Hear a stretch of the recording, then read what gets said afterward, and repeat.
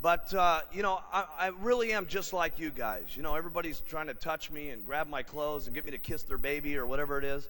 And you guys need to understand, it was just a short period of time ago that I sat in a meeting very similar to what you guys are sitting in. No translation? Don't worry, it'll come back. Which is Spanish?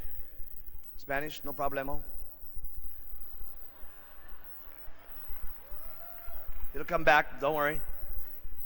But, it was just about, 17 years ago. I was 19. This was just shortly after my mom had passed away.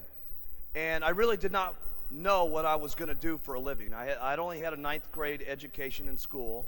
And for those of you who don't know the background that well, I worked in a drug rehabilitation center for about 3 years. And when I first went to go work there, I was 16.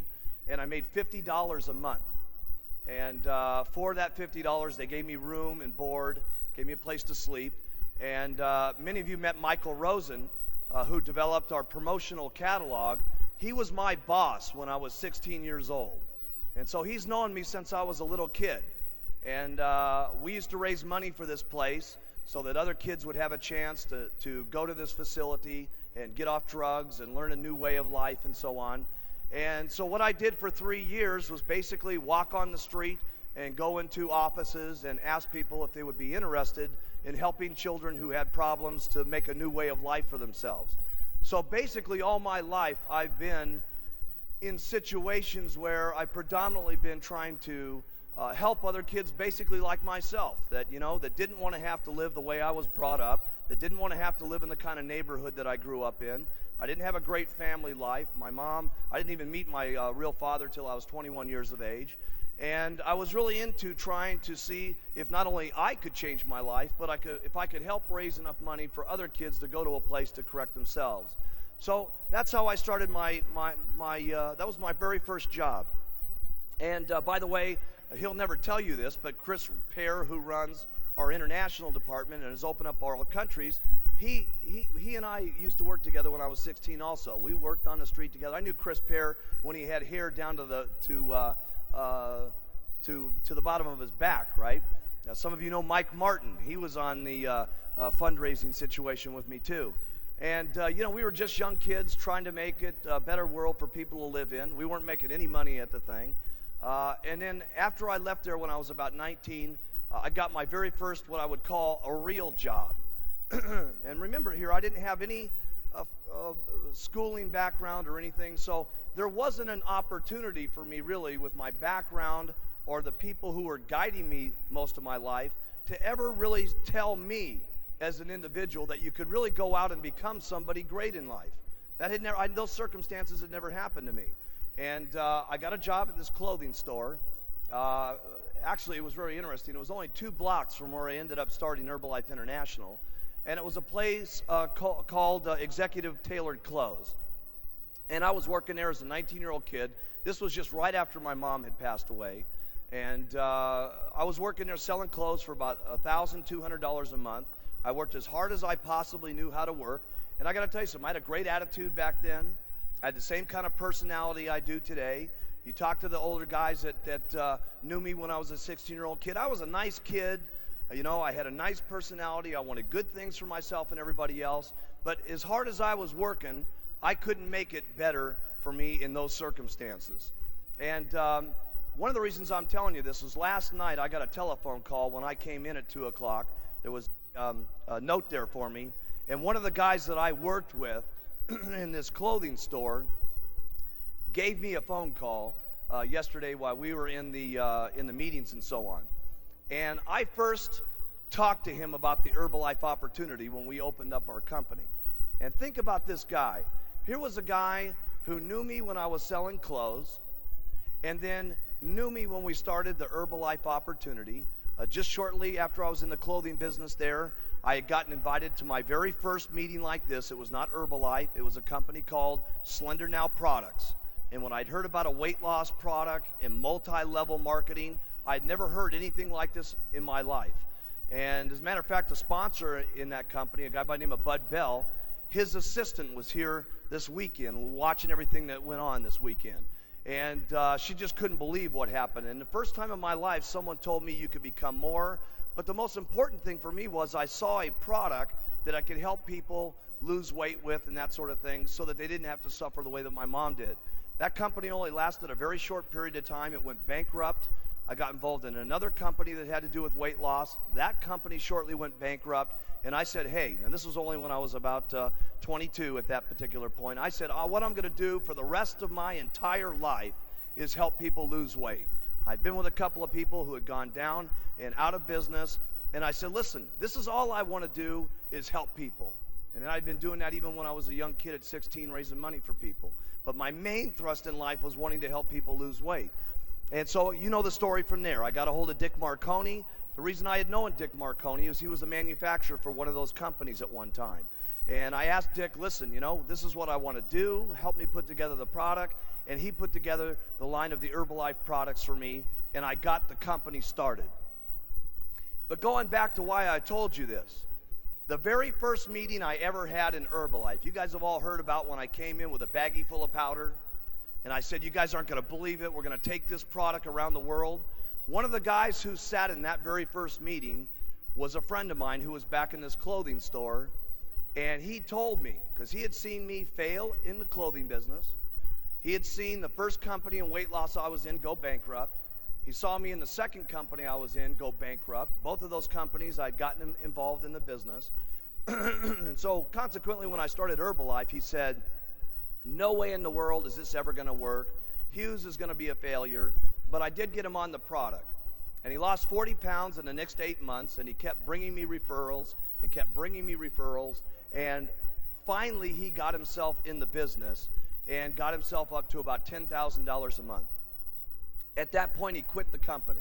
This is about, I'd say maybe 12 years ago or something like this. Now, his downline is Dennis Dowdell, who makes about $300,000 a year. First line underneath that is Suzanne and Cody Morrow, who made about $400,000 last year, and Henry and Stanya Smeck, who made over $1 million last year. Now, this guy calls me last night. Now, I haven't been able to talk to him yet. I called him back this morning, and he didn't answer the phone.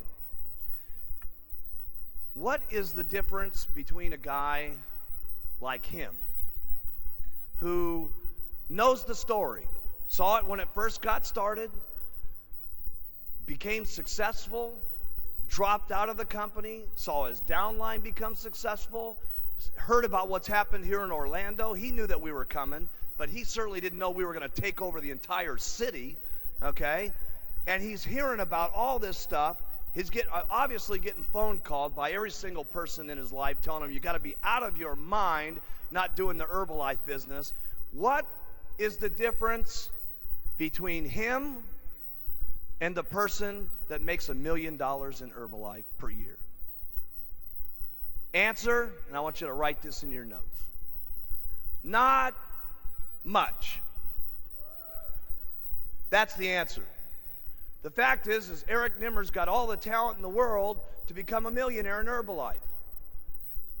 The reality is Eric has got everything in his life that's got the capability of going wherever he wants to go in life. And yet, he's still miserable with his circumstances. He's still miserable at the job he's working at. And he's still at the most opportune time in the company's history. If there was ever a time to get started, it'd be now. Forget about back 15 years ago. I mean, if you were ever getting going in this company, it would be now. And what's the difference between the person who makes it in Herbalife and the person who absolutely stays broke and in their same miserable circumstances that they can't stand, that they complain to their wives about, that they yak and slap their kids around because they hate their jobs and can't stand their miserable set of circumstances and don't even provide enough leadership for their children to get their children to be able to see a new way of life? What's the difference between that person and the person that doesn't make it? The answer is not much. And so what I'm trying to tell you here today is you guys got a couple of decisions when you leave this weekend. The only difference is acting on some of the information that you've heard. All it takes is to go forward, And those are daily decisions that you make.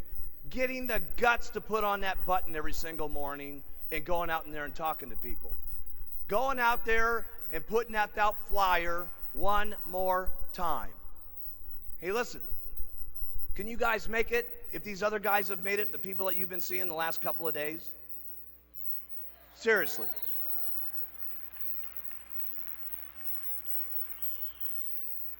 But you know what the sad thing is?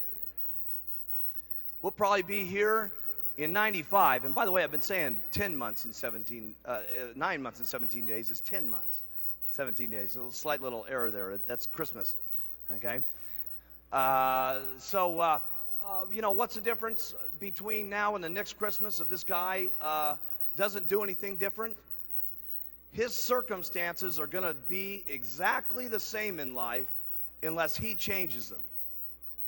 So, if you guys want things to change for you, you got to do something different.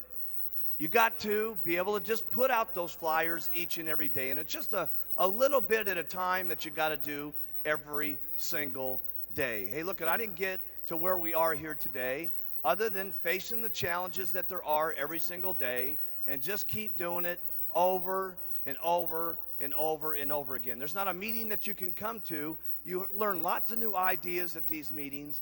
You learn lots of new techniques. You learn lots of new things that you can do. But when you boil it down, there's only a few things that all of us do. We use the products consistently. We keep talking to people. We wear some kind of buttons, whether it's our Herbalife button, whether it's one of our diamond pins, whether it's our World Team pin, or whatever, or it's one of the Herbalife sweaters, or whatever it is. We do something that gets us to talk to people, okay? Something, whatever it is that you do. Put out a flyer, whatever. And we talk to people, okay? But if you take those three things there, we promote the business, obviously. You guys have gotten some great stuff from these people here this weekend, and you'll get even more here tomorrow. But out of every single successful person that you've heard, and the ones that you're going to hear from tomorrow, what do they all have in common? Consistency. That's the one thing that they've got. They heard some new information, and they acted upon it. And that's the one thing that the guy that worked for me in the clothing store didn't have. And here's what's dangerous. Even after he got his checkup to Herbalife to 10 grand a month. Now that's insanity. Guy got his checkup to $10,000 a month. You know what happened to this guy? He got formal brain damage. And in my opinion, what's called the ultimate form of brain damage. He said, hey, listen, if I can make $10,000 a month in Herbalife, I bet I could start another business and I could make $20,000 a month. Somehow he got this brilliant idea that if he could make $10,000 a month here and it was working for him, why not start an entirely different business and go ahead and make another $10,000? Here's where he made a mistake. He wasn't a brilliant businessman. He didn't know how to manage money. He didn't know how to do that business. He wasn't counting on the fact he was going to have a lot of lawyers to get him in business, that he was going to have to manage employees, that he was going to have to do all the stuff it normally takes to run a company. And he had forgotten the fact that one of the reasons he was making $10,000 a month is he didn't have to manage employees, he didn't have to have lawyers, he didn't have to manage his inventory, he didn't have to do all the things it normally takes in business. All he had to keep doing was using the products, wearing a button, and talking to people. And doing that, he was making 10 grand. It never dawned on him. This is what's just mind-boggling to me. It never dawned on him that if he was making $10,000 a month using, wearing, and talking, that if he kept doing it, he could maybe make $20,000 a month. He thought he had to start another business to do it. And guess what ended up happening? He went bankrupt with that company. And over the next 3 years, his royalty override checks, not working, paid off his bankruptcy. And today he just places his $2,000 orders to get his $8,000 check every single month for the last 11 years. And you know what still has not dawned on him? That the way to get to $20,000 a month is not going out and selling boats like he's doing today in the worst time in the history of selling boats. it still hasn't dawned on him that if he just used the products, wore the button, and talked to people, that he could make 20 grand a month. Unbelievable.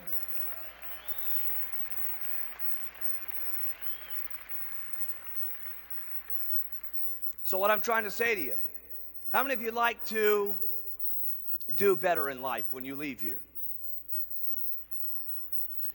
How many of you would like to live the good life and have really outrageous incomes? And whatever that means to you. For some of you, that means $5,000 a month. For some of you, that means $8,000. I'll tell you what an outrageous life means to most of you.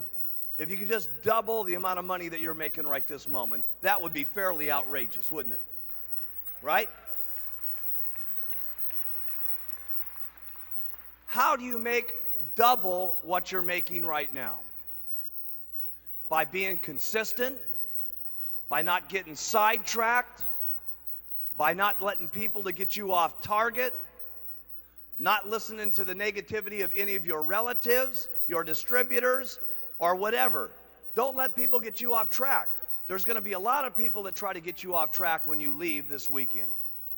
You're going to have people that make fun of you, and you're going to have it. Anybody ever made fun of any of you in this room here? What are you, out of your mind to wear that button?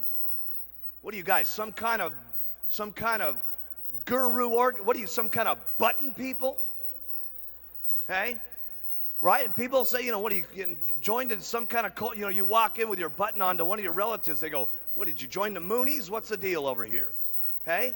Yeah. Okay. I remember Alan Lorenz, he told us one of these deals. I love the story where his brother, who was very wealthy, said, listen, if you wear that button to lunch with me, Alan, you might as well dine alone. And he said, I think I shall.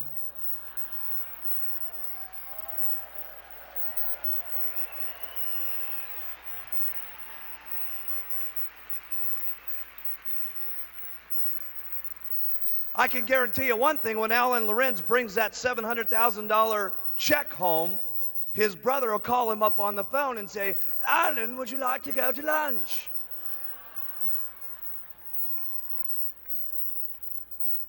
So, hey, listen, there's going to be some things that get you off track. You know what I'm saying? There's going to be some people that make some fun of you, but let me tell you what's worth it.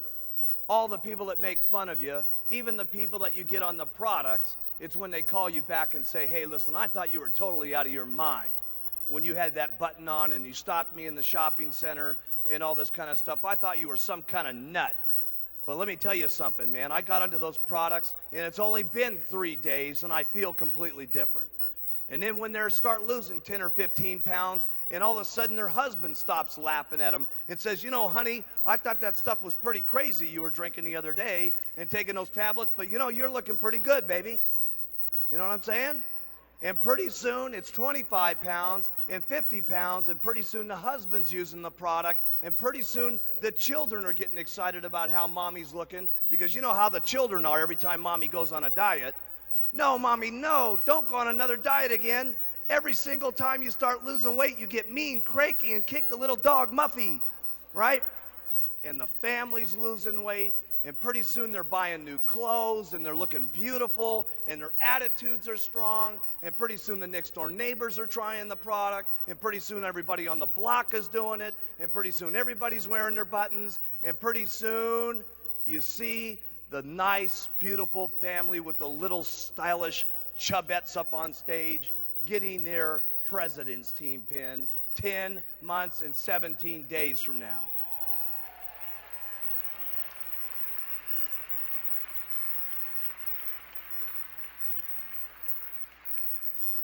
That's what it's about, okay? That's what it's truly about.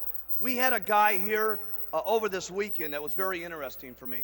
And I've slowly kept recruiting people over the years that have just totally thought we were nuts, and you get them after a while. You tell them, hey, it's great, it's incredible, it's unbelievable. There's people I've told that to 900 times, and they still didn't get it. We finally got this guy. Anybody ever heard of Farrah Fawcett? Linda Evans, right? The Bionic Woman lady, all those people, right? There was one person that was behind all those people, this guy Jay Bernstein. He was the one that made them. He was the one that promoted them. He was the one that got the hairstyles. He was the one that did everything, right? And for all these years, he's always heard about Herbalife. He's always heard that we're incredible. He's always heard that we're fantastic. And this is the first time he's ever been to Extravaganza. After 11 years, we've known this guy, right? And he just could not believe it. He was just absolutely 100% blown away. And it's always that way for everybody. Everybody who thinks it's crazy, everybody who thinks that it's just a joke, there's a couple of things that really get them excited. The first one is always what? Getting them on the products, okay? Now, we could never get this guy onto the products. I guarantee you after the last couple of days, he's definitely on the products, okay, from seeing all the people that are out here. Now, I don't have any idea if he's ever going to do the business or not, okay, but there's a high likelihood that he's going to, okay, after seeing what he's been down here. And it's just, you keep telling the story, you keep getting people on the product, and you do the best you can. I don't have all the magical answers, gang. I don't, okay? I do know this. The first thing you got to do is you got to work on your attitude. People make fun of you, who cares, okay? Somebody says it's not the right thing, hey, you got to know it's the right thing in your heart. And you can only know that by using the products and getting people on the products and having them make comments back to you on how incredible this is. The only way you're going to know that is by being active and starting to make some money yourself and get someone else who starts making some money, and they come to you and say, you know something, I hated my job at IBM, and this is the best thing that's ever happened to me. Thank you so much. You got to know that in your heart, gang. And you've got to convince yourself. You got to work on yourself every single day. And if you'll get up every morning and you'll work on your own self, because that's your biggest job in Herbalife, okay? You can conquer anything in your life if you want to, if you just keep working on yourself. There's going to be things that happen to you all day long that try to get you sidetracked. There's going to be people that tell you no, and you're going to get sidetracked. But you got one or two choices when you get sidetracked. You can either say, oh, poor, miserable me. Why does it always have to happen to me? And you can keep whining, and you can keep complaining, and you can keep being miserable, or you can say, I'm going to make the best out of it I possibly can, and go back and talk with more enthusiasm to the next person, just like you did. You know how enthusiastic you are when you make 10 sales? It's easy to be excited then, right? Here's when you got real leadership, is when 10 people have said no, and you don't feel good, and 5 of your people have dropped out on you, okay? And someone's making fun of you, and things aren't going right, and 2 straight weeks you've worked till midnight every single night, and the whole thing's falling apart on you. When you can pitch and get your attitude, I gotta say this one, and you faking it till you make it. By acting maybe mentally that it's going to happen.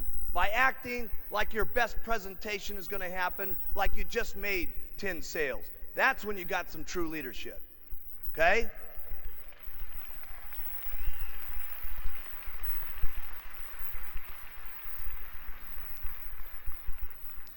There's been some real serious times in Herbalife for me when I felt like saying, hey, that's the end of the deal. Okay? Why would it be worth it for me to keep doing this? Okay? There's been plenty of times for me like that in Herbalife. Okay? When I had my very first meeting and I had the baggie full of powder and I was telling my best friends, and let me tell you something, these guys definitely hurt my feelings. They had been in 2 companies with me that had gone under. They knew I was serious about weight loss. They knew that's all I wanted to do because of what happened to my mom. And when I came to them, I was legitimately asking for their help. I said, listen, you guys, no kidding, man. These other companies went out on us, but we're going to do this thing, and it's going to happen, and it's going to be the most incredible thing that ever happened to us, okay? And those guys were all flakes, and they said, hey, look it, this is a joke. Nothing's going to happen. You don't think that those guys didn't hurt my feelings? And I didn't think to myself, my goodness, who am I going to go to now after everybody I was counting on to get me started just said that this is a miserable joke. You don't think the next morning I had to wake up and say, my goodness, now what am I going to do? Well, I'll tell you what I did. I started passing out flyers, and I started calling people up out of the telephone book. I started going into the newspapers, and nobody told me this stuff. I just was desperate. I said, I'm going to make it no matter what. And I got the telephone book out, and I started calling people out of the telephone book, and I made up little excuses to talk to them, okay? And then I would call people right out of the newspapers that needed jobs, and I'd say, listen, you know, I'd call Joe in there. He says he was a gardener. I said, Joe, I understand you're looking for a gardening job. He said, yes, I am. I said, listen, Joe, I don't need anybody to mow my lawn. How would you like to make an extra $2,000 a month over and above your present income? Would you be interested in taking a look at it? He said, yeah, I would. I said, listen, there's a meeting tonight. Come on down. I set up a little stand on the corner on Robertson Boulevard. Cost me about $10, this little stand. And I was actually selling little Dixie cup milkshakes out on the street corner for 50 cents at a time just to get people to try my product back then. Okay? Here's what you do when it's disappointing. Here's what you do when it doesn't look like it's going to work. Here's what you do. You do what it takes. That's what you do.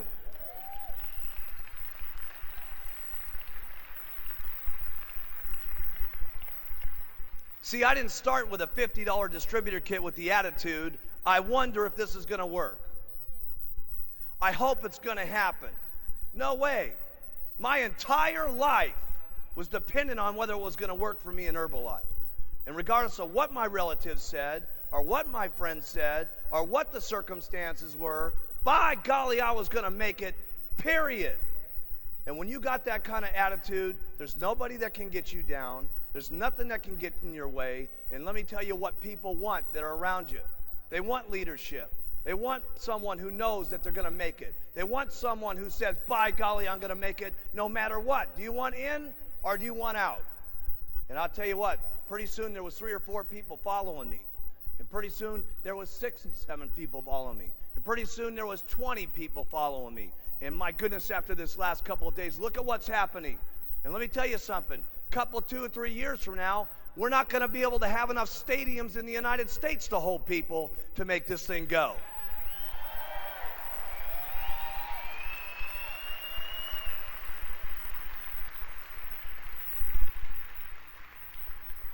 I hope one of these days when we have our extravaganzas, we have to hook it up on satellite. Every single convention center, not country by country, state by state.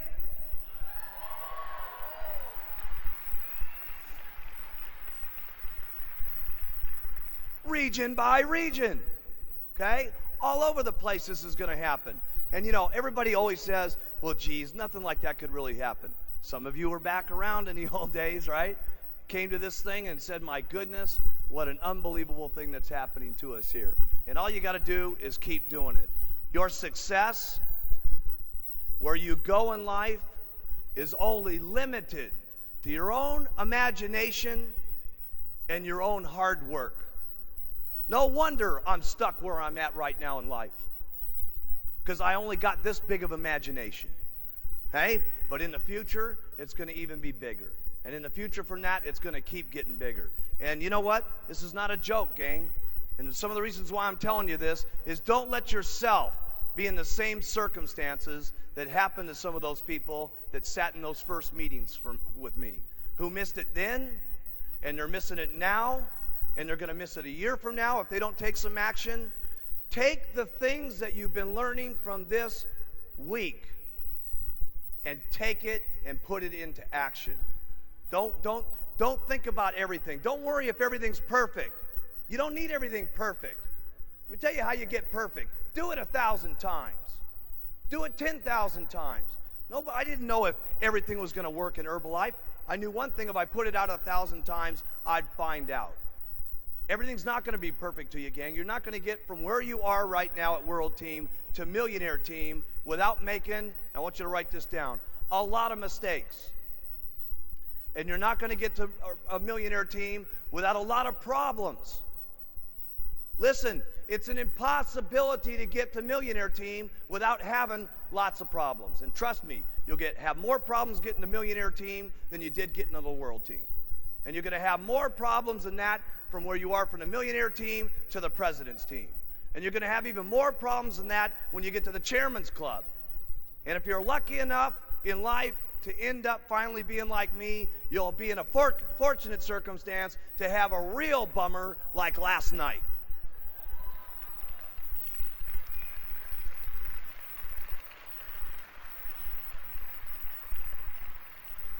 Because that's the way it is. We were teaching them this the other day in the chairman's class. I said, let me tell you something.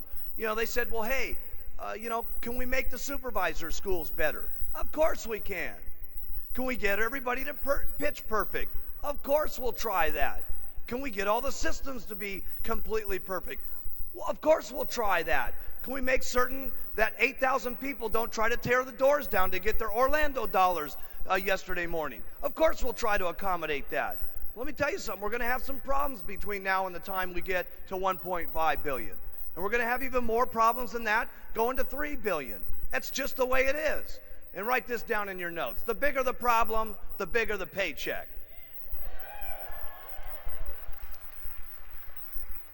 You guys should see how many problems I got. You also ought to see my paycheck. I don't know if you guys know this, but I was the first distributor and everybody else is underneath me.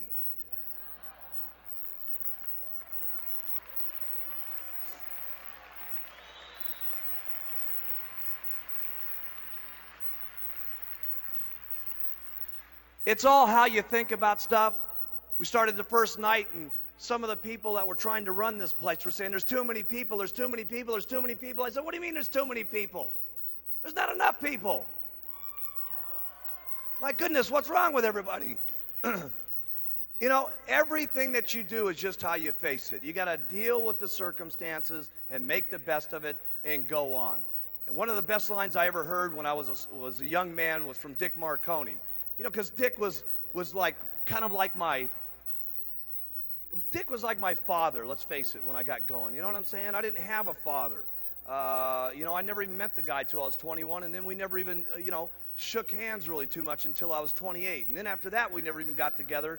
Finally, one day, I said, listen, you want to go to my house with me in Maui? Could you imagine saying that? Hey? I said, you want to go to my home in Hawaii, and let's spend a week together, and I'll see if we like each other. And if we like each other, great. If we don't, we'll shake hands, and that'll be the end of the program. Okay? But when I got started, I didn't have anybody that was guiding me. And Dick was kind of like my father image. You know, he had already made a lot of money. He had already been successful. He saw this young punk off the street who really wanted to try to make it. And we had some real devastating things that happened to me and the company in 1985 that weren't real pleasant to live through. And I'll never forget Dick Marconi taking me in a room, and he said, you know, Mark, I want to tell you something. He says, if the experience doesn't kill you, you'll be a better man for it. And I got to tell you something. In 1985, I learned more about my life and more about living and more about what I was doing in business through the hardest times in my life, not through the best times in my life.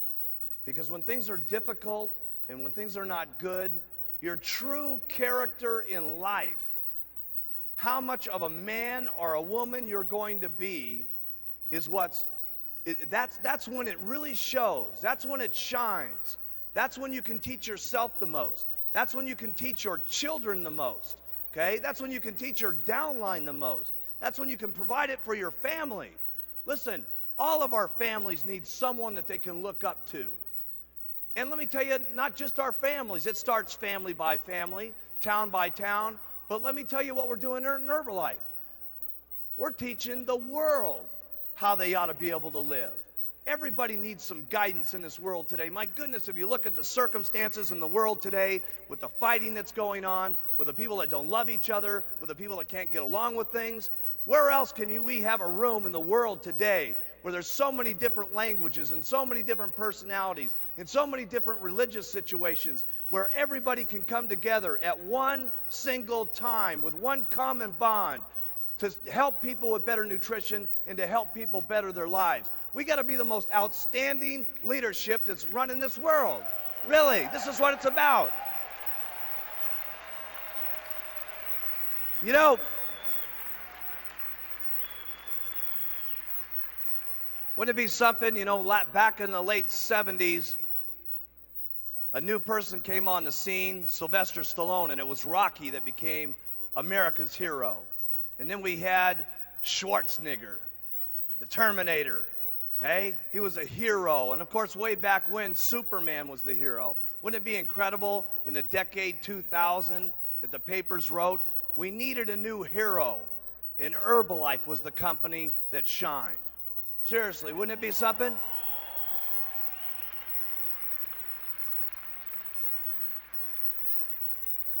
Because that's what Herbalife's about, is becoming a hero.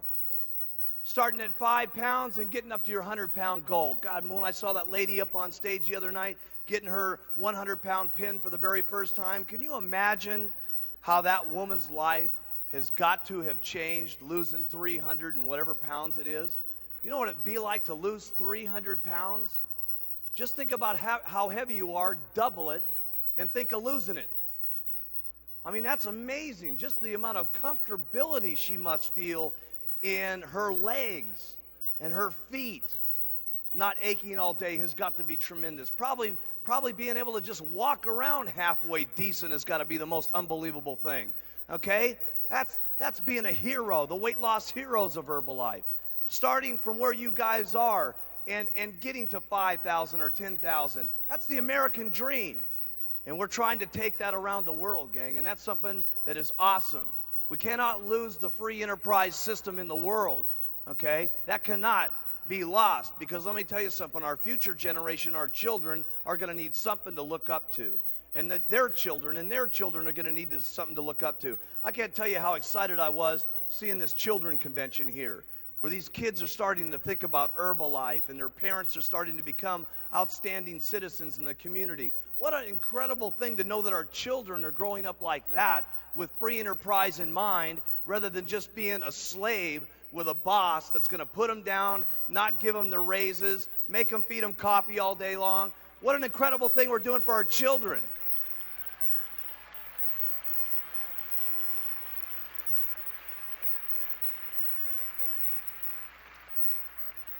There's so many reasons to do this thing called Herbalife.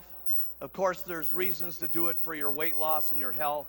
There's reasons to do it for your own successes. But there's so many reasons to do it for someone else too. To be able to help someone lose that weight. Listen, where are they going to go to really do that? Where is the hope today for them to use something that's going to be able to make them feel good? Hey, listen, just the weight loss business in America is $36 billion. Where are they going to go for something that's really, truly going to help them out? There's so many reasons to do this, to just help someone lose weight. There's so many reasons to do this to where maybe 3 or 4 years from now, yeah, you're on the cruise, yeah, you're on the vacations and stuff, but what about on this vacation that's coming up in summer, where you have one of your brand new Get Team people come to you and say, you know something, I never ever had more than my boss give me a turkey at Christmas, much less being in a company for 6 or 7 months and I got an all-paid free vacation. I just can't tell you how miserable I've been. You know, everybody in the world doesn't just get sick because of their weight problems. Everybody doesn't just get sick because of their nutritional habits. A lot of people get sick just because they feel miserable about themselves. You know what I'm saying?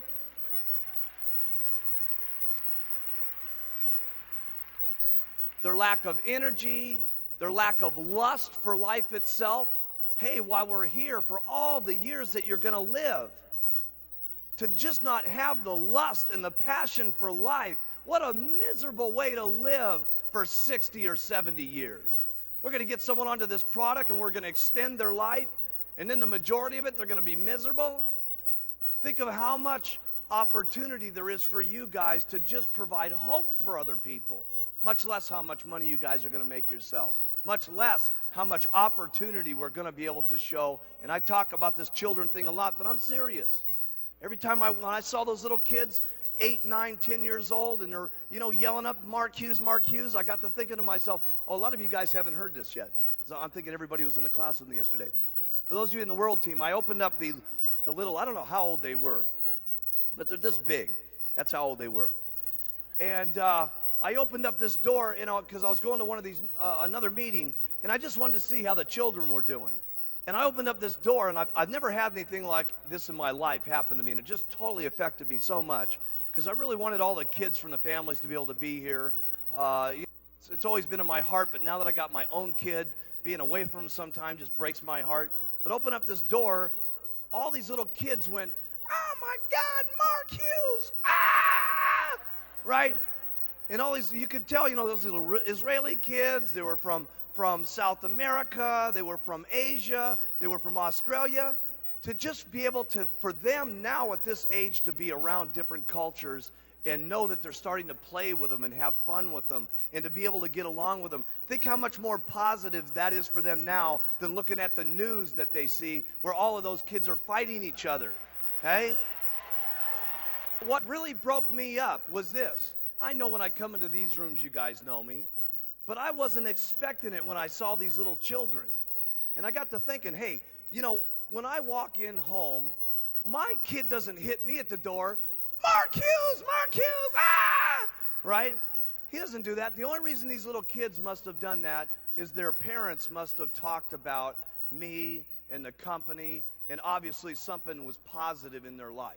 Okay? And what that meant to me was those kids must be living better and more positive and having a greater time in life right now than maybe they were before their parents joined Herbalife. And that was what was awesome to me.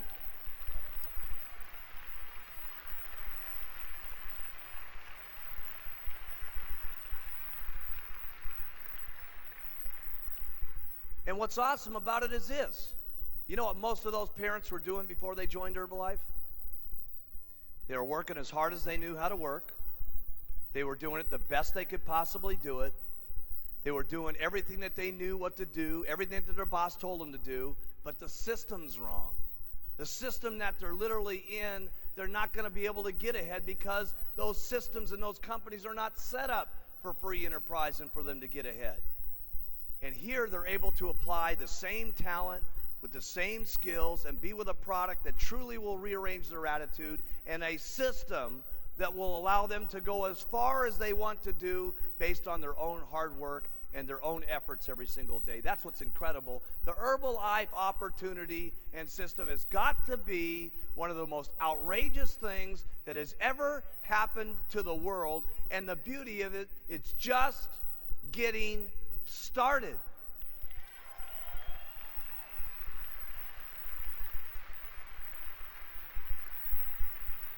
How are you guys all going to make it on these vacations? It's going to be real simple. Here's the first thing you're going to do. Get someone their distributor kit. I'm going to run you back through a couple of things that we did yesterday just to refresh your memory. And each one of these things may sound small, but they're big things. First thing you do is get their distributor kit. If you're present with them, there's two things that you want to do immediately. The first one always is get them to use the product. Getting them to use the product is the most important thing that you can get anybody to do. Because A, they get their own testimonial, which gives them the courage and the confidence to go talk to other people about the product. So first is getting them on the product. Here's the second thing you want to do, is recognize them for being part of the company. Get them to take that new Herbalife pin. That's their little success badge, basically. It's no different than you guys getting your World Team pin. And you say, listen, put this pin on your chest right now. Welcome to Herbalife. Don't miss that part of the distributor kit. Because listen, if a guy just is walking around and he doesn't even put on this button yet, he's now got his Herbalife pin on and 4 of his 5 friends ask. Don't miss that portion of the program. Remember that getting someone to the vacation is this. Write this in your notes. Little, tiny steps of success. And that's what you're trying to do. Get them their weight loss successes. Get them their little successes and goals in Herbalife. It's step by step, gang. It's not leapfrog from here to the president's team. It's little, tiny successes. Here's the next thing that you're going to want to do. Get them to get some customers immediately. Get them to get some customers immediately. Now, the easiest way to do that is what? Get them to think about qualifying for high five. I want you guys to start memorizing this stuff, so when I ask it to you, that should have been the first thing that spun out of your lips. Why is it the easiest thing to get them to think about? Because you can give them a goal. What's their goal if they qualify for high five? They got to sell $1,000 worth of product in 10 days. And the only time they can ever get that high five booklet is if they do it in the first 10 days. If you guys talk about the high five book and make it just as important, because remember, people only know what's important based on what you say. If you make the high five book important, it'll be as important as the vacation if you talk enough about it. If you don't talk about it, who will do it? Not many. So if I had a high five book, I'd carry it around, okay? Here's the reason why you want them to get others on the products immediately. This is very key. Remember, I'm taking you through a process.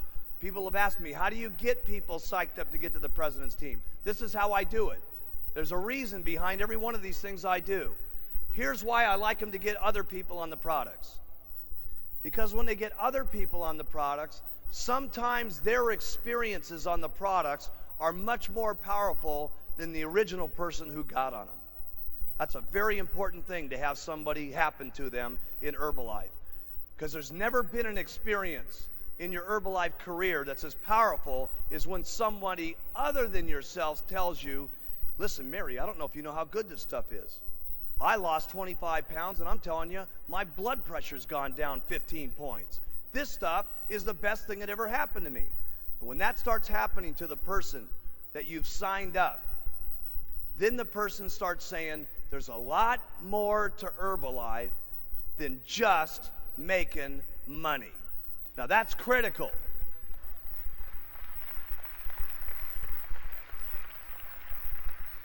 Because everybody can do this for the money. Everybody can just do it for the cash. But I'll tell you what I want when I've got someone going in the business. I want the man into Herbalife. I want Herbalife into the man, not just making money, because I'll tell you what, there's going to be a lot of things that hit you guys on making money in the next 15 days, in the next year, in the next 2 years, in the next 3 years. What's kept me on track? Do you think that other people have pitched me on money opportunities over this last year? You think so? By the thousands. You don't think that with the money I've got, everybody's not pitching me for everything under the sun to try to get me to put my money into? Of course they are, but I'll tell you what keeps me on track.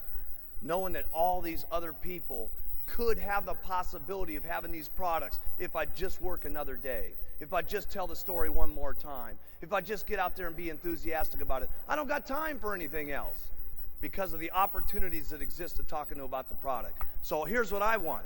I want people to get others quickly so that they get the idea this is a lot more than just making money. Now here's another thing I would utilize. And don't forget about this one. It's important. When your people start losing that weight, get those weight loss pins that you can buy from the promotional catalog. Don't forget about those. When people have lost their 5 pounds, get them that 5-pound pin and get it on their chest. I forget how much they are. They're like, how much are they in that catalog? $2 or something like that. For $2, for your customer to get recognized, for them to be able to say, do you think, how many of you know somebody, how many of you have been on another diet before? How many of you ever had the person that sold you that diet after you lost 5, 10, 25 pounds personally come over to your home and say, congratulations, Mary, for losing your 25 pounds. This is the best thing that's ever happened to you. How many of you ever had that experience? Not a person in this room, okay? So, you're trying to impact people. Listen, will the person that's losing that weight say, oh my goodness, this Herbalife thing is unbelievable. That's what you want it to be, unbelievable. So don't forget those little weight loss pins, okay? Step that you want. Don't forget about this. You want to start recruiting first line. If there was ever a time in Herbalife's history to start massively recruiting first line, it would be this year.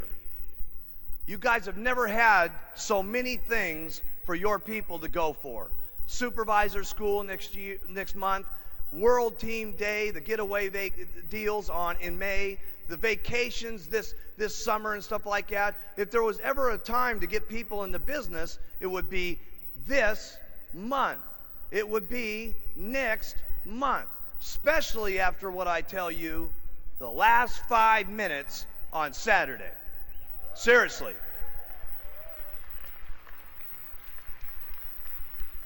So here's what you want to do. You want to sponsor people first line massively.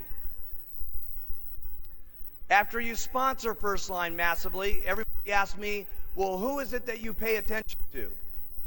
Here's what I do. I tell everybody about all the tools. I tell everybody about the plan.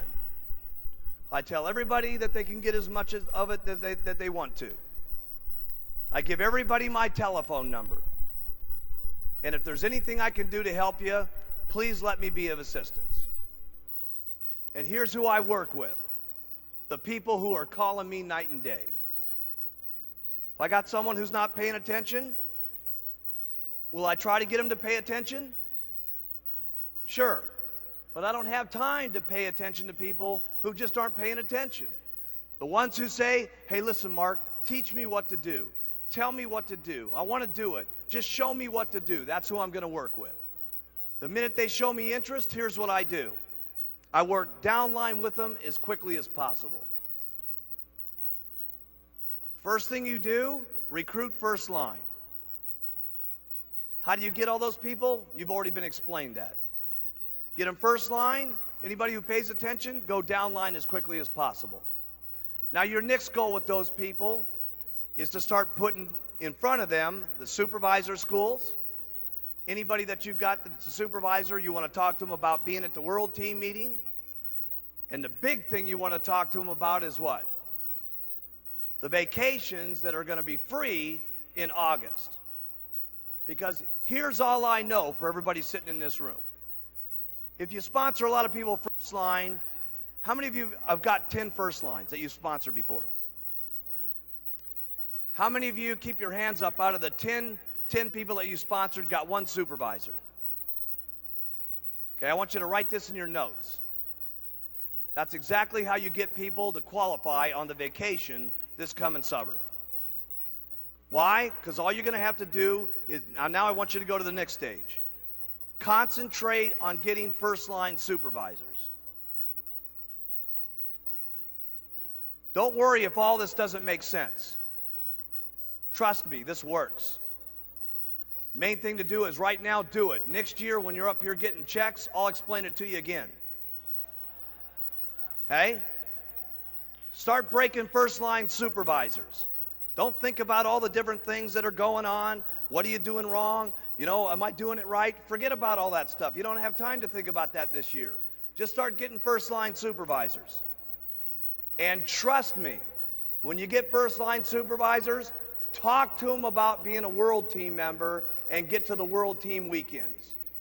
Somebody in your first-line supervisors is going to say, I can't believe it. I got to get to see Alan Lorenz and see this deal on how it's working. I can't believe it. I got to see Gary DeBravender. I'm unbelievable. I've got to go to the World Team weekends. Some of them are going to get there. Keep breaking first-line supervisors. Here's what you do again with those first-line supervisors. Keep talking to them about getting to be a what? A Get Team member. Keep showing them where they can go to become a Millionaire Team member. If you got some guy who's going, oh my goodness, I got to get to Puerto Rico on my vacation. If you got someone who's saying, oh my goodness, I can't wait to get to Algarve in Europe and Club Med and stuff like that. I just can't stand it anymore. I want to go to the Gold Coast. What would I be showing that guy every day? Have you ever seen Bermuda? It's unbelievable. I know you want to go to the Gold Coast, but Bermuda's where it's at, Jack. Okay? I'd be talking to him about Bermuda every single day. For my person that's all they could think about is Bermuda, Bermuda, Bermuda, Bermuda, Bermuda, Bermuda. There's only one thing I'd be talking about. Have you ever seen the Great Barrier Reef? Have you ever seen Hayman Island before? And I'd be showing them that videotape and stuff like that. Here's all you guys got to do. Keep getting first line supervisors. And trust me, at next year's extravaganza, you're going to understand what I'm talking about. For those of you who are on World Team, I'd break 5 supervisors every single month. 5 supervisors every single month. You say, it's an impossibility for me to break 5 supervisors a month. Nothing's impossible. You can certainly tell me I don't want to work hard enough to break 5 supervisors. You can certainly tell me I don't want to do it, okay? But breaking 5 supervisors a month is duck soup. I'm serious, okay? All you got to do to break 5 is what? Get so many first-line distributors, so many are going to break supervisors. When you get supervisors, all you got to do is talk to them about World Team Day and getting to Puerto Rico or to the Gold Coast or getting to Algarve for free. That's all you got to do. And the only ones that go for that, all you got to do is talk to them about Bermuda. And the ones that go for that, all you got to do is talk to them about the vacations in Hayman Islands, okay? And that's all you should be doing between right this moment and the summer. At summertime, trust me, we will tell you what to do for the next 6 months, and there won't be any questions about the program here by the time you guys get into next year's extravaganza and you're up on stage getting, yes, every single one of you, your President's Team pin.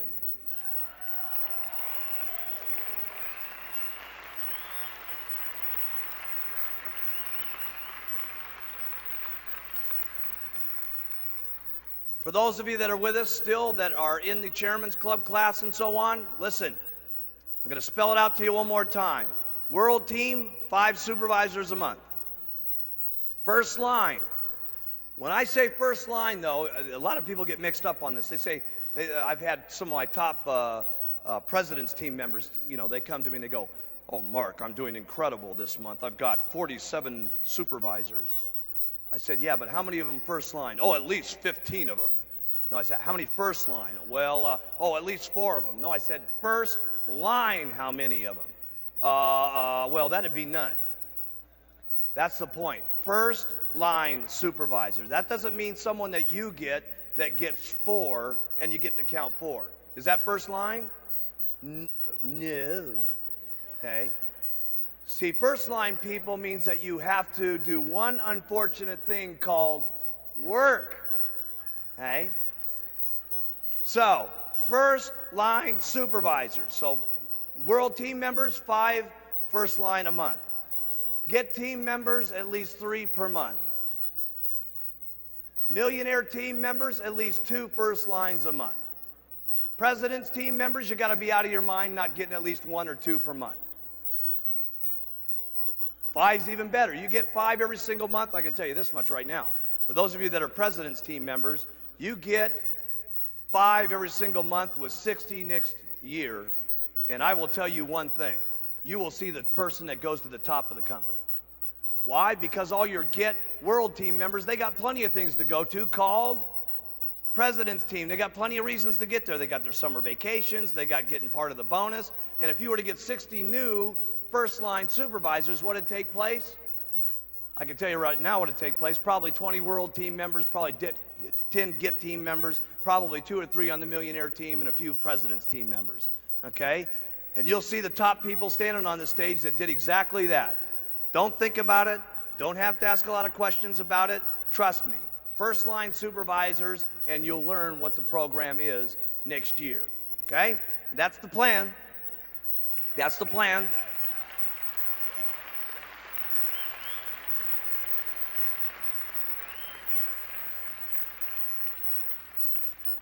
Now, all this stuff sounds simple, right?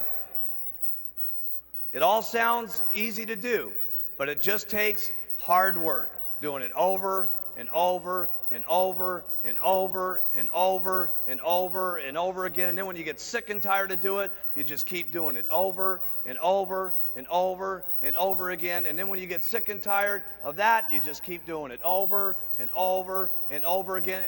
Write this one down. This has been a difficult one to get a handle on.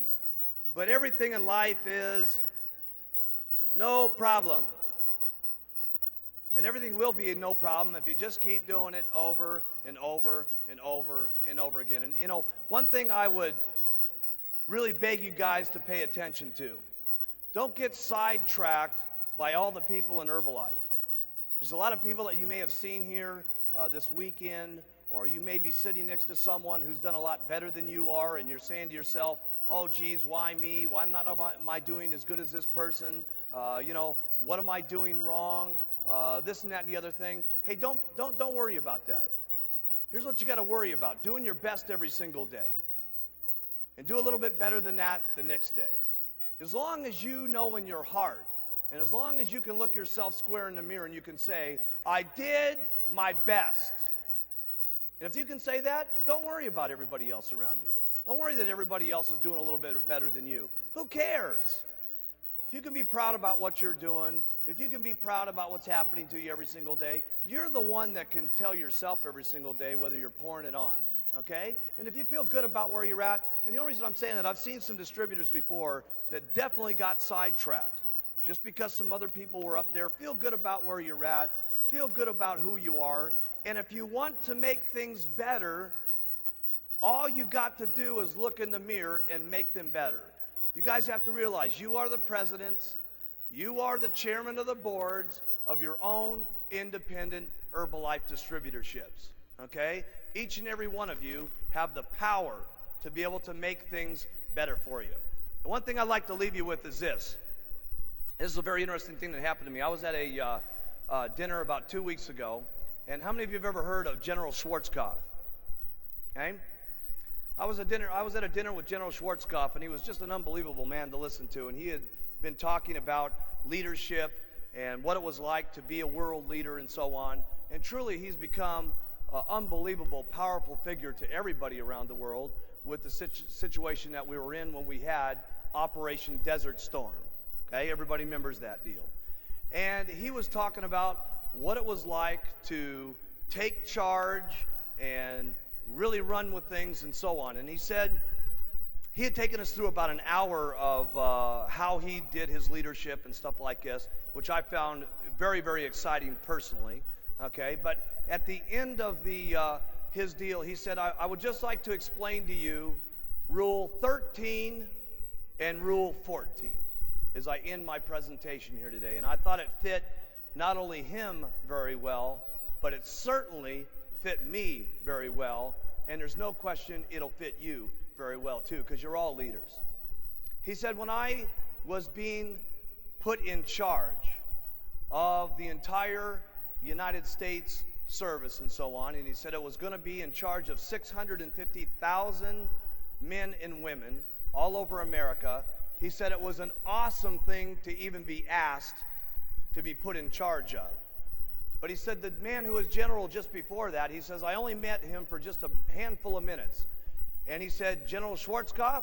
He said, yes, sir. He said, I would like to give you this position now. And he says, I'm very busy. I have to go on to Europe within the next month, and then I'll be in the Pacific Rim, and then I'll be over in South America, and I'll be back in approximately 2.5 months. Congratulations for getting the job of being in charge of the most proud men and women on the face of the planet. 650,000 of them are in your proud control. Goodbye. And he said, wait a minute. He says, I don't know a lot of what to do in this job. He says, just before you leave, can I please know about the Bill 17 that's been in front of the United States Congress for the last 7 years? He says, I got to know what to do about that particular subject. It's going to affect 100,000 of our people in the next couple of weeks. He said, General Schwarzkopf, he says, I got to leave. Just remember rule number 13. Goodbye. And he says, General, before you leave, I don't got any idea what rule 13 is. He says, please instruct me and guide me. He said, listen, he says, when you've been put in control, put this in your notes. When you've been put in control, take charge. And he said, wait a minute. He says, that's all I'm going to get. He says, I really got to have some advice here on these 100,000 people that are going to be affected. He said, General Schwarzkopf, He says, do you understand what I said? I got Rule 13. And he says, I can't even believe it. You're giving me this job here with all these people not knowing how to make this decision, and all you're going to give me is rule number 13? He says, I'll give you one more thing, then I'm out of here. Rule 14. He says, what's that? He says, whatever you're faced with, whenever you're making these decisions, do the right thing. And he says, it'll be all right. And he said, you know something? He says, I learned something very extraordinary from that experience. He says, I was given control of 650,000 people, and he says, here I was not knowing how to make these decisions, but I learned one thing in a handful of minutes from this guy. I had been put in control, and I had to take action immediately. And he said the next thing was, I knew we had lots of people in the system, and if we would just keep the goals right, and we would just do it, all of the people in there would do the right thing. And he says, all I can tell you, he says, lots of people have asked me how I did the job that I did, and he says, all I know is that we took control, we got into action, and we kept doing the right thing. And that's all you guys got to do. To make it through your Herbalife distributorship and your president's team situation, all you got to do is keep doing the business. All you got to do is act upon your actions every single day. All you got to do is keep doing the right thing. And how much more righter can we get than what we're doing here? Helping people with their health, helping people with their lives, helping people change things around. We're doing the right thing. Being here is incredible because, we were here 17 years ago, and this is the group of champions. Okay, I don't know if you look at the sign outside the door. This is the champion room. Look at the marquee outside, the champion room right here. Okay, and we want to welcome you all here. And this is going to be an unbelievable week that we spend with each other. 17 years ago, it was unbelievable. And let me just get you clear on this, because what's going to happen here this weekend. 17 years ago, I took a little group, and you got to understand, we started the company on February 19th. That was the official date. Okay? February, the first couple of weeks, those things, we were just putting stuff together. But the first meeting was on February 19th, where I had the meeting with the baggie full of powder. Okay? And in that next 2 weeks, we did $23,000 worth of business. Okay? And we didn't have anything. Okay? Anything. All we had was the can of Formula 1, Formula 2, Formula 3, Formula 4, an energy tablet, and a brochure to tell you how to use the Formula 1, 2, 3, 4, and energy tablets. That was it, okay? And no testimonials at that time, nobody income at that time, nothing, okay? And we did $23,000 with that.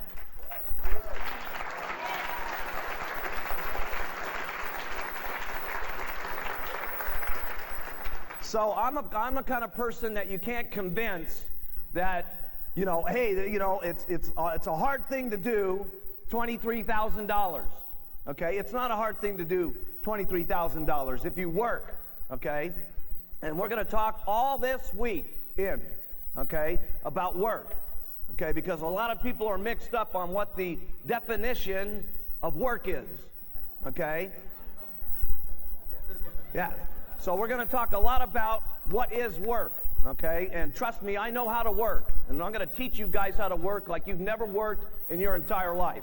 Some of you may not want to work, okay, the way that we're going to talk about working. But we're going to teach you, okay, and take you through how to work, okay? And we came down, the second month there, we did $44,000 worth of business. And I got the idea at that meeting that, listen, why don't we put a goal on the entire company, okay? And what we'll do is we'll go down to Palm Springs and we'll get this incredible house. And what we'll do there is we're going to get to know each other, and we're going to get to be friends together, and we're going to cook together, we're going to drink together, we're going to get to know friendships, we're going to get to know each other's stories, and we're going to plan the company. Okay, and what we did is not only we planned the company, we talked about what products we were going to come out with. We talked about who was going to do the meetings for the next year. We talked about what was going to happen at the first extravaganza that was coming up at the first of the year. We talked about everything at that meeting, okay? And it happened for about 3 days. And it was so cool because what happened was we were talking to everybody all month long about doing $7,500 worth of business. And if anybody who got there, whoever got there, was going to become rich, okay? And you got to understand something. Nobody in the company had made, I was the highest guy, okay? I had made $1,200 my first month and about $2,500 the second month. So while I was making $2,500, I was telling everybody that we were going to Palm Springs, and whoever got there and whoever got with me, that we were going to plan the company, and anybody that got there, we were going to get so rich, it was going to be unbelievable, okay, is what it was going to be. When I was only making $2,500, okay, and there was approximately 40 supervisors in the company at that time. So what happened is some of the group bid on the idea, okay, and I'll never forget that because I was chasing everybody in my group, and all of a sudden, Jerry Svetanovich, Jerry wanted to be in that meeting so bad, it was just unbelievable. And she started, nobody in the company, by the way, had done more than 4,000 volume points at that particular point in the company. And all of a sudden, by halftime in the month, Jerry was already at 4,000 points, okay? And I was calling up Doug Stuntz, and I said, Dougie, you're not going to believe it. You know, Jerry's going to make it to Palm Springs. You got to go. You got to go. And Doug said, oh, man, Jerry's going to make it? That school teacher? Oh, man. And he said, I got to go, I got to go, I got to go. And all of a sudden, Doug was working like crazy. Flyers at night, going crazy, doing the 7-Eleven stores, talking to everybody he could. And I get Frank Lutz on the telephone, and I said, Frank, you're not even going to believe it. I said, Jerry Svetanovich and Doug Stuntz are going to Palm Springs. I said, Frank, I said, don't miss it on the program here. Get your mind right. I said, we're going to Palm Springs, and we're going to get rich. Okay, now wake up, Frank. Okay, and Frank says, I'm going. And long story short, we had Frank Lutz at that deal. We had Jerry Svetanovich. We had Doug Stuntz, which all became multimillionaires. Okay, and we had Don Greneau. You've heard the story. Okay, and Don Greneau missed it. Okay, he missed out. Still got a chance to get back in, by the way. Okay, but he missed out. Okay. And there was Dallas Bordenov, who missed it, and there was Tim Greeney, who missed it, okay? And so you guys don't want to miss what's going to be happening here this weekend. And we went to the supervisor school that week, and we talked about how we were all going to Palm Springs. It was great because we did our supervisor school, and we did just like the group here a minute ago, 7,500 points. I said, I want all my guys to stand up who did 7,500 volume, and I want you guys to recognize them. And the whole room went crazy. We had like 200 people. It was our biggest meeting ever. All the guests were there, and all my people stood up, and we walked out of the room, and it was just unbelievable, right? Everybody, now you got to understand something. We walked about 2 blocks down the street. You understand? Here's the meeting room. We said, we're all going to Palm Springs. Goodbye, okay? And we said, you guys go, because we're going. And we went. And we went about 2 blocks down the street, and Doug got into his old gray primer-stained van, which was around the corner, because we didn't want anybody to see it, okay? And Jerry's old Toyota, okay? And everybody's old broke-down, ugly-looking, ridiculous car, okay? And we all drove down to Palm Springs, man, and we were so excited, it was unbelievable, okay? We were excited.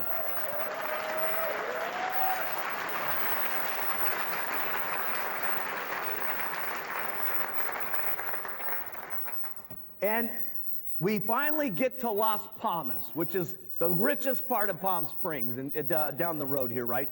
And we turn the corner, and everybody looks at the house. And it was unbelievable. You wouldn't believe this house, man. I mean, it was about 1,000 square feet, okay? 1,000 square feet, okay? So you guys know what, I don't know what that is in the meters and stuff like that. How many meters? 100? 100 square meters, okay? And there was 2 bedrooms in there. I got the master bedroom because I was the prez. And all the girls slept in the other bedroom. And all the guys took the sofa and the floor out in the room. And we tried to go there and film yesterday the house, okay? And unfortunately, it was so ugly, they burnt it down. They burnt it down, okay? So we can't, seriously, they burnt it down. So we can't show you the house that we were in. But this was us at the boardroom table, planning the thing out. And there we were.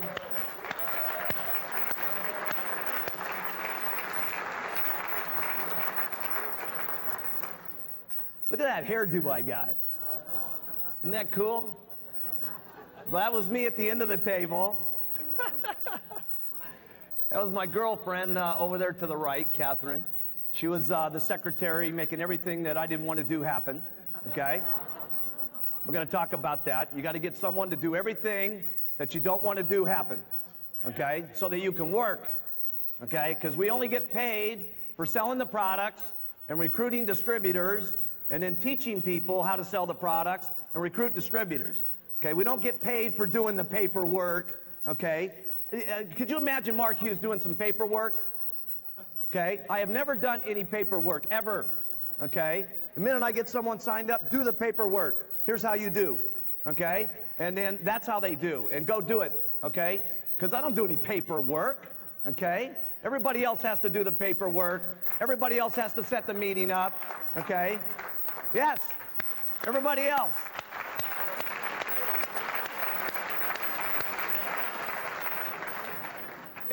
From the start, by the way, everybody else has to make my bed, okay? Everybody else has to mow the lawn. Everybody else has to do everything, okay? Because the only time you got time to do anything, if you're seriously interested in getting rich, is selling the products all day long and getting distributors all day long and teaching people how to sell all day long and getting distributors all day long. That's the only thing you get paid on. The only thing.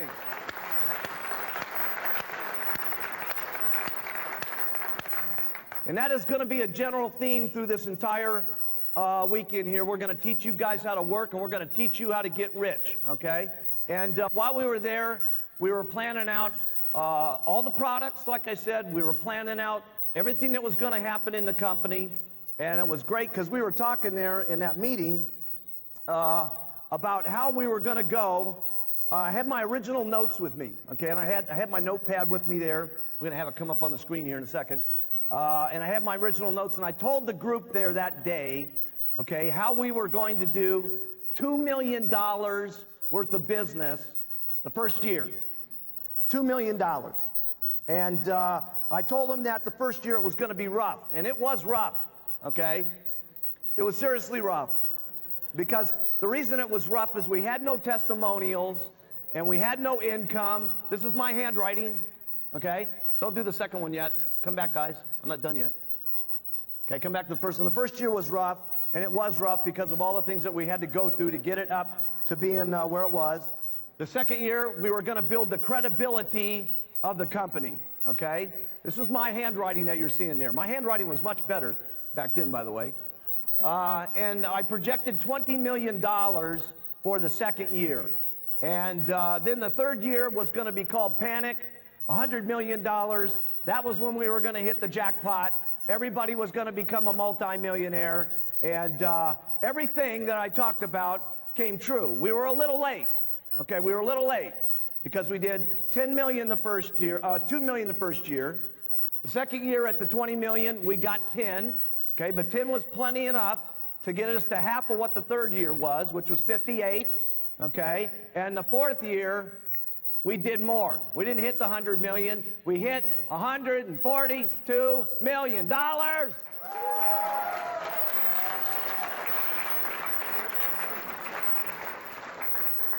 And we started getting rich.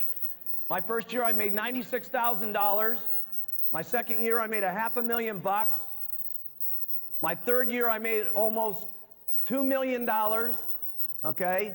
And from there, I've made some serious money, okay? And we're going to show you guys how to make serious money and what it takes to make serious money, okay? This is not the regular meeting, okay? We're going to go through some stuff with you guys that's going to be real important here. One thing that we talked about in Palm Springs is how we were going to work together like a football team, okay? Everybody was going to support each other, okay? Everybody, all the time, by the way. Not just some of the time, all the time we were going to be like a football team. And every morning we were going to get up and we were going to practice what was on our tapes. Back then we had the Jim Rowan tape, okay? And we got up and we listened to our tapes for a half an hour to get our minds right every day, okay? And then we were going to hit the road and we were going to work, okay? But we were going to get up, and we were going to get up earlier than everybody in Herbalife is what was going to happen. We were going to listen to our tape and we were going to get to work. And we were going to support each other like no one's ever supported each other, okay? And that's a problem that I see in the company today, okay? And we're going to really talk about this here this weekend, okay? Supporting each other no matter what, okay? And I talked to the guys about this. I said, think about it this way. Here's the kind of support that we're going to have. I walk in to your big, giant supervisor school, okay? And it's going like unbelievable, okay? And I walk over to your top distributor. I pull out a .45 Magnum. I shoot him in the head. He falls down dead. Your reaction, all right, unbelievable, right? You just completely react to the fact that it was unbelievable. I just shot your top distributor. Now, that's pretty hard to do, isn't it? Okay, you'd be wondering, why did he shoot his top distributor? But what we got to all do, okay, is support what we're all doing. Now, afterwards, here's what you do. You come up to Mark Hughes and you say, hey, you idiot, you shot my top distributor. Why did you do that? Okay, and I give you the answer. See, part of our deal, gang, is there's a lot of people not supporting each other. There's so many rumors going on, and the rumors are rumors, half of these things, okay? And people are calling each other on the phone, and they're talking to people about the rumor, okay? Or about who's shipping something someplace, somewhere, okay? And they don't even know if it's true. And what they're doing is they're calling everybody in their downline griping about it, and they're calling all their upline and griping about it. They're calling everybody else, okay, in the sideline, okay, and talking about it. And here's what they're doing. Write this down. They're taking 30% of their time talking about what's going on, about the mean, nasty rumors and what's happening and who's bad and who's good and all the other stuff. That means you're making 30% less money. We got to support each other, okay, and then if somebody's doing something bad, we report it to the company. Now, I know when we reported to the company sometimes here, there's been some slow-mo, okay, happening on some of the stuff on getting back to whatever the problem is. We understand that. We understand that there's been certain problems with people who have been exporting products that have been getting away with it, and we've been doing fines, okay, and we've been doing other things that most of you think haven't been happening, okay? You think, hey, everybody's getting away with this deal, okay? And everybody isn't getting away with this deal. And we're not going to get into it now, but tomorrow we're going to show you the people that we've cut off and terminated. We're going to show you the people that we fined, okay? But we're going to show you the best part because it's going to get better than it's ever been. We got something new that is going to 100%, okay, in 90 days, stop everything that's got to do with wrongdoing Herbalife business, okay? Whether it's exporting.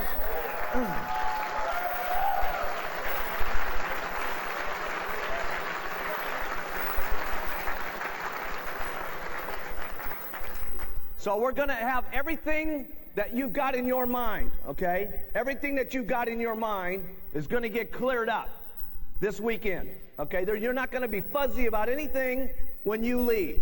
Okay, and we talked about that in Palm Springs, and We talked about how we were going to build. We talked about our self-esteem. We talked about what we were going to look like. We talked about what we were going to accomplish.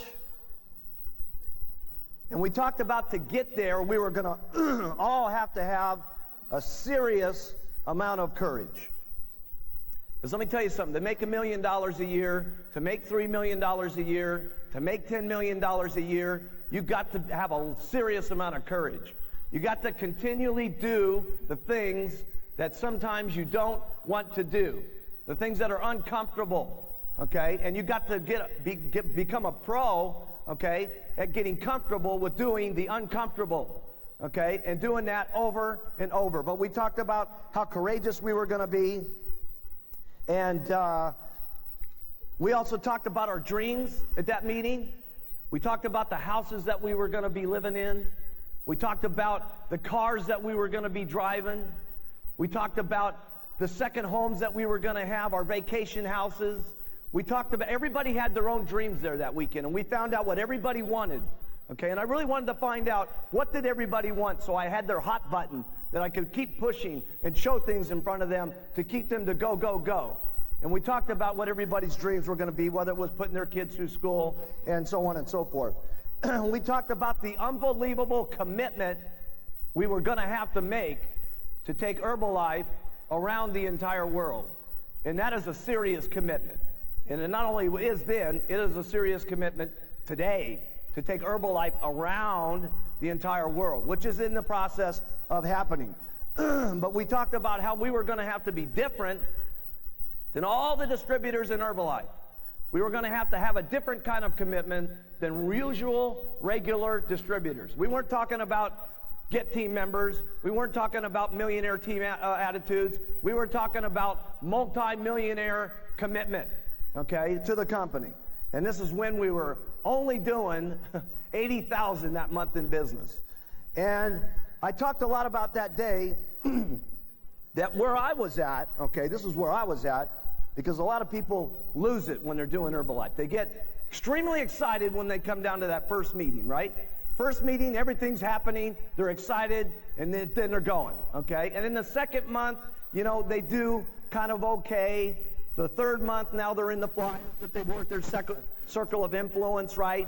And now they're getting into the second stage of having to do business, and it's not going quite as good. The fourth month, it starts to become a job. The fifth month, it's, you know, it's so testimonial. I talked about what was going to be happening with me is I was going to be wild the first month. In the second month, I was going to be wilder. The third month, I was going to be crazy. Okay? The fourth month, I was going to be ecstatic. Okay? Ecstatic is what I was going to be. The fifth month, I was going to be consistently ecstatic.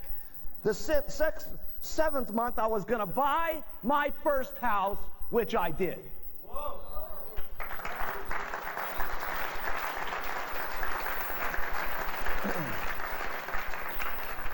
And this was the third month, and I was talking this. See? It hadn't happened yet, but I was telling them it was going to happen, and it happened. Some of it didn't happen all at the same day it was supposed to, right? But it happened. The ninth month, I talked about I was going to have my vacation home, and that didn't happen that year. It happened the second year. We all talked about that we were going to have to work with all of our total commitment, our mind, our body, our soul, towards our personal goals, okay? And if we didn't do that with everything that we had, we were losers, and we deserve to be losers, okay? See, if you want to be where you're at and just keep going, there's nothing wrong with that, okay? There's nothing wrong with that, okay? And if what you want to do after this meeting, after we get done with you guys, okay, is if you want to stay right where you're at $100,000 a year and just be comfortable, okay, that's great, okay? There's nothing wrong with that. That's not what we were talking about in Palm Springs. We were talking about how we were going to become millionaires, how we were going to commit to the company and build Herbalife around the world. That's an unusual commitment, okay? That's extraordinary commitment we're talking about, okay? And that's what we talked about that here, there, then, and that's what we're going to talk about here. we talked about how we were going to stick to the basics on continuing to sell the products and continuing to get distributors, and we were going to continue to teach people how to sell the products and recruit distributors, and that's what we were going to do all day long, okay? And then we told them at that meeting, I said, listen, gang, we're now about to leave, okay? And I've told you everything that there is to know, okay? And everything that I've shared with you here may not be for you. So if it isn't, great, okay? But where I'm going is $100 million. So I got to see you guys. I'm leaving, and I left. And when we got out of that group meeting, there was a couple of people that didn't make it. Like I say, Don Grinnell, that next month, $18,000 worth of business. The next month, he was out of business and into another multi-level company. Dallas Bordnov never made it. Tim Greeny stuck for about 3 years. 3 years he did it. He's the sponsor of Mark Zuckerberg in the back of the room. Can you believe it? Can you believe it? Okay, can you believe it? Okay, and he left. He left. And I never forget putting it on Tim Greeny. Okay, because Tim Greeny really hurt my feelings, man. He was my best friend. Okay, we had really gotten to like each other. We were very much like each other. And I never forget taking him up to my first house that I bought up on Mulholland Drive. And we were sitting there, and I said, Tim, you are making such a serious mistake. I put my best deal on Tim, okay? Just like I'm going to put my best deal on you guys, okay? I tried everything I knew how to do, and Tim left, okay? And he's got Mark Zuckerberg and all the group, Philly, everybody underneath that deal, and he's gone, okay? Tough. Tough, okay? And that's what it's going to be here. Tough, okay? So here, what we're going to do is we're back in Palm Springs for the second time. And we're going to get to be good friends this weekend. Good friends, okay? No private meetings for Mark Hughes, okay? I'm going to be out with you guys, and I'm going to try to get every single person's story in the room. I know you guys, okay? I know you guys, okay? But I don't know you guys, okay? And we're going to get to know each other differently than we've known each other ever before, as much as we can in 4 days, okay? Everywhere I'm going to be is at the pool, at the breakfast table, at the wherever you guys are at, okay, is what it's going to be, okay? Because this group is my champions, okay? And we are the group that's going to make it happen.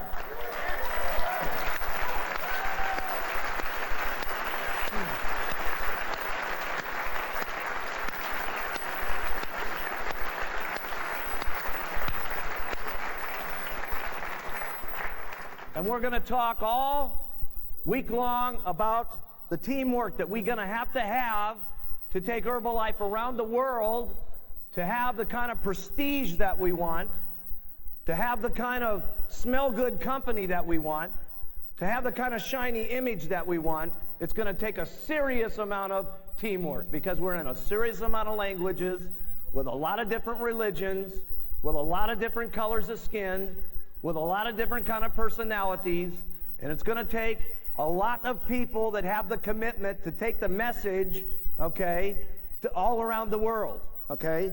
And we're going to get to know each other. We're going to get rid of all the rumors this week. All the rumors, whatever they are, and I know what they are, by the way, okay, and you guys are going to help give some of them, okay? We're going to get rid of them all this weekend so that our minds are right.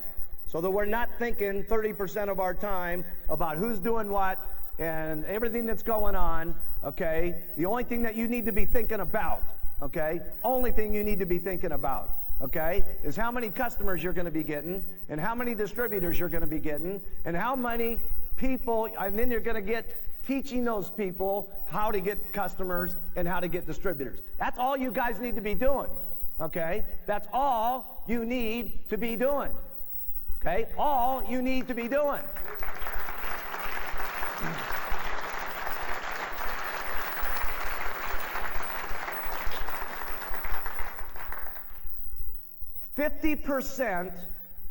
of the first Palm Springs group became millionaires. Now look at what we got here. Isn't this interesting? And I'll tell you what's really interesting, okay? There was me and 7 people that came to Palm Springs. Today what we have is me and my 7 Chairman's Club members today. Very interesting.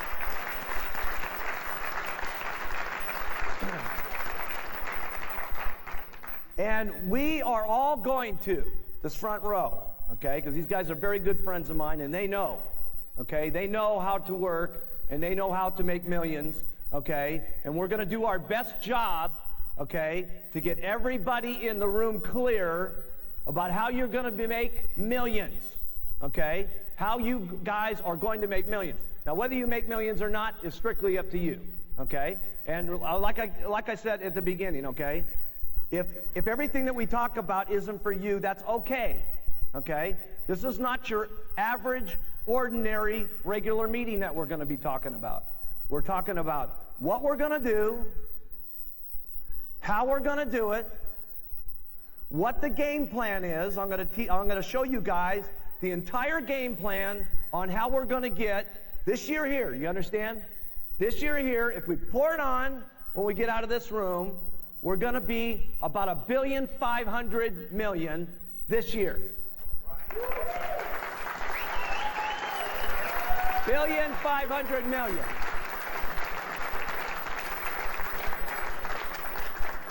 Now that means we got to get out of this room, okay, and we got to pour it on like we've never poured it on in our entire life in the next few months, because we might miss it by 50 million if we don't get busy, okay?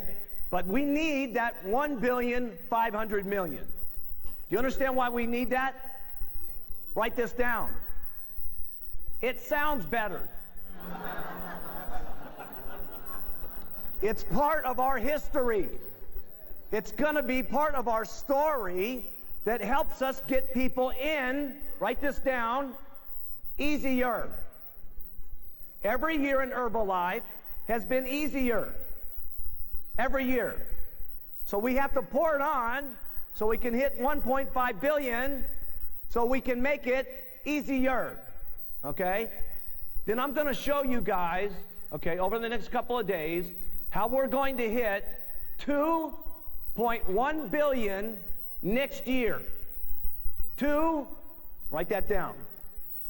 Because that's what we're going to do. Okay? If you guys do it, it's irrelevant. I am going to do 2.1 billion. Do you understand? I am going to do 2.1 billion.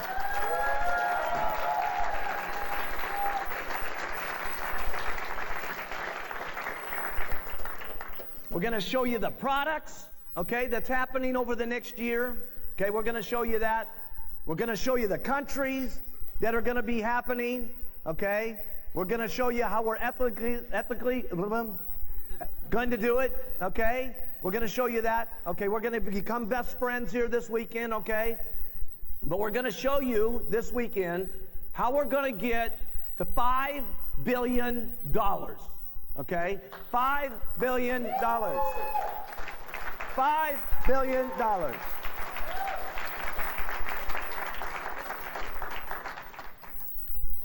$5 billion is what's going to be happening. And I'm going to get the $5 billion, period. Okay? This kid is going to $5 billion. Now, again, if you guys decide to get in on this, okay, great.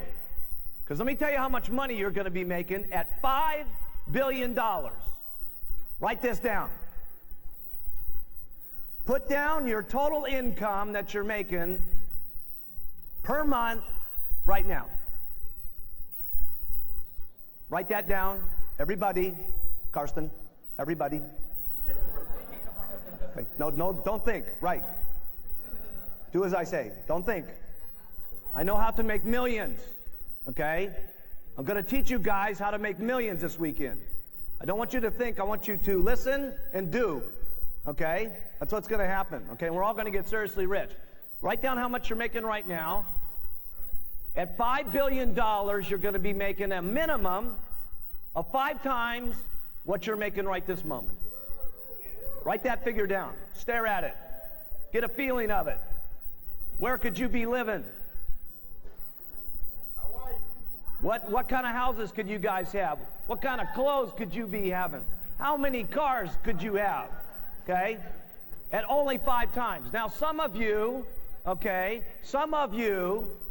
going to be making 10 times what you're making right now. 10, write it down. 10 times, write that figure down. Get a feeling of what that looks like. 10 times what you're making right now. Do you understand that at $5 billion, there's going to be $50 million in just the 1% pie? $50 million. Do you know how much money that is? There's going to be people at $5 billion, okay, that get $5 and $6 million, okay, in just the pot. You see, some people are making 10 times. There will be someone at $5 billion. There will be a couple of people that are making about 20 times what they're making right this moment. Why do I know that? Because I know exactly what everybody's making right now at $1 billion. You see, I know all your guys' incomes, every single person, okay? And it's going to happen. And it's going to be unbelievable when it happens. The whole world, gang, is going to be open in about the next 5 years. The entire world, okay? And we're going to get the products that we have currently in all the existing countries. We're going to get the other countries opened up with the regular product line and then come back and get them all the products. Then we're going to show you this weekend the new products that we're going to get involved with over this year and the next year. We're going to show you that. This is not for everybody to show, okay, but we're going to show you guys, okay? And we're going to do the $5 billion plan, and it's going to be absolutely unbelievable. And let me tell you, that's where I'm going, okay? The biggest money that's ever been made in this company is going to be made between here and $5 billion. The next money is going to be made from then to $20 billion. You guys are looking at the Microsoft of nutrition.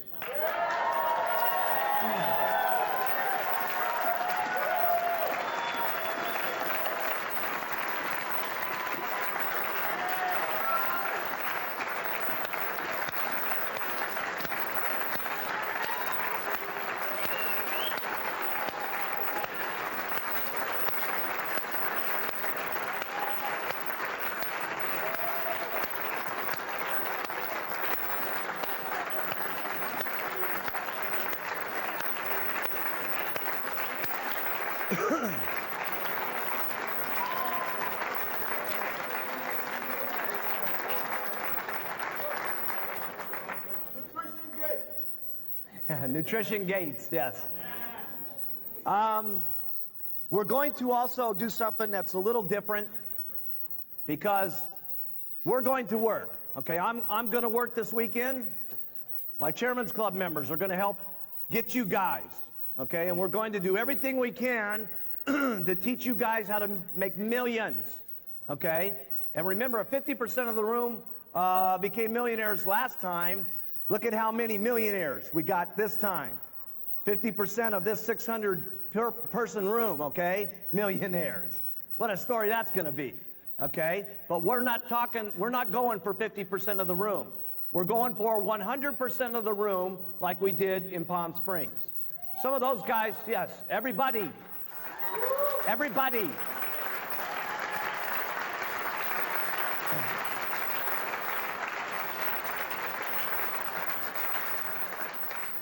Some of those few didn't get it because of circumstances, okay? There's no testimonials, nothing was happening, okay? There was a different set of circumstances in the first room. This room doesn't have that set of circumstances. We got the products of the century, okay? If we didn't do anything else, and we just had our products, we could get the $5 billion if we kept talking long enough and just kept doing, okay? Yes.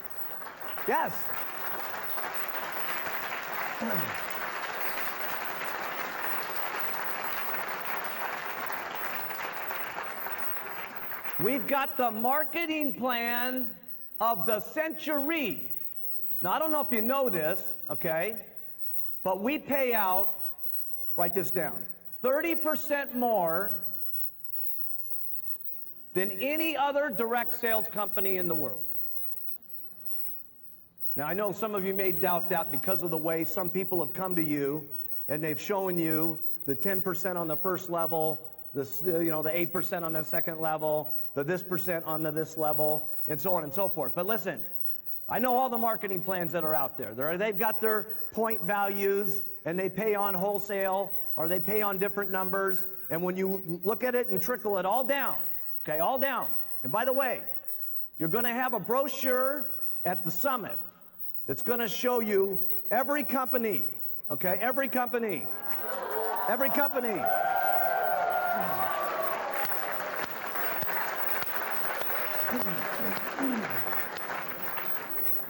So, we're the best. We're the best, right? I want to cover a couple of rules and regulations on how we're going to play the Herbalife game as we go forward, so that we keep the integrity to the company and so on. And it's particularly important that this group understands it. For some of you, it'll seem a little mundane, but you know what? It's real interesting. Even when I meet with the president's team and go over some of this stuff, they still got questions on some of these particular rules and stuff. It's very important that you guys understand some of the rules that glue the company together, because you're the ones that are going to have to teach it. You're the ones that are going to have to communicate it. You're the ones that are going to have to get it to someone else who's going to speak it in another language. And you've got to be able to operate these businesses far beyond what I'm doing from the top, okay?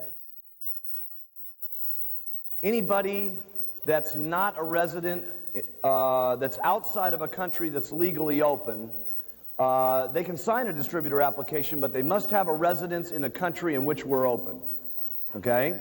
So if some guy from India wants to sign up, can they sign up? Yes. Where do they have to have an address? In any one of 24 countries in which we're open. Okay? Now, just because this person has an address, can they now do any business in India? No. Period.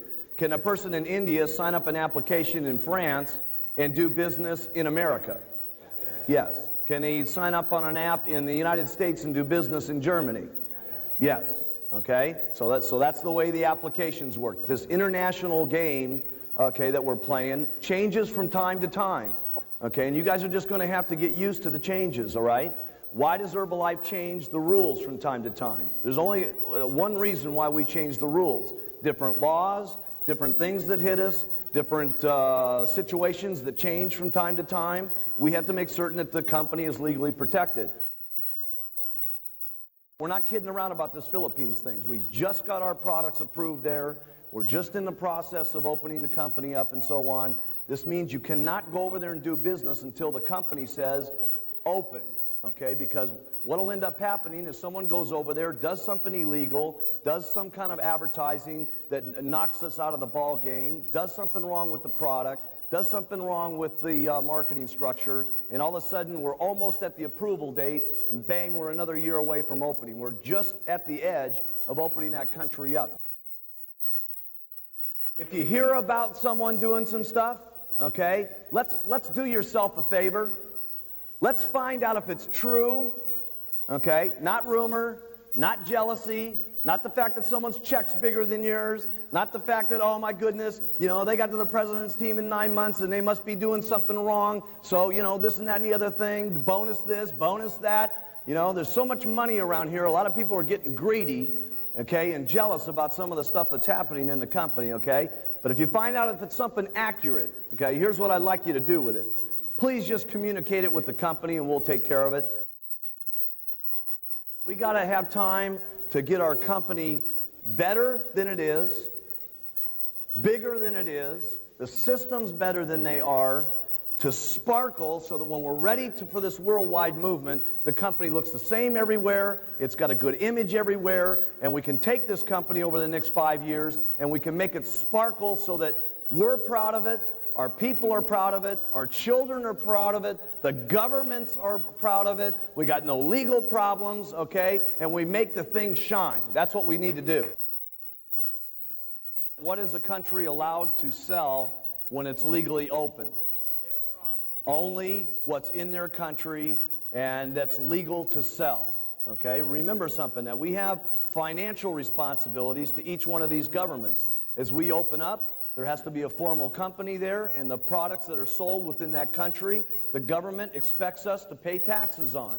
It's part of being a good corporate citizen. So if you guys or your guys want to end up getting bad articles, bad press, problems with the government, and people sneaking around getting people locked up in jail, just go ahead and import some illegal products from the illegal countries and keep selling them and stuff like that. And I know sometimes it's difficult. We have to make certain that we keep within the laws of the land in which we're doing business. There is no company that's going on a worldwide basis the way that we are and allowing their distributors to earn cash on every one of those companies on a worldwide basis. There is nobody else doing that. And we need to understand that there's some difficulties with that. There's some problems with that. And also, the bigger the problem, the bigger the paycheck. What about, if I'm somebody and I just bring in a little bit of stuff into India for personal use? Okay? The answer is no. Right? And the reason the answer is no is because there's so many people that we've got, okay, out of the 1 million people that we got in Herbalife, if all of them said, by the way, you can just have a little bit for personal use, well, let me clue you in what's going in across the border. 75,000 truckloads full of personal use, okay? And pretty soon you got the same problem. A problem that's a product that's illegally labeled, illegally formulated, illegally this, illegally that, and pretty soon there's newspaper articles about Herbalife's doing business in India illegally. It's a scam, it's a bad deal, and we got to go in and spend the majority of our time cleaning it up, not building it. You can't say the name of the company in an advertisement. You can't. Now, this is America, okay? Canada, you got your own rules and stuff like that. Mexico, you guys know you got your own rules. South America, you guys know you got your own rules. This is America only, where we're safe, okay? Everything's okay, no problems, okay? Name of the product, in Australia, you guys know what you got to do, okay? This is for America, all right? No name of the products, no name of the company, no misleading claims on the products, no time frame on how many pounds in how many days, and no misleading deals on the income.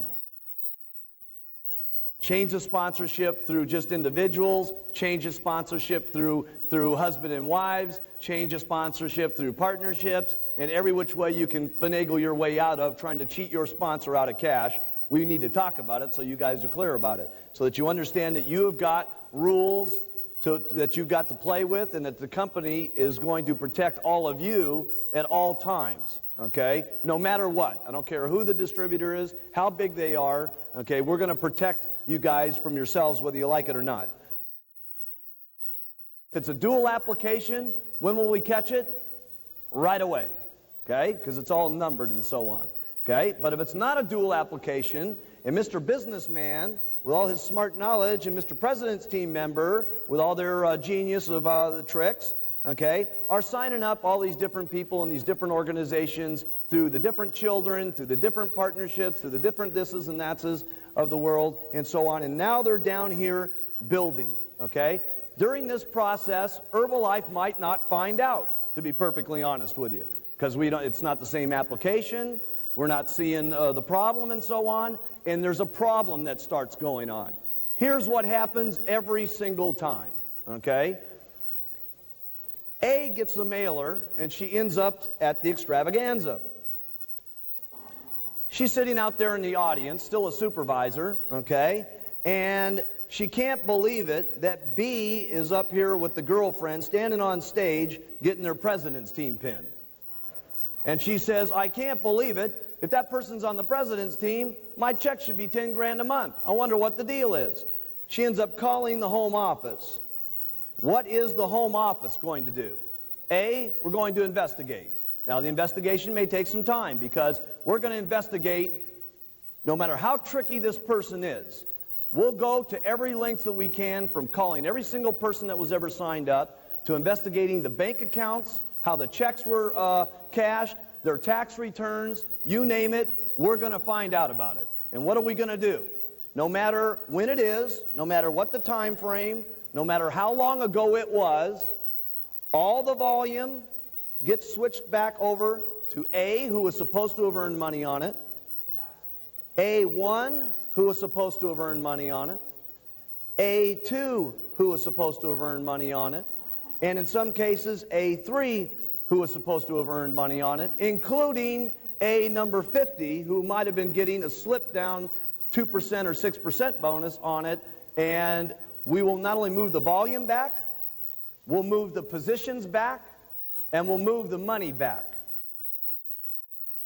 If you get into a problem on a change of sponsorship, here's what you do. Give it to the company, bug us every 30 days, and go get another 25 supervisors. Protect yourselves. Remember I told you here that there was a couple things yesterday that you had to do when you're making money. Okay? Number one, you got to fight to make the money that you make. Number two, you got to fight to keep the money that you get. Okay? And that's part of this deal over here, because when you got one of these new countries that open up in like a Spanish language or something like that, it's easy for these guys to be signing different applications. Here's one thing you can always count on Herbalife for is we'll do the right thing by you guys. Okay? Every single thing is not always black and white. You know what I'm saying? There's a lot of circumstances, a lot of things that can happen, but we do the right thing. This company has never made its decisions on the cash that it makes. It has always made its decisions on what's best for the people. Remember, you guys are building your own Herbalife dynasties on top of what I'm building also. Okay? And my reputation is no different than your reputation. Okay? Your group listens to you based on who you are, and what you've done in the past. Okay? And so if you want to look at how they're following you, look at what you're doing. So if it was me, leadership always says, do what's best for the group, not what's best for my pocketbook. The partnership's no different than the boyfriend-girlfriend deal or the this or that or the other thing, all that kind of stuff. See, the thing that you got to realize is that a contract to me and someone who's working the distributorship who's not even on the distributorship is still an implied contract. Sign up on a contract. You're locked there. Okay? You're stuck in that contract with that group. Okay? For all the terms of the contract. All right? No matter what, unless the three upline earning supervisors, okay, release that person, because who has got the rights to that downline? The people who are in that line that are earning income off of it. What do you guys do? Okay, what do you guys do if you're afraid, okay, about a meeting, okay, and a person, and you think they're going to get robbed? What do you guys do? Okay, make certain that they're on your application first. If that means you got to get them a German application, get them a German application. If that means you're so scared that you got to buy an Australian distributor kit and put in the mail an Australian distributor application, okay, and the guy signs up on the Australian distributor application and later on applies for a change of address, is that what I would do? I'd do everything I could to, number one, fight for the money that I get and protect the money that I get. That's what I would be doing. What needs to happen at an Herbalife business meeting is Herbalife. What needs to be talked about are our products. What needs to be talked about is our philosophy. What needs to be talked about is our business opportunity, okay? Anything other than that is going in the wrong direction, okay? We don't discriminate against anybody. The second thing that you've got to realize, it's bad and stupid business to reject anybody for anything, okay? Regardless of their sex, regardless of their religion, regardless of their color of skin, regardless of their background, regardless of what religion they're involved in, and regardless of what the situation is, okay? Because if you build your business that way, you're going in a serious wrong direction. This also goes for multi-levels, okay? We say that you as an individual have the right to involve your first line in another business since that's your business. Everybody got that? Okay? We don't like it, but that's the situation. But if you try to involve your second line, you're not allowed to go and talk to your second line Why? Because maybe you get paid on that, but you didn't develop that business. Your first line did. So if you go start attacking your second line to try to get them involved in something else, okay? Or you're now invading the privacy of the person who sponsored them. We say you can't do that, all right? If you go raid anybody else's organization and start getting them into the thing, okay? There's a couple things that happen. Number one, you can't participate in production bonuses. And number two, when we find out about it, okay, and you guys let us in on the know on it, there's most of the time, okay, if the organization's getting real hurt, we'll stop the checks, okay, even though it may not be able to be done in some areas, okay? You guys get it to us. We feel serious about it. We'll hold up the money and try to slow up the process, okay, of these guys raiding your organization. Smoking in these deals and stuff like that, okay? You guys got to start remembering who and what you are. Jim Rowan said something at the end of the deal here that was very important. Sometimes you guys don't realize what impact you have on the people that you're around because you've been living with yourself day to day to day to day, and you're becoming more. People are seeing you different. People are respecting you different, and sometimes you don't even realize yourself who and what you are have an impact on a lot of people that you're around, okay? So you guys have to be very mindful, okay, of what you're doing, how you look, how you dress, how you act, what you do in front of the people that you're around. This includes doing stuff that's not necessarily great looking for our business. Let's start acting like millionaires. Let's start thinking like millionaires. Let's start being millionaires before we get there and stuff like that. That's what I had to do, okay? I had to start talking about millions before there was millions. I had to start talking about big checks before there was big checks. I had to start talking about big business before there was big business, okay? Let's start being more than what we are, and at the same time, let's be mindful of what we are. There's a couple of ways to recruit that I just want to remind you of here. No question, one way is first-line recruiting.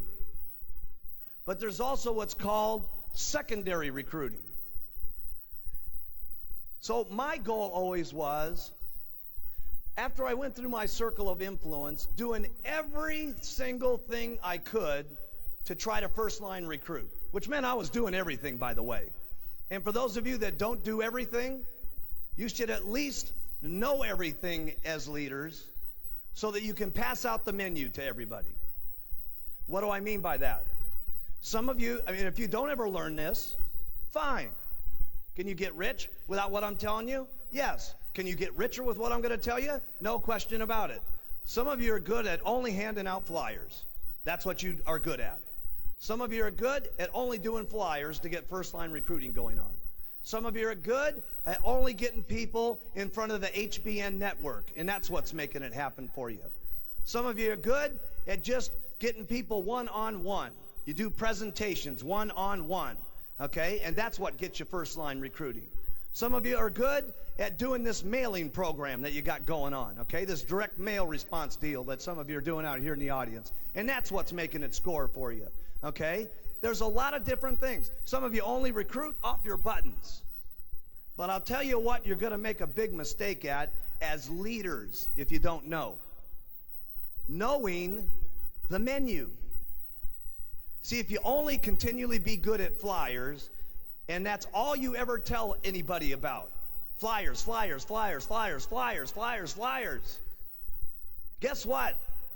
Out of 10 people, there's going to be 7 of them that don't like flyers, that join your companies. And there's going to be, because they're all going to be different types. Some are going to like flyers. Some are going to like ads. Some are going to like one-on-one. Some of them are going to like the buttons. Some are going to like watching the television set. Some of them are going to like doing one-on-ones or using the direct mailing program. They're all going to like doing different things. And unless you know the menu, your advantages go way down on how you can attract people to the company. So make sure that you, even if you're not using the menu, that you know how to tell somebody about the menu. See, it doesn't make any difference if you don't use the menu.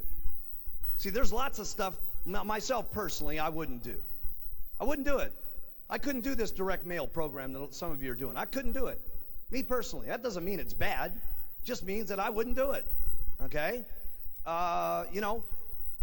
Me personally, I love the flyers. Me personally, I love the advertisements. Advertisements is how I built my business. Okay? Talking first line here right at the moment. That's what I love to do. But that's not the only thing I teach.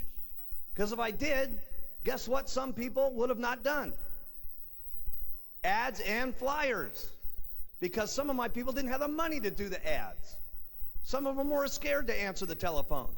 But they would put on their button because it was already in their kit and paid for. And they actually got to the president's team through the button retailing the product. And they mostly retailed the product and then turned them into distributors and got to the top. And that's how they got to the top. So make sure, as leaders, when you're doing your training classes, that you know enough about the menu so that you can attract every kind of person that there is, so that you can put them all on stage, so that they can all tell the results of the different parts of the menu, so that somebody in the audience says, I like that. If that guy can do it, I can do it. That's a secret. Now see, make sure that you get that one. Because if you don't get the menu, it's not that you can't get rich. It just means that you're not going to get rich as quick. Why has Mark Hughes been able to become so incredibly wealthy? Because I am so incredibly free and loose oriented. I'm not fixed to anything. It doesn't make any difference to me as long as it's ethical, as long as it's not against the law, as long as it's not tricking somebody, as long as it's got to do with using the products, wearing something means anything. A button, a cap, a flyer, a sign, it doesn't make any difference. It's the concept. And as long as you're talking to me means anything that's talking. Talking means talking. So, but if you get fixed to something, I've heard people say to me, well, listen, bad deal about this direct mail program and stuff like that. Hey, there's nothing wrong with a mailing program, okay? There's nothing wrong with it, okay? There's nothing wrong with this particular method of operation or that method of operation or this method of operation.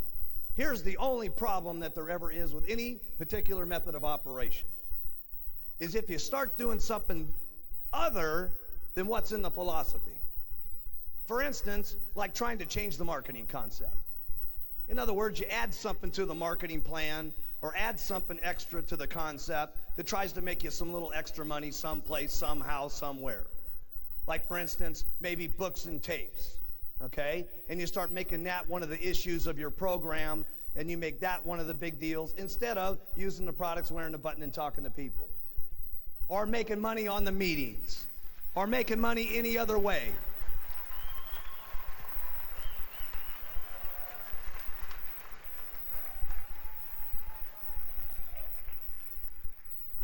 See, as long as you keep it flexible and it stays within the concept, that's important. Because then you're able to get anybody.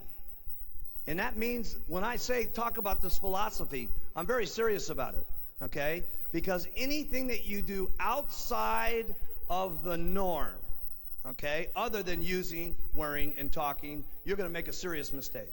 Making anything other than the issue of those three things, and you're going to make a mistake, okay? You could say use, wear, talk, and then religion. I don't care what your religious beliefs are, okay? Have every kind of religious belief you want to. But if you start making that part of your pitch, okay, and you start making that part of your program, guess who you just didn't get? We have one mission here in Herbalife, if you haven't recognized it. It is making a better world for people to live in. Taking better nutrition to the world, okay? That is our mission statement, okay?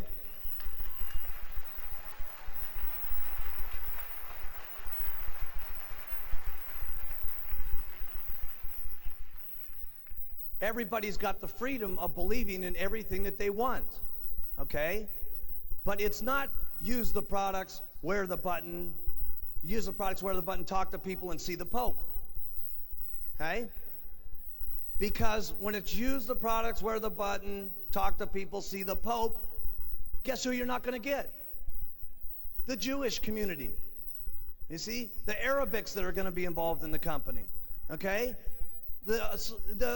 Any kind of person that you want to talk about. It's freedom of your choice to do with whatever your life that you want it to be. But if you really want to affect the world, you got to be loose about it and not put out your other hang-ups on other people. Now here's another little thing. If you guys want to inspire your group, and seriously inspire them, because there is a little trick to inspiring your group. Everybody says, well, is it the incredible motivation talks that you get and stuff like that? Sure, that can be inspiring.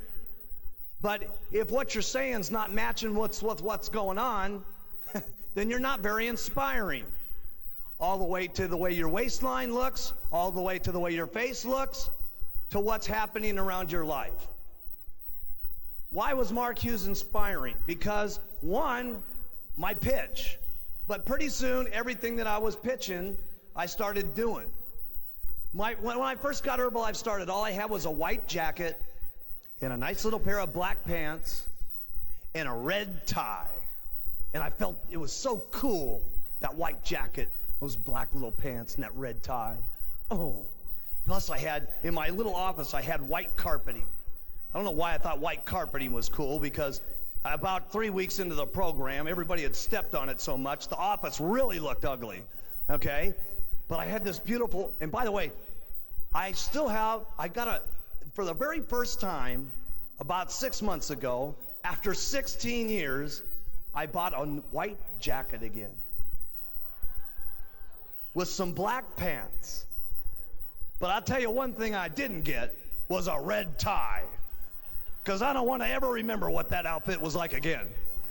And I kept wearing that outfit, and I finally got, and I was pitching, and I finally got myself a black velvet coat.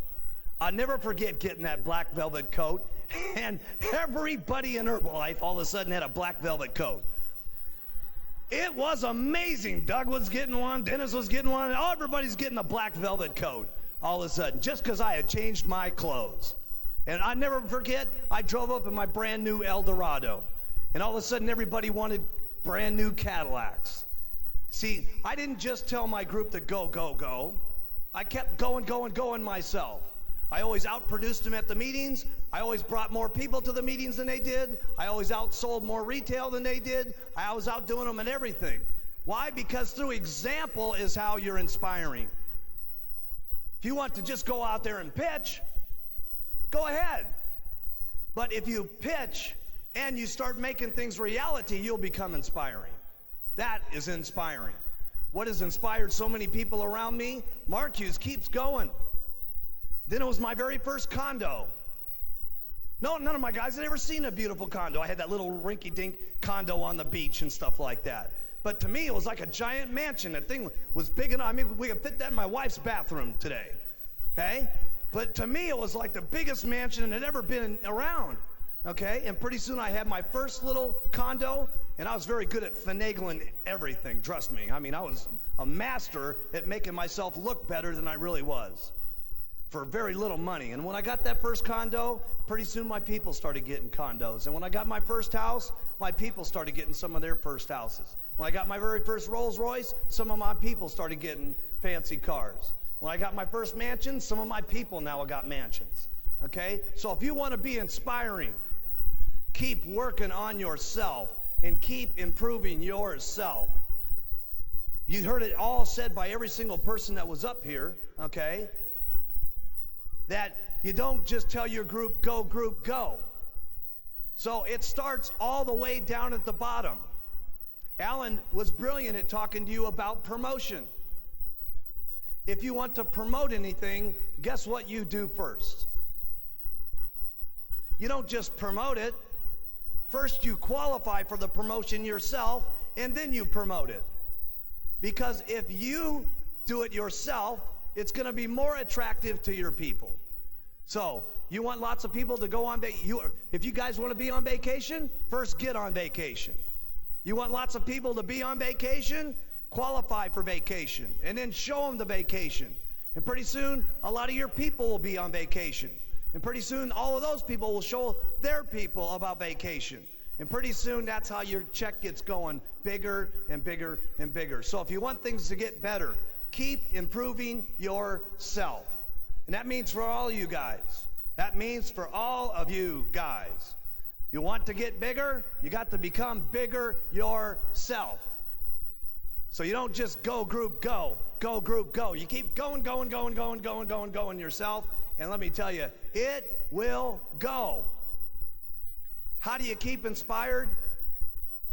I can't remember who said it in the meeting and stuff like that. It was Alan Lorenz, okay? He says, the way I keep inspired is from the new stories. New stories meaning he's getting new retail. Stories meaning he's getting new distributors. Stories meaning he's getting new supervisors. When that's happening to him, he keeps inspired.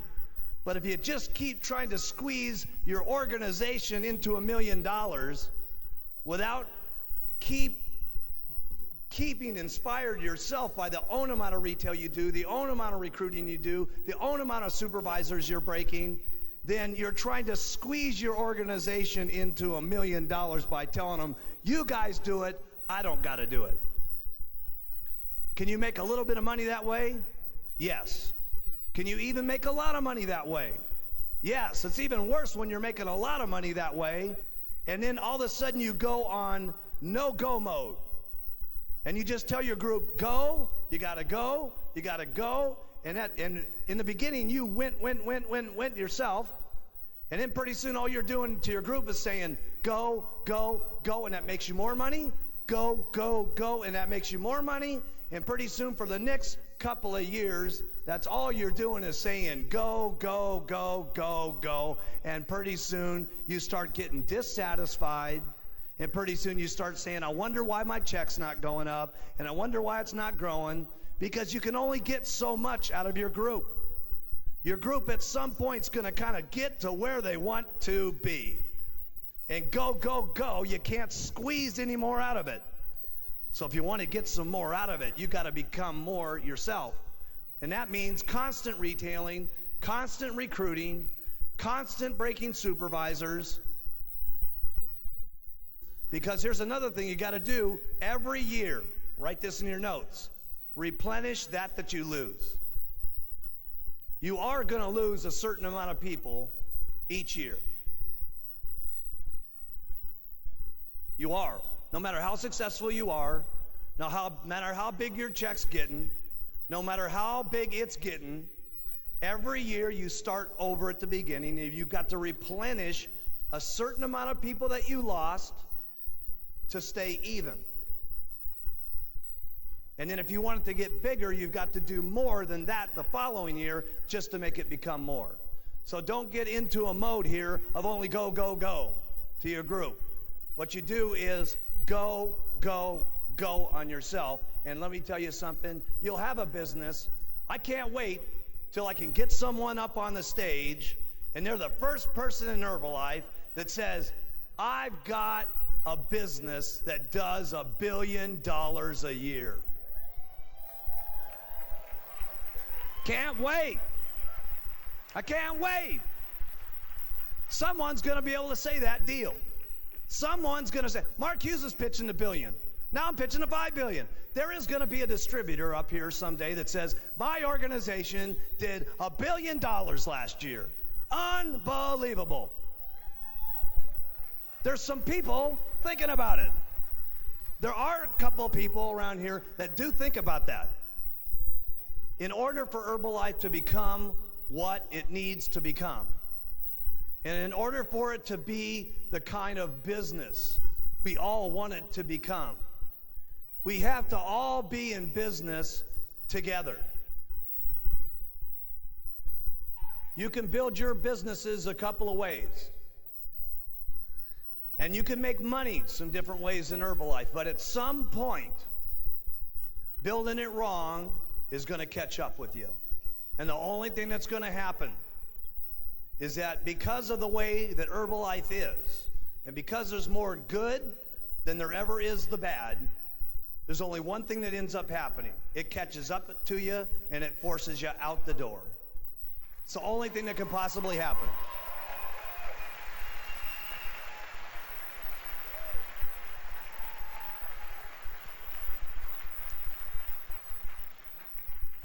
And so what I mean by that is I know some of you are from some other countries, and then you're in some countries that are in a pretty fast go mode right at the moment. And sometimes you need to start thinking a little bit differently. And here's the way I'd like you to think. Every time you're making a decision, every time you're going to do something in your business, I'd like you to think, is this what Mark Hughes would be doing? Is that what Mark would do? Is that what he would do? There's some things that happen, like for instance in France, okay, that goes outside the business that help mess up the business in France. France was on a major go, go, go mode. And guess what a lot of the guys over there were doing? They figured out that it would be a lot faster to get their organizations to the 246 that if everybody just sold the downline product at 50%. All of it. No retail, no wholesale, no nothing. Everybody gets it at 50% off on the first, second, third level, all the way from the time you get the guy in to the people they get in, to the people they get in. Everybody's getting it at 50% because they figured we do all this incredible stuff for Herbalife twice as fast. And guess what happened? Right down the tubes. Because guess what happened to some of the new people as this major roller coaster was going on?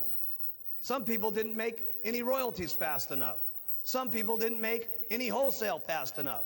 And by thinking that they were doing something incredible for their organizations, all of a sudden they had some people that weren't making the royalties fast enough, that weren't making the wholesale fast enough, and all of that stuff crashed and burned for them because they got outside of doing what the normal is. They started taking it into the newspapers and selling it for 50% off. Guess what that did to France? It started messing up the entire, not only organization for them, but it messed up the organization for all of you. And we're in business together. When you do something, you don't just do it to yourself. You do it to yourself and the person sitting next to you. And you not only do it to yourself and the person sitting next to you, but you do it to your uplines and you do it to your downlines. And by golly, you need to not steal from anybody. Your downlines, your uplines, or anybody else in the room.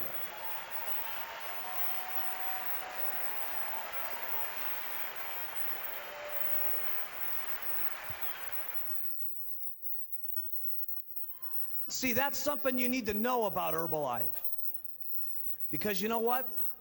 There's a lot of other companies out there that they'd say, you know what? So what, it hurt a few people. Look at all the business we're getting in. I don't care if it's the loneliest little housewife that got into the company to the top president's team member in this organization. And we have gotten rid of some of the top people in our company in the past. And it don't make no difference. Principles are principles. And this company is going to sparkle, and it's going to shine, and we're going to be respectable, and we're going to do it the Herbalife way. And so when you think about these things, I want you to think about, would Mark Hughes be making this decision? Because let me tell you something. The decisions you're going to make are not only going to be the Mark Hughes consequences, number one, but number two, doing it the Mark Hughes way for year after year after year after year. And that's what you want, gang. It may be a little more difficult in the beginning. It may take you a little longer to get to where you want to go. But let me tell you something. In the end, you will win. You will win.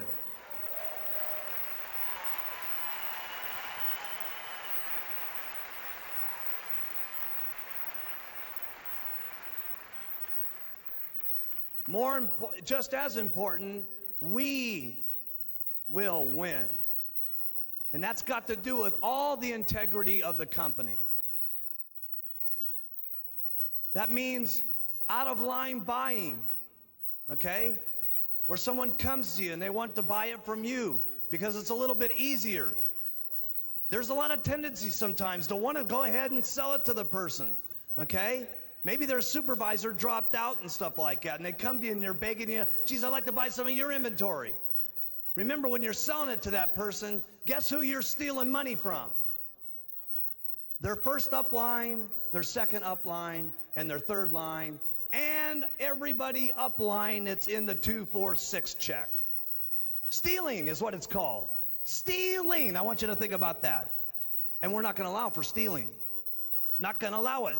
See, these rules and regulations that we've got in our company, in our plan, are to protect every single person in this room, no matter who you are. To the lowest little housewife in the company, to the auto mechanic that just gets started, that's got grease stains all over his cans, to the top person in the company with his Brooks Brothers suit. We don't care. Ethics are ethics. And we got to not only protect us, okay, but you got to protect everybody in the room, because as a unit we can become 5 billion. As a unit we can get to 10 billion. As a unit we can get to 15 billion. And we'll be the kind of companies that we want our children to respect and their children to respect.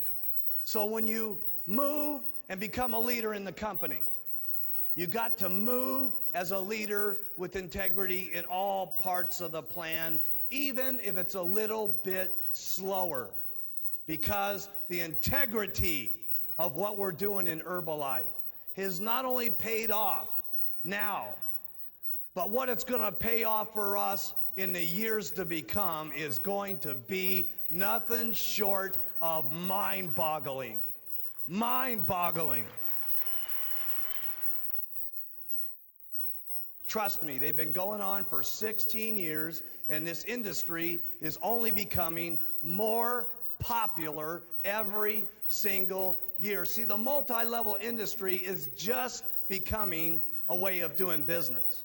In the future, it's going to become the way of doing business, not only here, but around the globe. It's going to be amazing as we affect the globe. Do you realize that Herbalife's only in just a very small section of the globe at this moment? We're only in a population right now of about 1,400,000,000 people. There's still almost 4 billion people that we're not even involved with yet in other countries. And when we get to those 4 billion and these other companies crash and burn, guess who's going to be standing there as the company that's got the integrity, the company that's got honesty, the company that our children want to be involved with? Guess who's going to cash in on it? Us.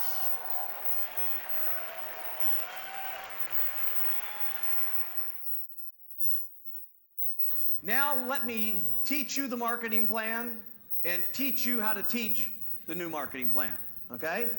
And within a very quick period of time here, you're not even going to need to do this. Just sign the application, check comes in the mail, okay?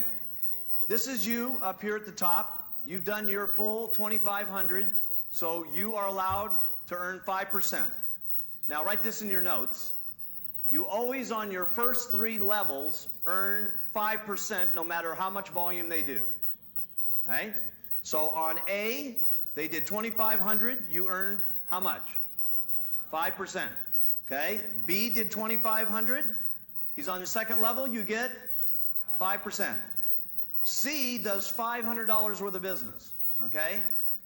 On C, you earn 5%. Okay? Why? Because he's your third level. Get it down in your brain. No matter what happens on your first 3 levels, you always earn 5%. But normally, this guy would have cut you out of royalties. So we skip down here a generation, and D, who's on your 4th generation, did 2,500. C, who's at 500, who's only at 1%, got 1% on D. The difference of that 1% is how much? 4% now goes to who? The first person, you. Okay?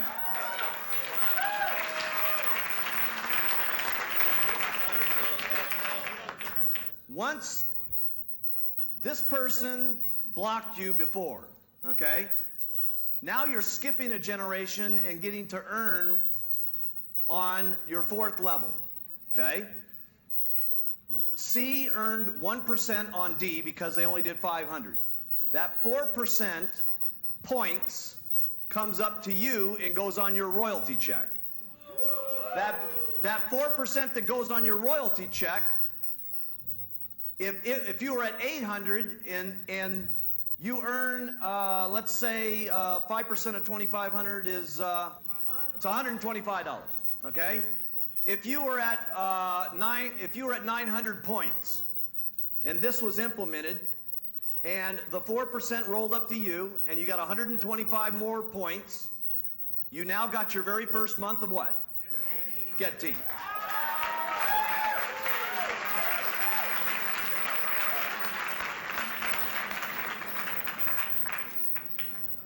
But now let's take a little bit more wild example, okay? This is you up here at the top. And you do your 2,500. A did 2,500. On your first level, you always earn how much? 5%. B did 2,500. You always earn how much? 5%. Okay? C did 500. Okay? You get to earn how much? 5%. But because of C doing 500, what do you get to do now? Start going down to the first three people that hit 2,500. D did 500. C earned how much on D? 1%. The difference of that is how much? 4% goes to who? You. E did 500. D earned how much on E? The difference of 1 and 5 is how much? 4. 4 goes to who? You. E does 500. Okay? E did 500. D gets how much on E? 1%. 4% goes to you. F did 500. Okay? E earned how much on F? 1%. 4% goes to you. G does 500. He gets 1%. 4% goes to you. H down here does 10,000. Okay? G earned how much on H? 4%? In other words, that $400 goes to you.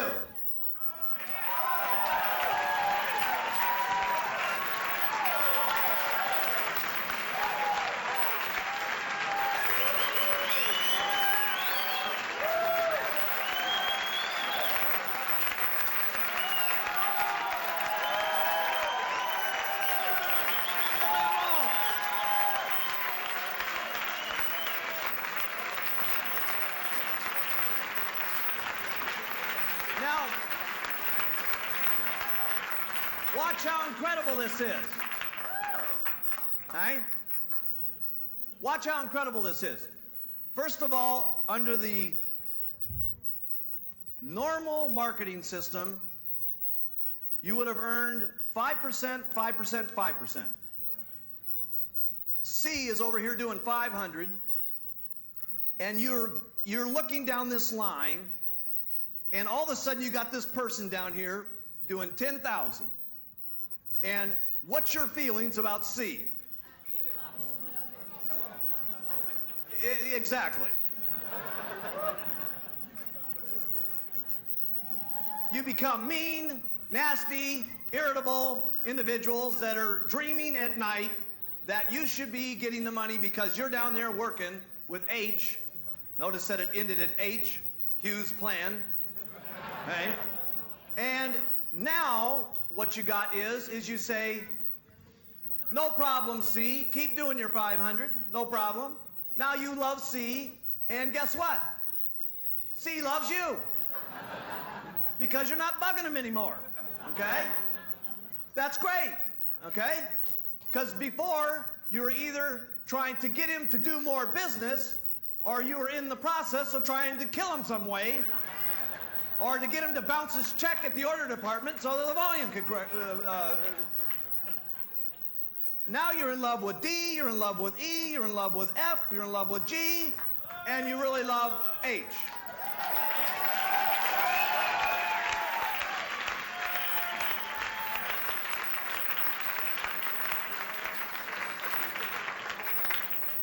Now, is that awesome or what?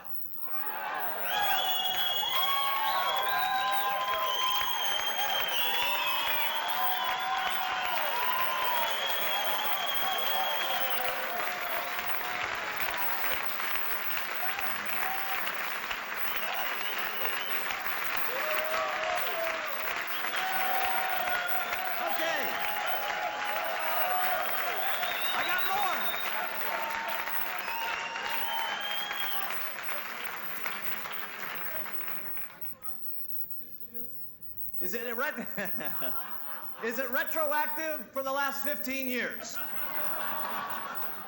Wait for the last 5 minutes. No, sorry, it isn't.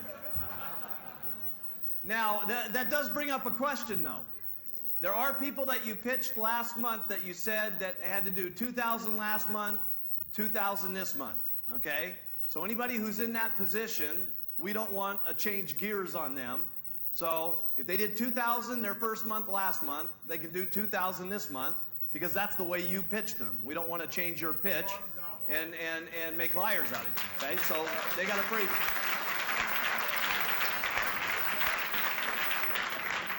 But starting June 1st, everybody has to do 2,500 2 months in a row with 1,000 unencumbered. Okay, this show will continue to repeat all month long on HBN, so everybody can get clear on it.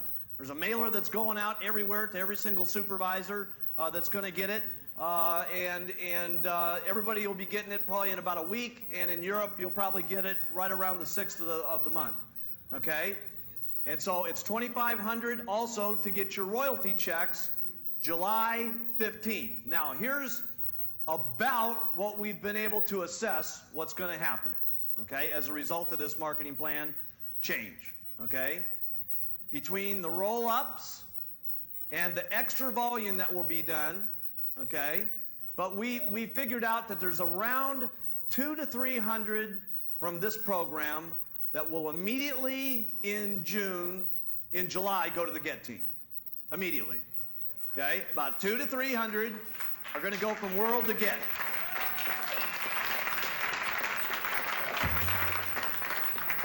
Now, you could just imagine your World team members that have been sweating trying to get to GET team, what this is going to do for their attitudes, okay?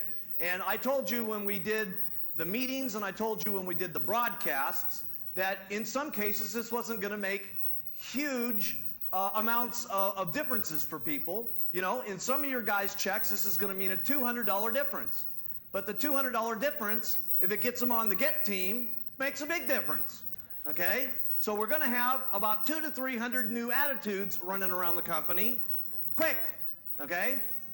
We've looked at it, and it looks like there's about 100 people that will immediately go to the GET team, to the Millionaire team. First month. And what is the first month?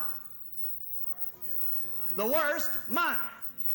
Because it's always the worst the first month that happens. And it looks like immediately there's going to be somewhere between 30 to 50 people that go from Millionaire to GET team. Most of you are sitting in this room. The President's team. Millionaire to President's team. You'll go, for sure.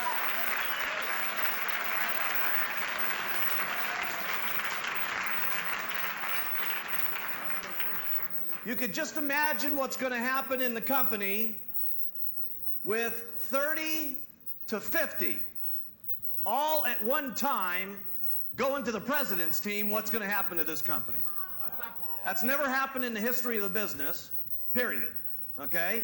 And when that happens, trust me, there's going to be some serious new attitude in the company. Okay? And there's also going to be a whole lot of more excitement, and there's also going to be a lot more people that instantly get interested in training their organization at all levels, okay? And that's going to help the company more than most of the stuff that we're even talking about. Doing more work, okay, to make more money, okay? And we're going to be talking a lot about that concept. Now, also what's going to come along with this so that you don't get confused, okay, is a royalty roll-up statement, okay? You can't see this very well, but what will happen here is you'll get your regular statement, okay, and then another statement that comes and it says, here's John Doe. He's on your 5th level. He did 800 points. He earned 2%, okay, and you got 3%, and that's your roll-up money, okay? Here's Jane Seymour. She's on your 25th level, okay?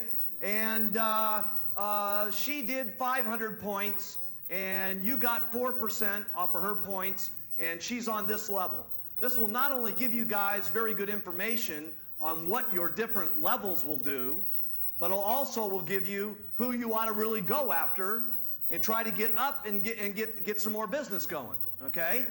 So there's a lot of stuff that's going to happen from this statement.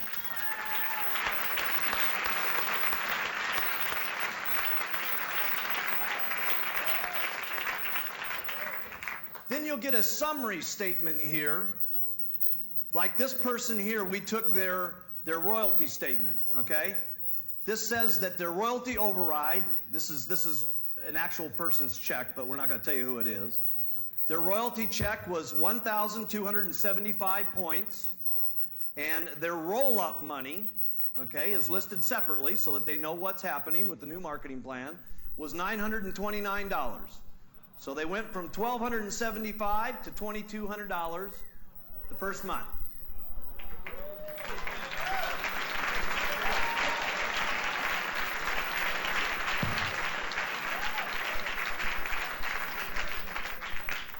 That didn't include one thing, though. That was only the free money. It didn't include taking the 2,000 points, everybody on the statement that did 2,000 points, and make them do 2,500, which is another sum of money, which might have got them very close to their first month of Millionaire Team, okay? And then what happens is, this is not even counting what's going to happen on our production bonuses, okay? You guys getting this? Hey, this is serious, okay? And the worst part of this is going to happen next month, okay? And we're talking about 200 to 300 new gets, 100 new mills, 30 to 50 new pres. Now, if we take the information we learned here this weekend, and we all went to work during the month of June, then we really see some action. Okay, we wouldn't see a lousy 300 people going from world to get. If we all went to work and went crazy and went bananas, okay, we could get it to 600 or 700 people to go to get in 1 month. And we could take it and go to 200 to 300 people on the Millionaire Team. And how about 100 people going to the President's Team in 1 month? How about that?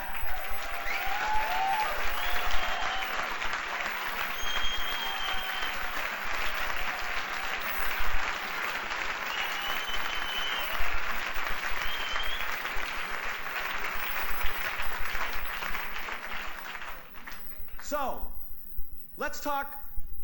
Yes?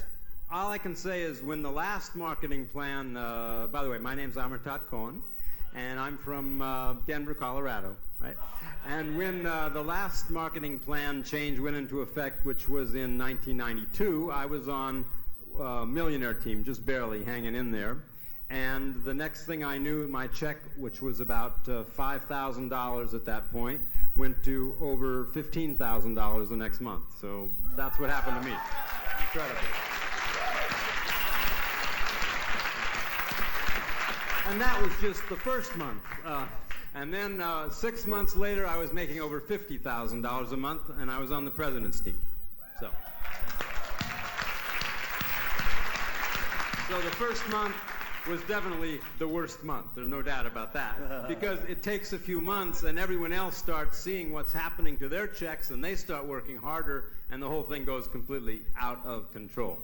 Anyway, my question is, Mark, what do we do with someone this month that does that's been pitched already and does only 2,000 points? That means he has to do what next month to qualify as a supervisor?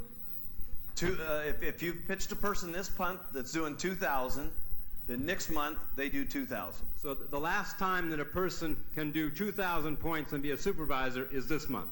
That's right. Okay. That's absolutely right. Good question.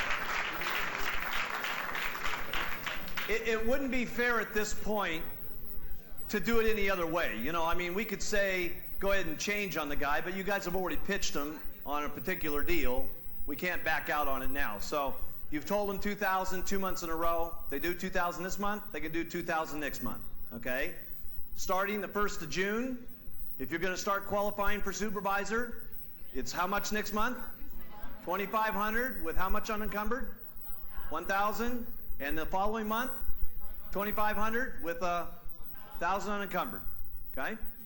You said that the roll-up money goes to the next 3 people that do 2,500 volume. Is that correct? Right. So you get paid on your first 3? You always get paid on your first 5% on whatever. your first 3. And then on everything until you hit the next 3 people that do 2,500. Well, it depends on the circumstances. Okay. Okay? If the first 3 people that you hit did 2,500, you've already gone through the first 3. Okay?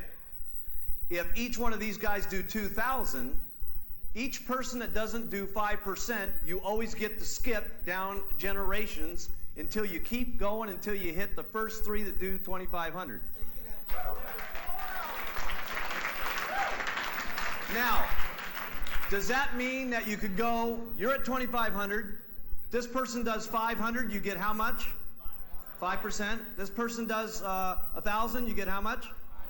5%. This one does 2,500. 5%. Okay? Now, let's do another one. Okay? Let's do that one over. This guy does 2,000. You get how much? This one does 1,000, you get how much?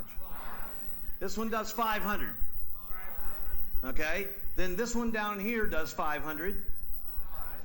Okay? This one earned 1% on this one, so 4 goes up. That keeps rolling down. Let's say you go down another 8 generations, and you get the one person that hits 2,500. There's 1.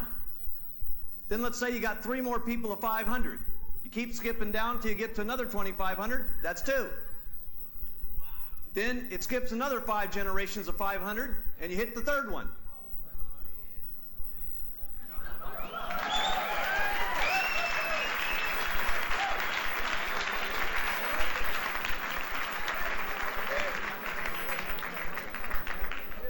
Because listen to this here. Okay, you're thinking, how is this possible? Okay? Well, these 3 people are all going to earn 5%. Okay? So those 3 people, okay, those are the ones that you get stuck on. Okay? Anything else in between is all got a percentage that's got a difference. That difference continues to roll up. Okay? But you still get to pass a generation because there's all these people in between that aren't getting the money.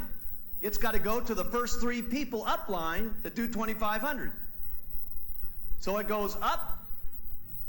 Everybody who does 2,500, the first 3 2,500s are always going to get the difference money. All the way down to the first 3 people that do 2,500, no matter where they're at. Goes up and down. It's amazing the way this thing works. I mean, truly amazing, okay? Now, teach it this way because it's very simple. If you start getting much more complicated than that, you're going to get into a lot of questions and answers that start becoming very difficult because of the difference between who earned on what person at what time, okay? I would keep it like this. Keep it simple to the questions that we've talked about here tonight and say, listen, don't worry. Just do this. Be friendly to everybody in your organization. Tell them all I love you. Let them do what they're going to do. And then remember, you're going to make money on everybody, all the way down to the first 3 people that hit the full volume requirement. And in the statement, we'll tell you who you got it on all the way down, and you'll know exactly what happened. But what you're going to want to do is make sure that you work first line, so you go down line as deep as it can possibly go, and now you don't not only get to do that the first month, you can do that every month. For how long? Ever.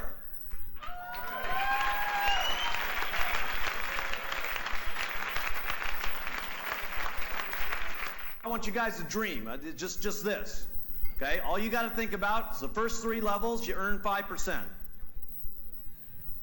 If anybody in there on the 3 levels does less than 2,500, you get to start skipping down. Anybody that you skip down on, anything that they earn on percentage, the difference in the percentage rolls up to you, okay? Till you get to 3 people at 2,500, okay? Unless the first 3 people in the line were 2,500, would you skip down? No. Would anything roll up? No. Okay, because the first 3 did 2,500.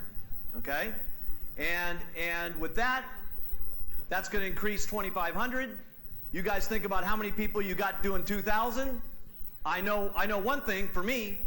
The biggest thing I'm thinking about is not so much all these different levels. Okay, all these different levels is great. All this different roll-up stuff, wonderful. Let me tell you what I'm thinking about. I got 20,000 people doing 2,000 a month. Okay?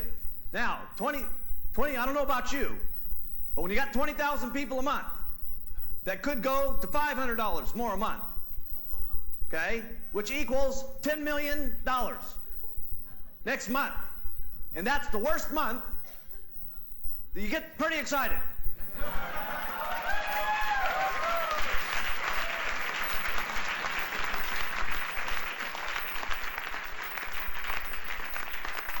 So what I'd be thinking about, okay, sure, the zeros are great, okay, sure, the roll-up's great, but what I'd be thinking about is we need to do some more business, okay, and we need to get to work like we've never gotten to work before in our entire lives. We need to pitch like we've never pitched in our entire life. We need to act like we've never acted in our entire life. We need to go like we've never gone in our entire life. Because here's one of the things we've got going for ourselves. First of all, this marketing plan is going to make a change in a lot of people's checks July 15th. Now, some of those are going to be $50 changes. To a guy that's doing $100, is a $50 change significant? Yes. Okay? And you need to point out to them how significant that is. That's called a 50% increase in your royalty override check. Okay?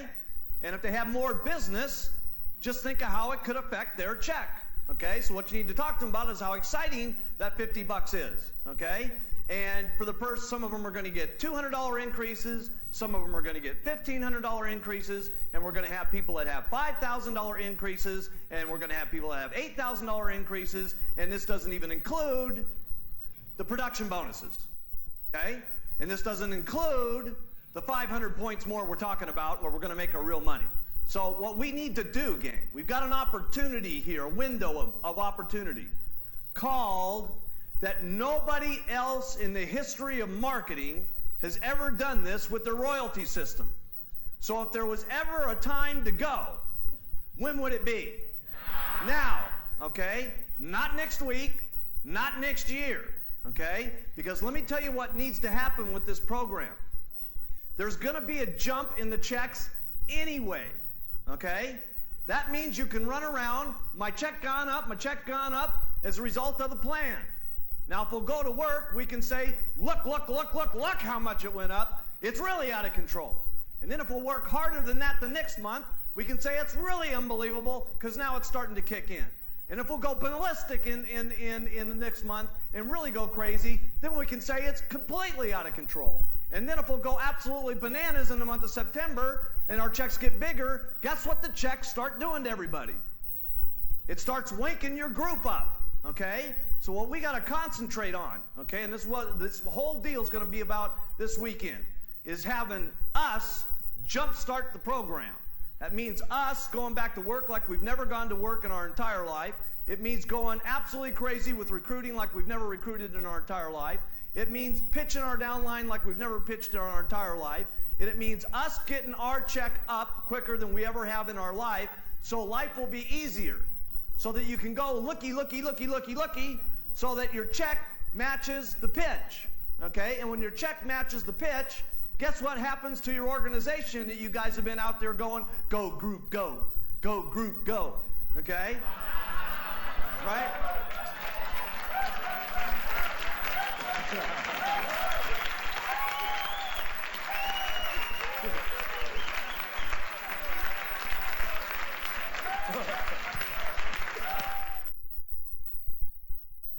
Testimonials is what makes a business work. Everybody knows that, right? Okay, so we need to have skincare testimonials and make it a big point in the meeting for a lot of reasons. A, to sell the products. B, the more people that we start getting in this business, we want to make them feel comfortable as being a skincare person as much as we have been, for most of us, weight loss and nutrition people. Okay, those people got to feel comfortable when they're in the room, okay? So in Japan, we took a shot at it, and we did a 2 testimonial countdown. Write that down. A 2 testimonial countdown. It worked unbelievable, okay, is what took place. So we said, okay, everybody that's lost weight and had some really excellent results on the nutritional products, stand up, okay? And we did our little countdown, and they came up and told about all their weight loss and what had happened on the nutrition and all that. But just a little a tip here, okay? Especially for those of you who have more nutrition products, okay? Remember that the person that's sitting in the audience, they don't know anything except what they hear and what they see. So when we do these weight loss countdowns and they've seen a little bit of the weight loss product, and you talk a little bit about nutrition and they just say, I lost weight, you got to remember the person sitting in the audience a lot of times thinks that a lot of those things have happened with just 4 or 5 products, okay? So in the weight loss nutrition testimonials, if you've had a tremendous result with one of the targeted products, write this down, this is important. You have to specifically say what product it was that started getting you that result. Because the testimonials up in front of the room is what's selling the room. And remember, the room is basically naive except for what they hear and what they see. Okay? We got these cardiovascular products now. When you're up there telling your testimonial, you say, listen, I got on a weight loss product, and you got to tell the truth. Okay? But whatever the truth is, remember, make sure that you tell the truth. Okay? So that the person can not only hear what products you're using, but that more specifically that you sell the products that you're using. Write that down. Okay? And we got to teach our distributors how to tell those testimonials because they're the ones that's doing 90% of the selling for us when we're doing our meetings. Okay? So we got to teach. The guy that's up in front of the room, they're just there for a little bit of time to tell them about the products to get the testimonials up. They're not the important person in the room. The people that are important are the people in the room. They're the ones that set the attitude. They're the ones that set the momentum. They're the ones that are going to tell our testimonials. So we got to make sure our audiences are good. And that's going to happen in your training classes. So when you get back to your area, teach this. Okay? You guys got to get it, but you got to teach it. And then write this down. Continue to teach it. People forget this stuff all the time. It's amazing to me how long you got a person in the business for 14 years and you still got to teach this stuff. Okay? They just start forgetting about what makes everything work. Now, the next thing is we did the skincare countdown. We made it specifically separate in the meeting. Okay? So he said, now what we'd like to do is go to our skincare and, if you've got it, our cosmetics. And what was amazing, everybody felt different about the skincare business in a matter of 15 minutes because we got the line of everybody, and then Billy and the group was over there making certain that everybody pulled up their before and after pictures, and we only brought up these before and after pictures which were so unbelievable you couldn't imagine it. And I'm telling you something, there wasn't anybody sitting in that room that didn't feel different about what we had just doing that. And it was an amazing transition that happened in the room. So you're going to need to do a couple of meetings, first of all, to make certain that your group brings the pictures. Okay, the group brings the pictures.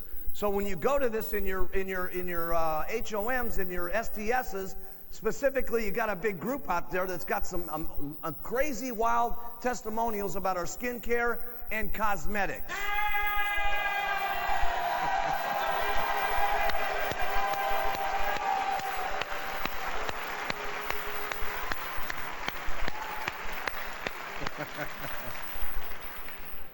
So I like these two-tiered countdowns because it puts the spotlight on those particular products. It makes everybody realize, wow, that stuff must be really hot. Wow, this must be a part of the business that's really making it happy.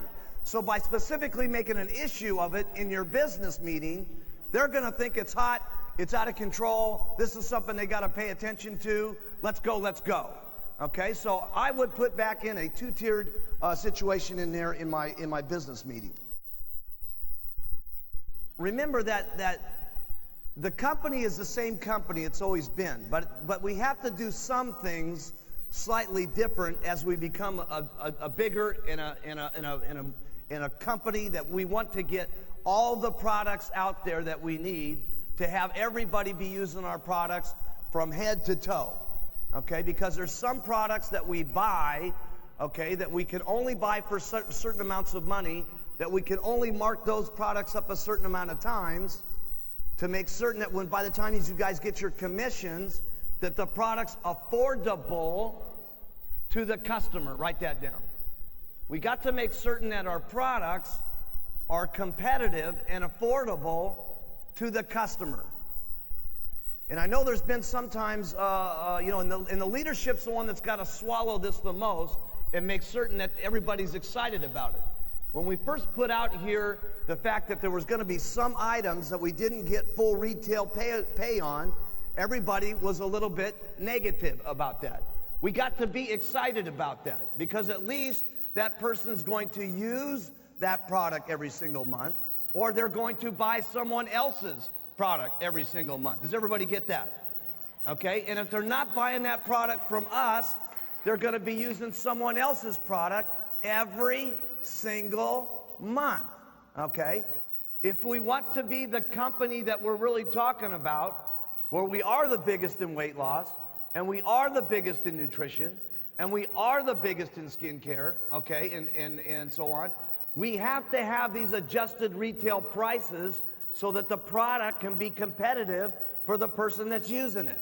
Because that ultimately, if they just use it once, it's no good. Okay? What's important is that they use it every single month, day after day, month after month, year after year. That's called a stable business that you guys can get rich on and count on. This is what's important. No other company pays on this retail.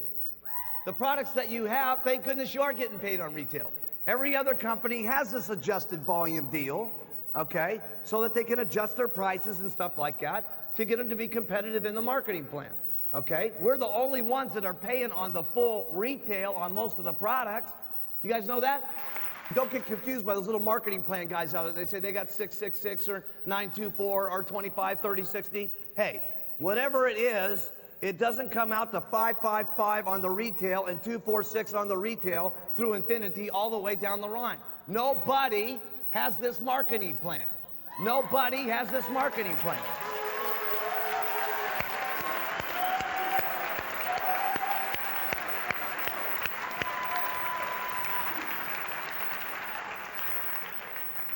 Nobody has this marketing plan. Don't even listen or get caught up with anybody who's got anything that they tell you about with another business, with another marketing plan, with another product. Okay? You guys need to have tunnel vision the same way I got tunnel vision. Could you imagine somebody from another company trying to come and pitch me? It's never going to happen. It's never going to happen. You know why it's never going to happen? There's only one person that's going to win in this argument. Okay? Guy's either going to join or he's going to feel so bad about his business after he leaves, it's going to be ridiculous. Okay? See, tunnel vision is what you want to have on your Herbalife business, and we pitch what we're doing, not what anybody else is doing. We don't even want to think about what anybody else is doing. We got plenty of stuff to do. In the business areas that we're in right now, we could still go to $10 billion a year with just what we've got in the markets, what we've got, okay? With our attitudes clear and pitching clear. And so we put out a little contest out there for everybody that was sticking to the plan. Remember the Mark Hughes plan? Talk to 10, get 10 first-line distributors every single month. Remember that? You guys learned that after all the leadership schools and stuff like that? How many of you have gotten 10 first-line distributors in a month? Okay, hands up. 10 in a month. I want everybody to look around for a second. 10 in a month. Look at this. Out of the chairman's class, we got about 20 people in here that got 10 a month. How many of you got 10 a month in the months of October, November, December? Really? We're having our biggest months ever, okay? And the majority of the people are not even doing the plan. If we had everybody in our company doing the plan, what would happen in the next 90 days would be unbelievable, because your people watch what you guys do. They're all busy. They all got the same problems you guys do. They got a big group. They got lots of people to manage. They got lots of people to talk to on the telephone. But they're still making the time of getting those. Okay? And what's important is that when we have this time, when we're going to go back to our groups and we're going to say, here's what we've got. Now's the time to act. Well, if you don't act, your people don't buy that deal very much. If you act, when you say, listen, you're supposed to act, your people will pay attention. They'll do it. Their people will do it. And their people will do it. And it causes tremendous momentum. But almost everybody up here was one of the biggest things that they said. Write this in your notes. They're having fun. They're having fun. They're doing more stuff now than they were, okay? And they're getting more people in, and it's funner, okay? And the reason it's funner is you got lots of action going on. You always got less people complaining. Your attitude's always right. What's going on is always right in your mind. And it's a lot more fun, okay? If you're just sitting here idle month after month and you're not getting the deal going on, a couple of things happen. Okay? And this is one thing you got to make sure that you understand. First of all, write this down. Work equals more money.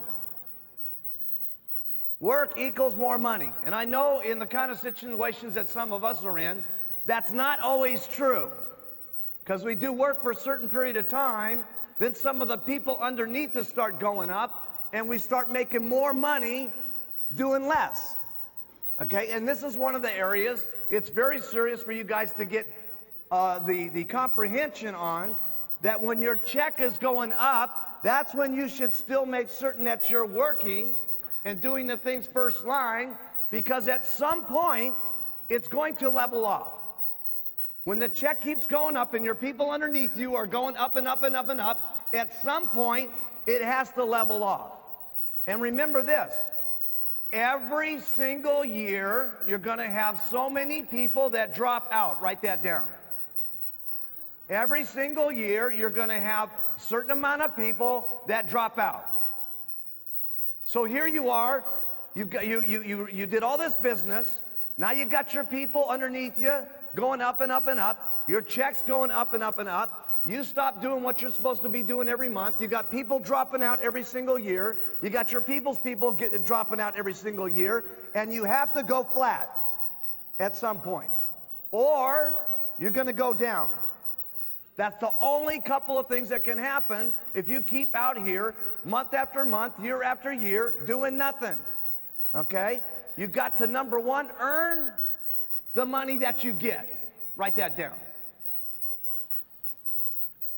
Then you got to work to keep the money that you get. And then if you want to make more, you got to work more to get more. This is a very simple concept. And I know sometimes people get, they for some reason they just don't get it. Listen, when your people are coming up underneath you, yes, that check's going up, but at some point it's got to flatten out. And at some point, if everybody doesn't get on the boogie wagon, it starts going down. So if you don't want to have any of that happen, it's a lot more fun if you just keep doing it every single month. So much every single month. Your people do so much every month This is way you can keep your check going up every single month. Now, here's what's exciting about when your check's going up every single month. The people that you go show the business to, the percentages of people getting into the company, signing the application, breaking supervisor, and go to get team becomes faster. Write that down. Your percentages always increase when you got momentum going on. If you're only out here and you're sponsoring 1 or 2 people a month, or 6 or 7 people a year, listen, the percentages of people going, wow, this is incredible, wow, this is unbelievable, let's get in, it's hot, let's go to the get team, are small. But when you're out here doing it all the time, and you start getting momentum, and it looks like everything's happening, and your check's going every month, okay, people say it's going, it's happening, it's clear, I need to sign up, I need to get in now, I need to go to get team. So your percentages, write this down, increase when you have momentum. Write that down. That means it's actually easier when you're working harder. Because after every training class that you guys go to, no matter how many we go to, and we can teach you every single kind of method that there is. Everything as far as the business is concerned, as far as making more money, except for the little promotions that we put in here to get people excited and they do more and all that stuff. When you come down to the basics of the business, everything's about ring, ring. Now, when I say ring, ring, that means something that you're doing to talk to people, okay? No matter what it is. We can talk about all the methods all day long, but everything is a percentage of everything. So it doesn't make any difference what you do. What's important is that you clear on what you need to do. And what you need to do is talk to enough people every single day so you can get ring, ring going on. Because if you got ring, ring going on, you're going to talk to a certain amount of people that say yes, and a certain amount of people are going to join. First line. Then there's going to be a certain amount of the people that you sign up first line that are going to go to supervisor. And there's going to be a certain amount of people that go to supervisor, get with the deal and say, I'm going to get on to the world team. And a certain amount of the people that get to world team are going to go to the get team. And a certain amount of the people that get to get team are going to get to millionaire team. And a certain amount of the percentage of the people that get to millionaire team are going to go president's team. And all you got to do is keep doing this ring, ring, sponsor, sponsor, supervisor, supervisor. This will get you your 5 legs eventually to get to Chairman's Club. And that's all it is. Now, does it get boring sometimes? Yes. Can it be aggravating sometimes? No question about it. Okay? Can you get sick and tired of doing it over and over and over and over and over and over again? Sure. But it's kind of hard to get sick and tired of it when your check is going up every single month.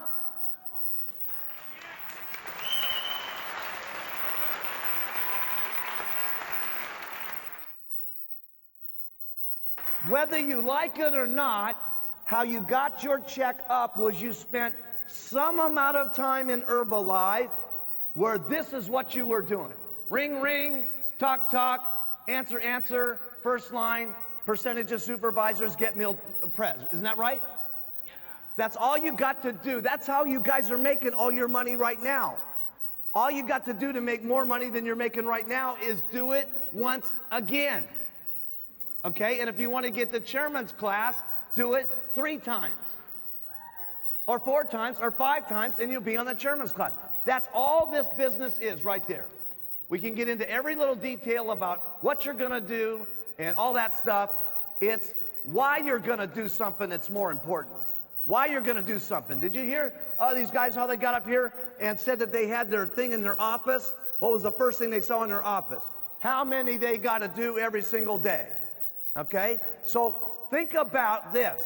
Take a side to side. I know all of you guys are busy. I love this story.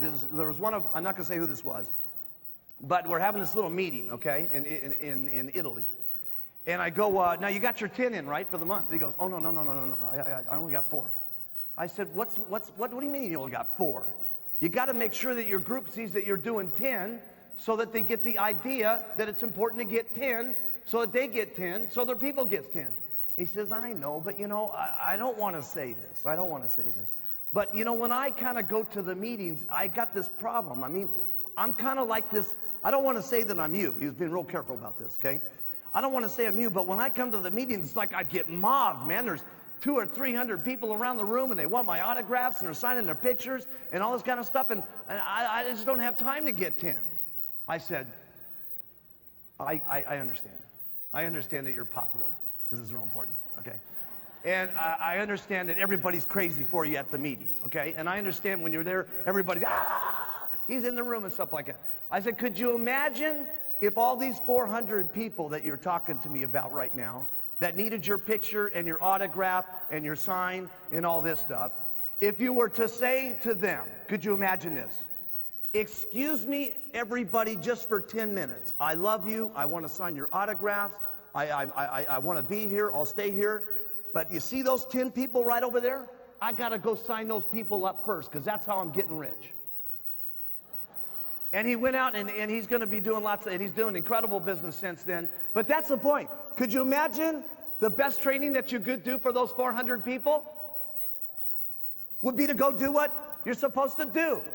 And when you do what you're supposed to do, your people do what they're supposed to do. And when your people do what they're supposed to do, you make more money. So I know this is a very simple concept. All you got to do is get in the frame of mind and get started. That's the hardest part. From where you guys are at, the comfortability of where you're at, the schedules that are going on, the family things and all that. I understand all that. The hardest part is getting back to where you were at a certain point, where you had to do these things to make enough money.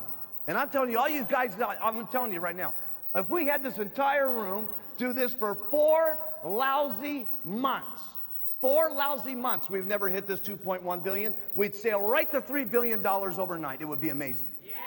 It would be amazing.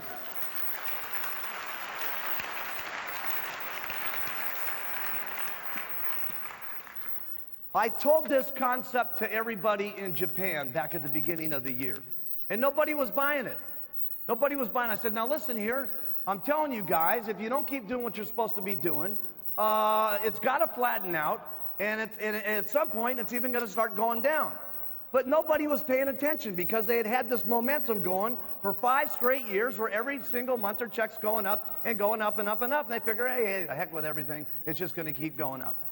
And it wasn't until November when I came back and it had been pretty much flat, not completely flat for most of the year, that I did the same presentation, okay? I did the same presentation in November that I did back at the beginning of the year. The only difference was everybody was in the frame of mind of listening to me again because it had been flat all year long. And everybody just said, you know what, all we got to do is go back to work and do what he's saying, and it'll be unbelievable in Japan again. It's got nothing to do with the economy. It's got nothing to do with the lousy things that everybody's talking about. It means work, get more money. And that's what Japan did. Everybody just went back to one month of going crazy and having everybody sponsor again. 10 million more that next month. 18 million the next month. And I'm proud of what happened in Japan.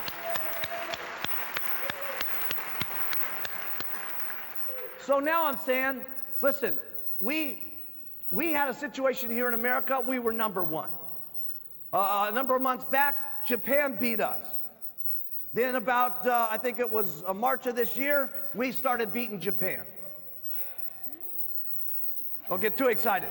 Now Japan is beating America again. Yes, now Japan is beating America again. Are you guys going to stand for that? Are us Americans going to stand for that? Well, then let's go for the next 4 months, okay? And show them what can happen in America. Come on.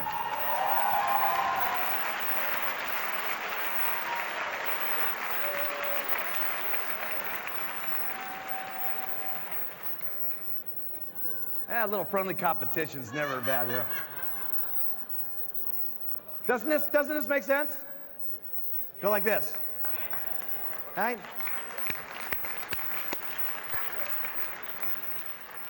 Okay, we've got lots of things here to cover here today. I just want to this is the nuts and bolts, what I just showed you. I was trying to think here, what has been the major thing for Mark Hughes, okay? And, my guys said, put something on him, man. Put something seriously out there. And I tried to think to myself, what has been the very biggest thing in the world, okay, that's really made Mark Hughes move, okay? And I would say that the number one thing that has made Mark Hughes what he is, who he is, and what he continues to be, and what he's going to continue being, okay, is my complete passion for helping people. Seriously. I just love it. I just absolutely love it. Now, a lot of you have heard about the overdose of my mom, okay, and that was certainly a serious driving force for me wanting to help people lose weight, okay, but a lot of it also has to do with my upbringing, okay. My mom was in a serious situation when I grew up. I had a stepfather that was, not going to get into too many details about it or I'd be lying on the couch over here, okay, but was a very mean person, okay, very mean to me, very mean to my mom. She was treated in a very horrible way as we were growing up.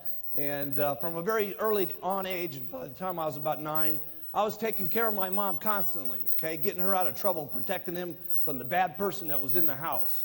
And I was made to stay home at school many times to make sure that the house was clean and the cooking was done and everything was straightened out, and protecting her from him to make sure that she wasn't going to get hurt and stuff like that. And so I think a lot of my instincts just from the time I was a small kid has been to want to help people, okay? And a lot of it came, from the time I was 9 to then her having a drug overdose.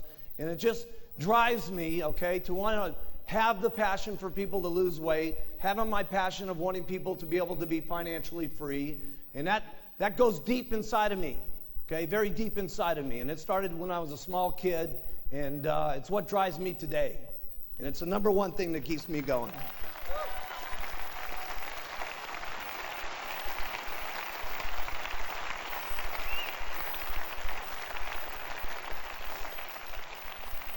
And I think a lot of people feel that passion. So many times people say to me, man, I met the guy for 2 minutes, up on the stage. I feel like I've known him for the last 14 years. And I got a lot of that from my grandfather. My grandfather was that kind of guy. And he was a wonderful man, the greatest man that ever walked on the face of the earth. And he was the kind of guy that would put his arms around you the minute he met you. And he was unbelievable. And I get that from him, and I think a lot of people feel that from me when they meet Mark Hughes.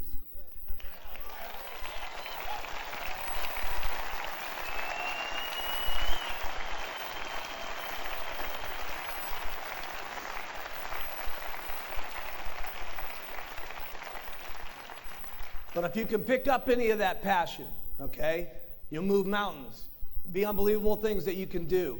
I mean, where I've come from and the area that I grew up in and what's happened in my life has been amazing. And what's going to happen in the future for me and what's going to be the future for you guys is going to be absolutely, truly incredible is what's going to happen for all of us, okay? And if you pick up the passion like me, it's going to just be overwhelming. The passion for the products, but it's not just what the products, it's what the products do for people, okay? And it's the marketing plan of the century, but it's not the marketing plan. It's what the marketing plan do for people, okay? And if you can have the passion for the products and the people, okay, and you can have the passion for the people, I'm telling you something, it'll be unbelievable. If you care about your people, okay, anywhere near the way I care about all you guys, okay, it would be unbelievable.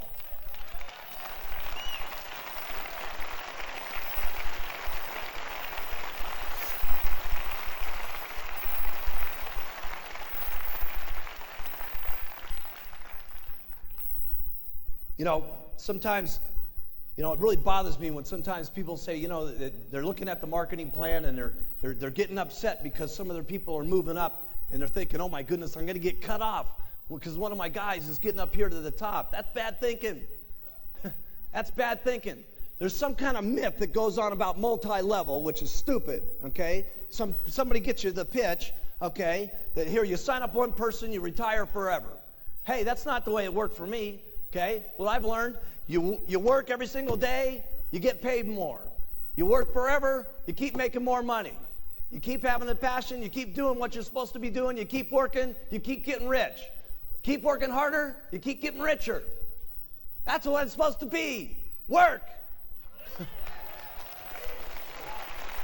What a concept.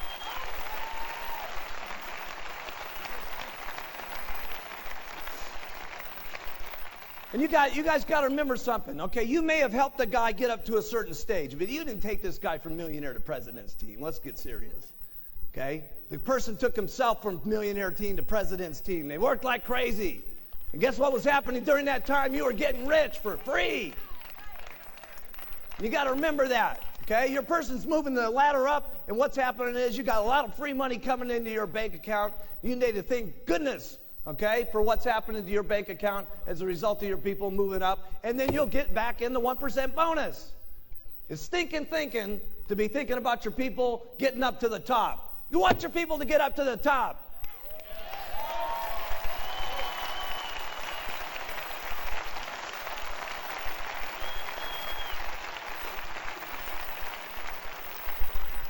Man, I was so happy when I put that pin into Marcus's chest yesterday, and Hida-san, okay? I want to put all the pins in your guys' chest.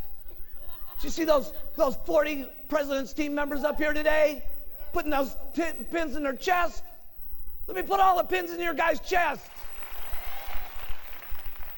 Huh. It's so good to have a really expensive jacket on, too. A really expensive one from Battaglia. $4,000 suit. Punch a hole in it.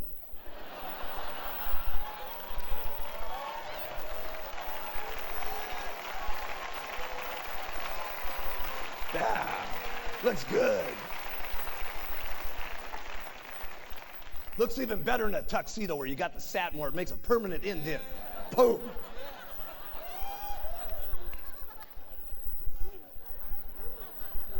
So I would say that was my number one thing, is my passion for what's happening. And my passion is just getting so big. I'm telling you, what's going to happen to us in the future is just going to be absolutely overwhelming.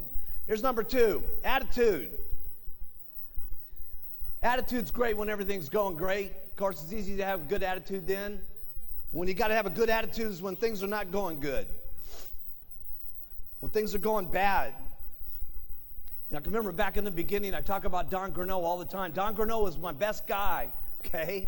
And, first month, 6,000, second month, 12,000, third month, 18,000. I was counting on this guy to make things happen. Boom, he's out of the business. Okay, and along with it, what happened? All the people went with him.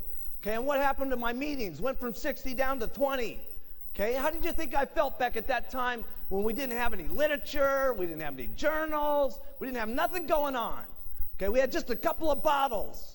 Okay, and my only guy that I was counting on to really make things happen left. How do you think Mark Hughes really felt? Terrible. Put in your notes. I felt bad. Now, I've signed the guy up 3 times. And I felt bad all 3 times. I'm telling you, I'm going to get him a 4th time one of these days. He's going to be one of these days. I don't know how many times it's going to take us, but we're going to get him sometime.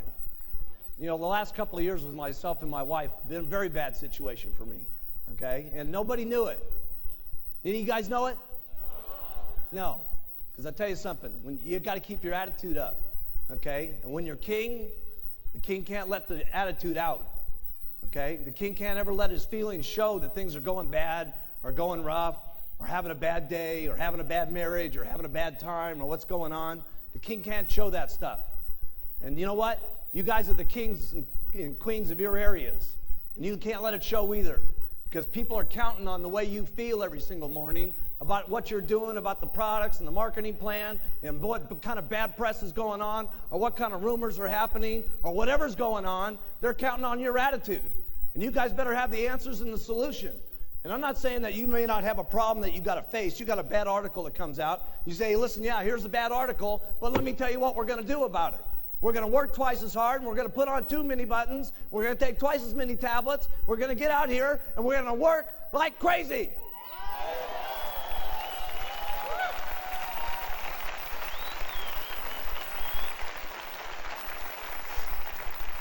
I've taken good care of my employees, I've taken good care of my distributors, and I've taken good care of all 3 of my wives.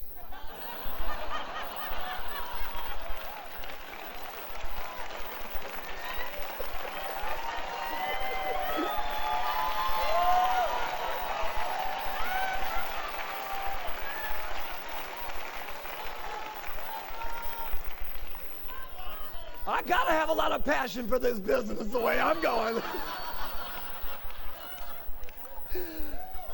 Now, unbelievable is right. Now, just real quickly, here's number 3, because I got to cover a couple basic things with you, or I wouldn't be, we'd be leaving things out. Here's the first thing here, and John Peterson covered this, and that's 10 people a month.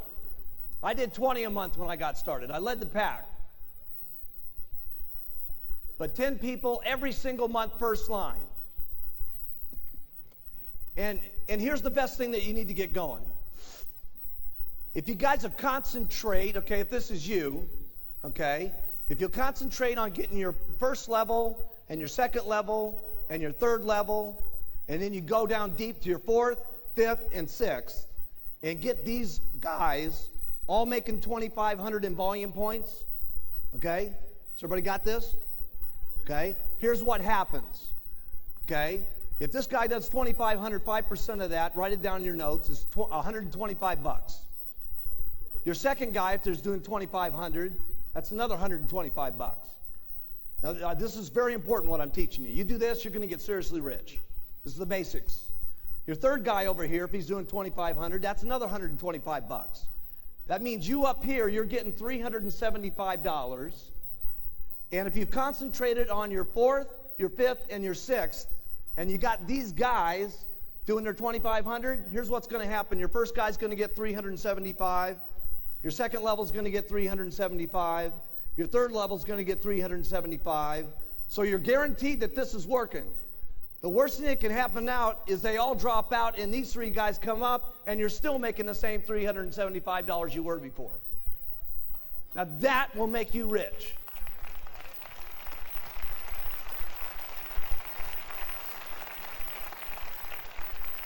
Now, did you guys get that? All that's got to happen is you get 10 of those, and that's called $3,750 on your royalty override check. You're almost a millionaire team member. Now, if only 2 out of the 10, write that down, $3,750. If only 2 out of the 10 become millionaire team members, that's going to be another $6,000 that you're going to be earning in royalties minimum. They're at $4,000. You usually get 75% of what they do. So that's $6,000. So that's almost $100,000 a year right there on your 3 levels. Now, how many people in this room make twice on their infinite what they do on their 3 levels? Raise your hands. If you're making twice on your infinite level what you make on your 3 levels, get your hands up in the air. Okay? So if you had 10 first lines and only 2 of them get the millionaire team, okay, that's $200,000 a year in income by just doing that. So what do you concentrate on? Getting 10 first line every single month, okay? And then concentrate on going down line so you can make this happening with 2,500, okay? And it all happens. But it happens with the beginning of getting those first lines. Now here's the next thing I did that I had to master. And all you guys got to learn how to do it too, and that's meetings. You got to get up and do meetings. Every single person in the room, you guys got to learn how to do meetings. If you're not doing meetings, you got to know how to do meetings. Period. Okay? That means you guys. Every one of you guys in the back, all you girls in the back, you got to get up and do meetings. Do the products, do the marketing plan, do the close, the whole thing. You got to know how to do it all. Okay? If you want to get up here and get like me, you want to get like the Chairman's Club members down here, you want to get like the President's team members, okay? And all know how to do meetings, okay? And so you got to know how to do the meetings. We're not going to go through what's happening in the meetings. You guys know what to do, okay? Here's what you do to do a meeting. Do one. You know what? Do one, okay? And then if you don't do it so good, do another one. And if you don't do it so good, do another one. Trust me, you'll get good at it if you do it enough times. You won't keep getting up there and being a flop, trust me. You'll do it better and better and better. You got to learn how to do trainings. If you don't know how to do a training, easy. Go to one of the trainings, listen, learn, and then do one. Listen, learn, and then do one. See, you don't really got it in your mind until you're doing one. Okay? You're listening to it, you're absorbing it, okay? But it's going in one ear and out the other until you got to get up there and actually say the stuff. When you say it, you're going to know it. You can't just be going out here doing all this stuff. You got to do it. Okay? You got to do it. And there's nobody in the room that can't do it. You can all do it. Hey, if I can do it, you guys can do it. And I didn't have a sponsor.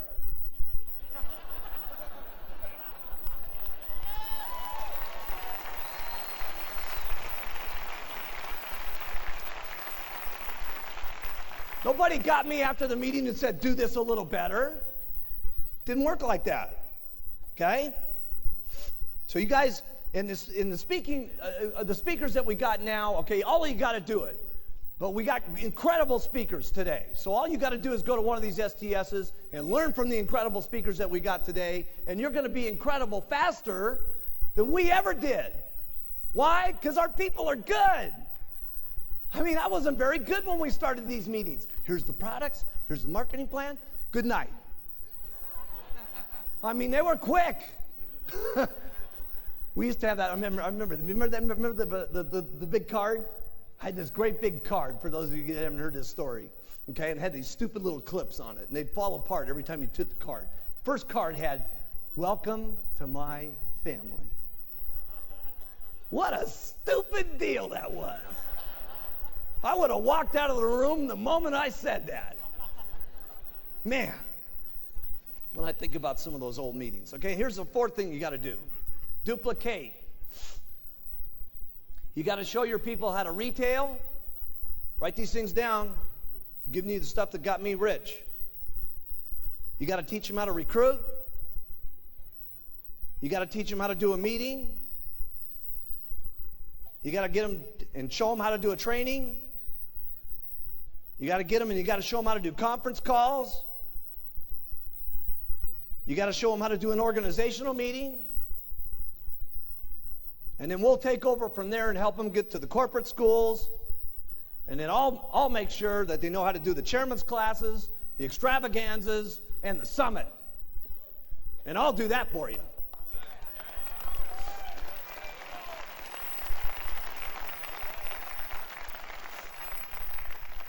Here's number 5, commitment. And here's the only thing I can tell you about commitment. You're going to have to sit your family down and talk about your commitment. You're going to have to get the whole family bought in on the program. Okay? It's been part of my problem. Okay? There was commitments in the beginning, but the commitments fell apart. So you may have to continue to keep talking about what the commitment's going to be. Because part of my problem was when the company went public, I made a serious amount of money. And for some reason, people in my family thought that I was not going to still go out there and work anymore. But they didn't realize that this wasn't just an act up here on stage. This is not an act. This is what I do.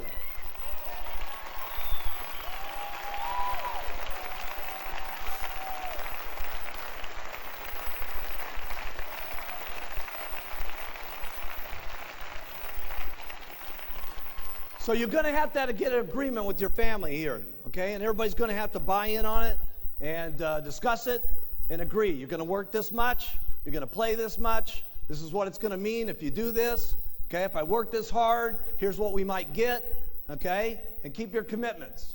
Okay, and that may have to be refined from the day you start to the time you can become a GET team member. It may have to be refined. And when you become a millionaire team member, it may have to be refined. And when you get to the president's team, it may have to be refined. And then when your spouse sits there looking at you as the president's team member, and your burning desire is to go for chairman's club, okay, and they're getting on your nerves because they don't want you working like crazy to get to the chairman's club, okay, you're going to have one of those little sweet talks. These have been my experiences.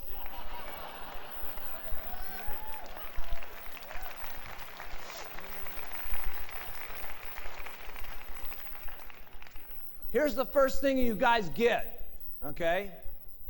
Here's the first thing you guys get when you get going, okay? You do everything that you can to make yourself look more impressive to your group so you match the pitch. So here's what I did. The first thing I did was I bought some new clothes. Wasn't that great? Wasn't at the greatest place, but it was the greatest place I could get that would make me look the best so that what I was pitching would match with the clothes I was wearing. You got it? So for those of you brand new, I remember Jerry, we sent her down to the Goodwill store, and she bought her silk dress for $2 to make herself look better at the meetings that she was given. Okay? So it may have to start way down at the bottom.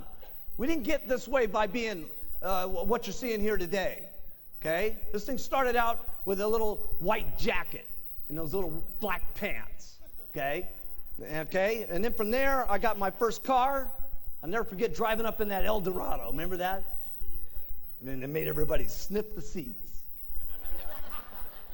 Seriously, I brought all my supervisors in and I said, sniff the seats, man.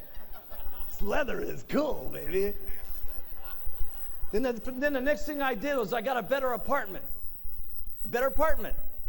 Okay? Wasn't a house, it was an apartment. A better apartment. That's where I started. A better apartment. Then I got my very first condo. Never forget my very first condo.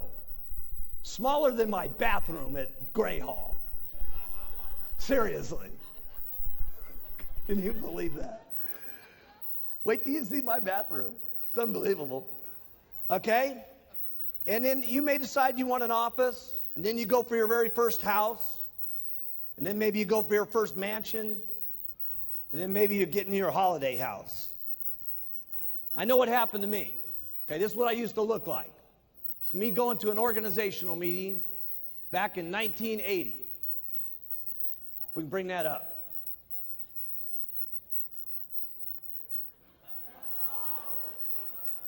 And that was my new clothes.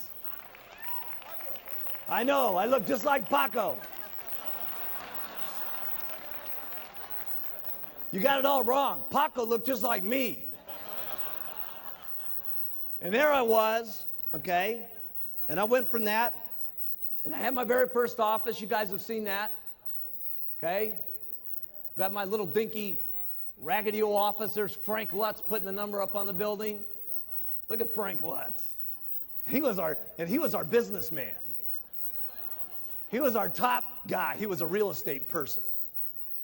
Look at him. He looks so corny. Of course, I went from that to now we got the new building.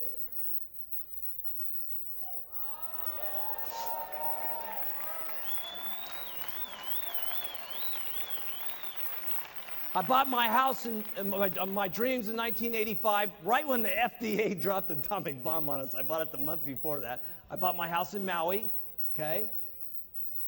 Get that up.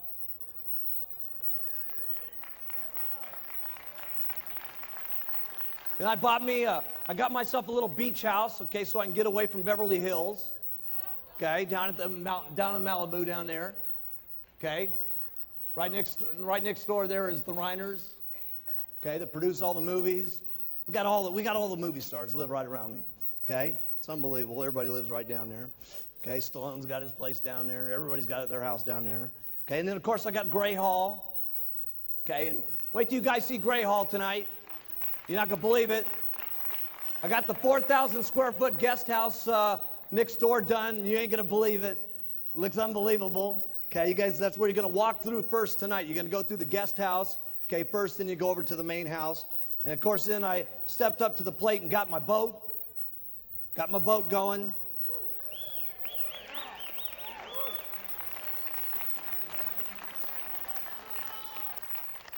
And this year, since nobody was buying me Christmas presents, I bought myself a Christmas present, and I got a helicopter from the back of my boat.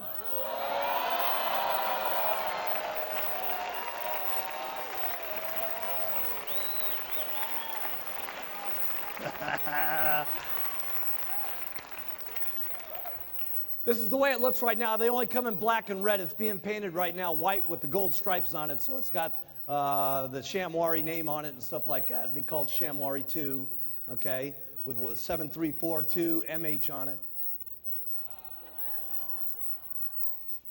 You're not going to believe how much cooler this boat's going to look with a helicopter on the back.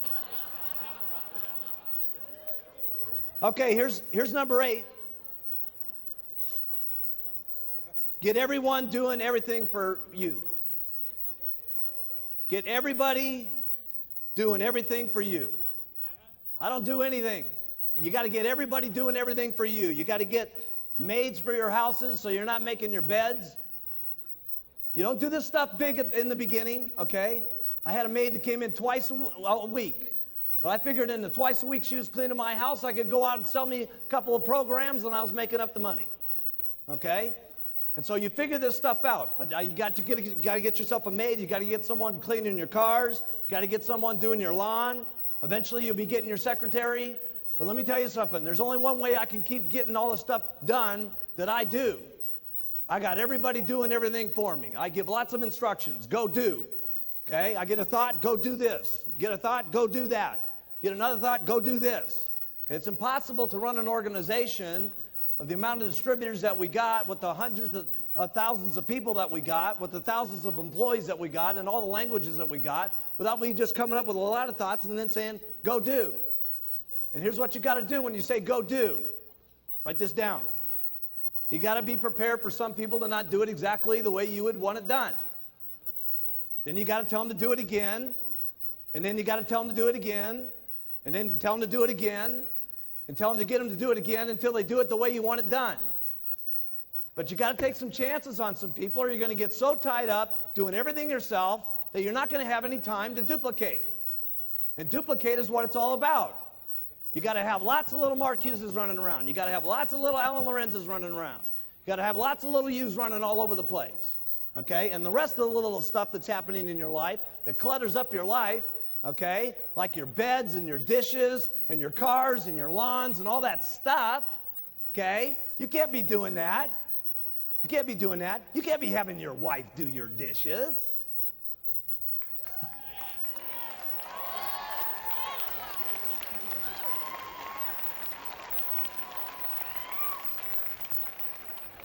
Send her out and sell some product.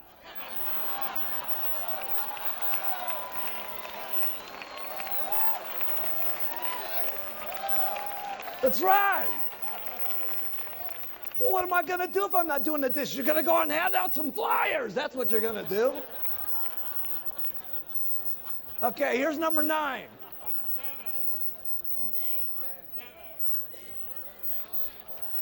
Nine. Trust me. Dealing with adversity.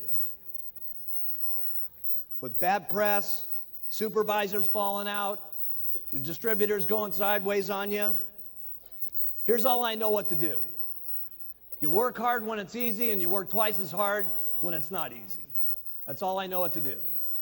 Doesn't sound like real big advice, okay, but that's what I did. When the FDA happening, let me tell you something. I was working harder than I've ever worked in my entire life. I was working the FDA problems. I was working the meeting problems. I was working the adversity problems. I was working the television problems. I was working like crazy. So what do you do to overcome adversity? You work twice as hard. That's what you do. You get out and you make it happen.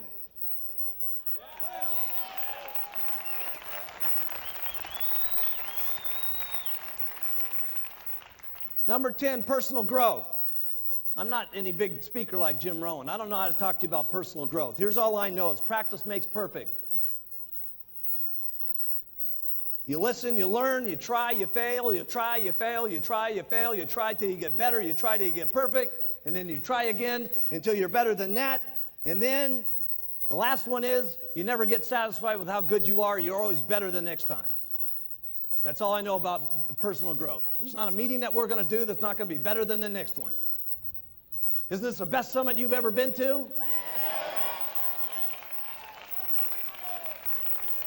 Huh?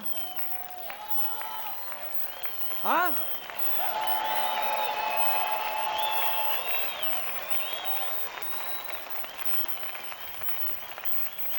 And trust me, the next one's going to be unbelievable.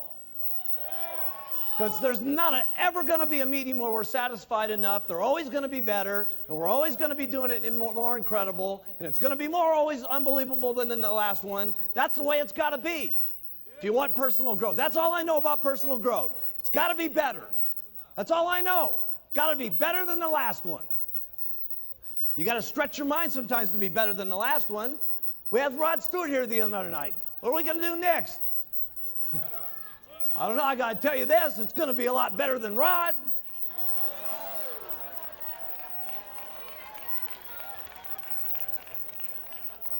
And he wasn't chopped liver. Here's number 11. Setting goals. I can't tell you big speeches about setting goals. Here's the only thing I know about setting goals. Going after things that you cannot live without. Period. There's only 2 mountains in Beverly Hills. I bought one of them, and Paul Allen from Microsoft bought the other one. Mine's bigger.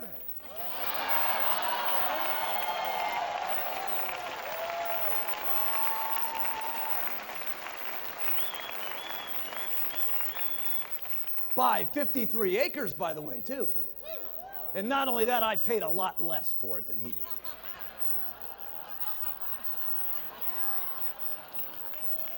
Here's number 12. How do I get things done that I don't know how to do? How do I get the products done? How do I get Urbital done? How do I get these videos done? How do I keep getting these countries open? Here's what I do. I get people that know how to do it better than I do. And I get them, and I convince them that the greatest thing that's ever happened to them in their entire life is meeting Mark Hughes and being with Herbalife. And let me tell you what it is. It always is. When I laid that deal on Dr. Katz, and I only met the guy 2 weeks before we were walking into that Senate building. And I said, let me tell you something, pal. If you get together with me, Mark Hughes, okay, the guy that they're writing bad press about, it'll be the best thing that ever happened to you. And it was.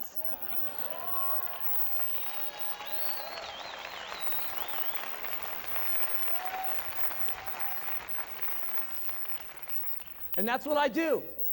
I get people around me that are better than me. I looked at Dick Marconi. I said, if you get together with me, pal, I'm telling you something, it's going to be the best thing that ever happened to you.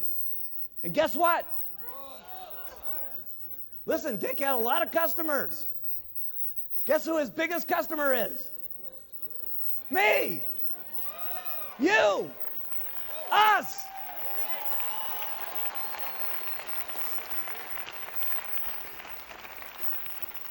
And here's how I did it.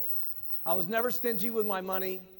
I've always been good to my people, and they've been good back to me. And that's the way it works. I get better people than I am. I pay them good. I'm not stingy with the money in my pocket. I care exactly what's going to happen to them and their families. I have a lot of passion about what's going to happen to them, and it ends up being a good deal for everybody. And that's how it is for all of my employees, and that's how it's worked out for all of you. And there's only one thing I can guarantee you, it's going to get a lot better.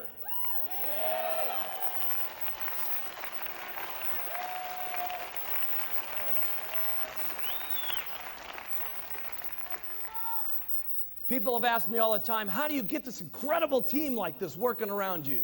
Okay? You got your people working like crazy. I've never seen anybody work the way your people work. And it's not just here, okay? It's the people back there. I mean, the people that put this up. Okay, look at all this stuff that's happening here. The videos, the set, the lights.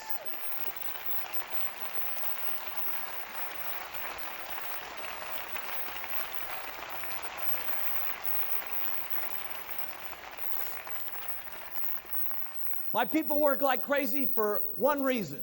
Write this down. I work like crazy. I work like crazy. I work like crazy, and my people work like crazy. That's how I get them to work. I don't know any other answer than that. Okay? Because there isn't any other reason that it's happening. Sure, I pay good, but pay isn't enough after a while. You know what I'm saying? There's purpose to what's happening. Okay? And I got that purpose, and they get that purpose, and we just drive each other. And it's only going to keep getting bigger and bigger and bigger. And that's the only answer I got. I know it doesn't sound like brilliant answers, okay? But this is what the truth is from Mark Hughes. Okay? And it's happening big time for Mark Hughes. Okay? Here's number 14. How do you get your distributors to respect you? You got to say what you're going to do, and then you got to keep your word on it. And there's nothing I haven't kept my word on in this company unless it's been some law or some regulation that's made it not work.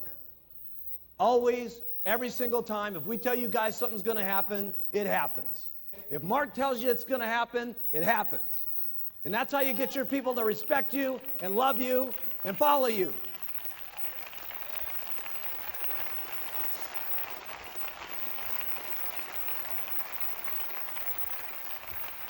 It's the same way I have to do with my little kid. I can't be around Alex all the time. I leave Alex sometimes. But it's fine. Alex understands. I tell Alex, here's the deal, man. I said, listen, Daddy's got to go away for 6 or 7 days. But when Daddy gets back, Daddy's going to play with you every single day for 3 or 4 days straight, and we're going to have so much fun, it's going to be unbelievable. And as long as I do that with Alex when I get back, okay, Alex doesn't mind when I go away. He used to cry like crazy when I would go out of the house. He doesn't cry any longer because he knows Daddy's going to be back, and when Daddy's back, we play like crazy, and we love each other like crazy, and we go out in the mountains and we do stuff together, okay? And as long as that happens with you and your group will love you guys forever.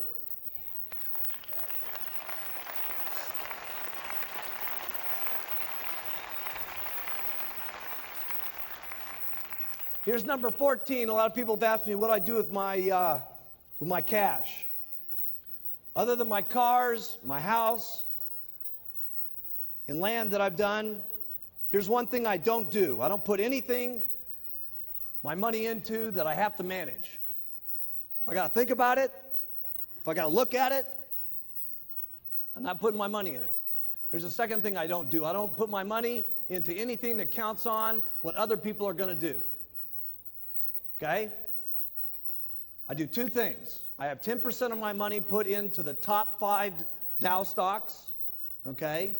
The top 5 Dow stocks, okay, which have had an average return of 18 to 30%. The rest of everything is locked up in tax-free bonds, okay? It's not the most aggressive investment strategy. A lot of people have told me, you're out of your mind, why don't you buy some buildings? Why don't you buy some of this? Why don't you buy some of that? Let me tell you why I don't buy some buildings. Because you got to think about the buildings. You got to manage the people that are in the building. You got to think about the bills being paid. You got to be thinking about stuff. If I think 10%, okay, of my time about where my money's at, I'm losing millions over here at Herbalife.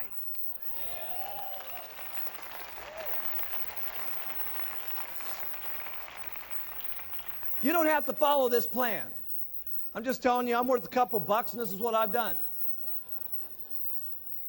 Here's number 15, and that's building the Herbalife dream. I truly do want to make this the best company. I truly do want to make this the biggest company, and we truly are going to take Herbalife completely around the entire world. We are going to do that. We are going to do that.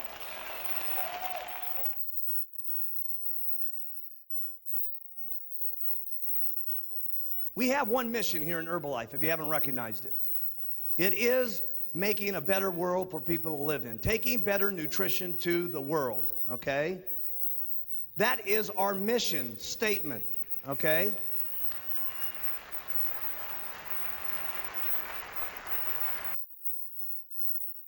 The way we do our business is becoming extremely, not only a great way to do business, but it's what I call the average person's best chance of ever being able to start their own business. Where else are you going to go to start your own business and be your own boss? Even if you were going to start a beauty salon, it would take you $25,000 or $100,000, and most of the time, write this down, 98%, this is the figures, 98% of most businesses go out of business the first year. So you got your money, the chances are it's going to go out of business, and who's going to support you? We take all that out of the risk for you at Herbalife. $100 to get your distributor kit or less or more, whatever area that you're in, and you get product, you get to look good, you get to feel good, okay? You get the marketing plan of the century, We handle most of your inventory needs for you. We write all your checks to your salespeople. We manage the whole deal for you on exciting you and exciting your organization, okay? And all you got to do is go out and talk to people about the products and talk to people about the opportunity, and Herbalife manages the rest. That's all you got to do. That's called the average person's best chance of ever being able to make it. And it's one of the reasons we got so many people making it in Herbalife, because we got the greatest products in the world. We got the greatest marketing plan in the world, okay? We got the greatest opportunity of the century with worldwide marketing. We got better leadership than any company out there. We got more enthusiastic, young, good-looking distributors of any company in the world. And that's what you want. A business that anybody can do. And the more simple what you say is to say, more people will say it and more people will do it, okay? And so it's important to keep, there's nothing that I don't do that's extremely simple. And I can make it more complicated. I know more about the stuff than what I just said, but I'm not going to say that because, number one, it's going to take me longer to say it, so I'm going to make less money per hour. Plus, the people that I get in, it's going to be more complicated to say. And what I want is a business for everybody to say it, no matter where they're from, or what country they live in, or what language they speak, or what kind of background they have, or what kind of color of skin that they've got, or what kind of religious beliefs they've got, that everybody can do it. And the most unbelievable thing today in Herbalife is we got everybody, okay? We didn't have that back in the beginning of the company. It's amazing what's happening today in our business. We have people that used to be school teachers, okay, school teachers that make $500 a month in our company. Some of them make $250,000, and I got one of them that made $3.5 million last year, living in her beautiful mansion in Hawaii. It's unbelievable, okay? I got a truck driver, okay, I was with the other day in Texas, okay, and we got truck drivers that make $500 a month in Herbalife, and we got them that make $100,000 a year in Herbalife, and the one I was with the other day, she was showing me her pictures of her 480-acre ranch, okay, that she's got, and by the way, when I first met her, she not only looked like a truck driver, she acted like a truck driver, okay, and we had to tell her to dress, okay, like not a dress, like a truck driver, and shave her legs and everything like that, you know, and and get out of her fatigues and stuff like that. And last year, she made $1,700,000, okay, $1,700,000, okay. We got housewives in our company, housewives, okay? And some of our housewives are making $500, and some of them are making $250,000. And I got a housewife that speaks Japanese that made $4 million last year. Isn't that unbelievable?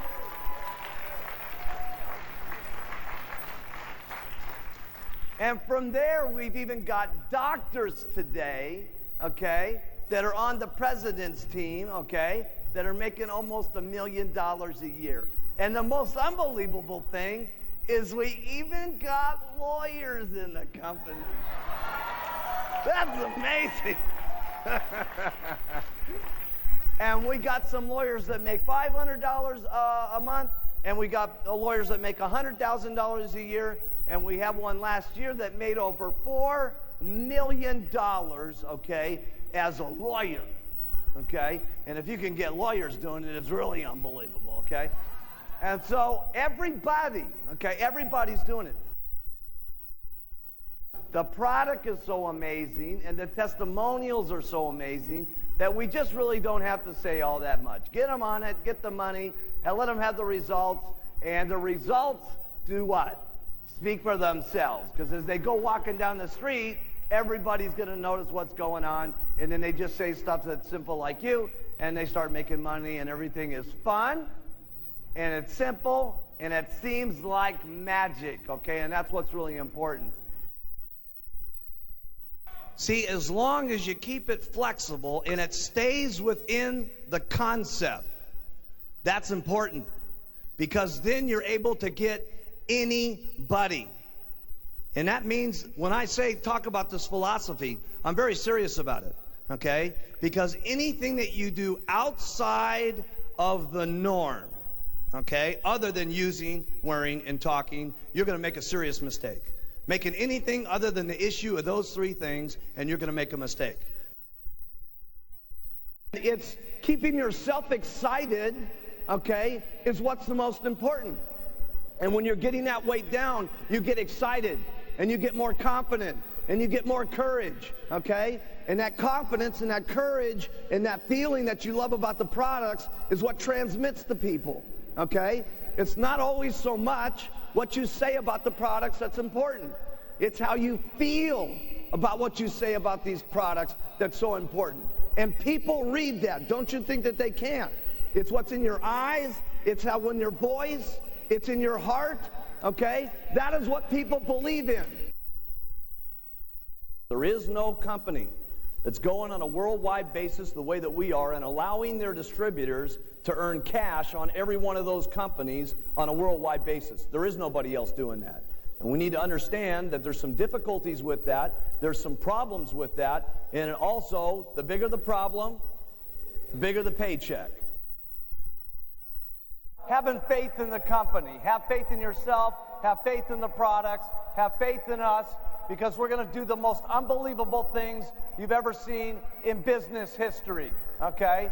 And the way I kind of see Herbalife someday in the future, okay, is kind of like, if you could imagine coffee and tea, okay, hundreds and hundreds of years ago, okay? Nobody really thought coffee was going to be that big a deal and stuff like that. But today, what's the deal, okay? Even if you don't drink coffee, you have to have coffee in your house. And the reason you have to have coffee in your house is you want to be a good host, so that when people come over and say, well, what would you like to drink? They would say, well, I'd like to have some coffee. And it's kind of the way I see Herbalife. We're not that big yet. But someday when we get huge, you have to have Herbalife in your house. And there's no joke about that we're going to do $5 billion. We're going to do it. $5 billion, $5 billion, $5 billion, $5 billion. $5 billion.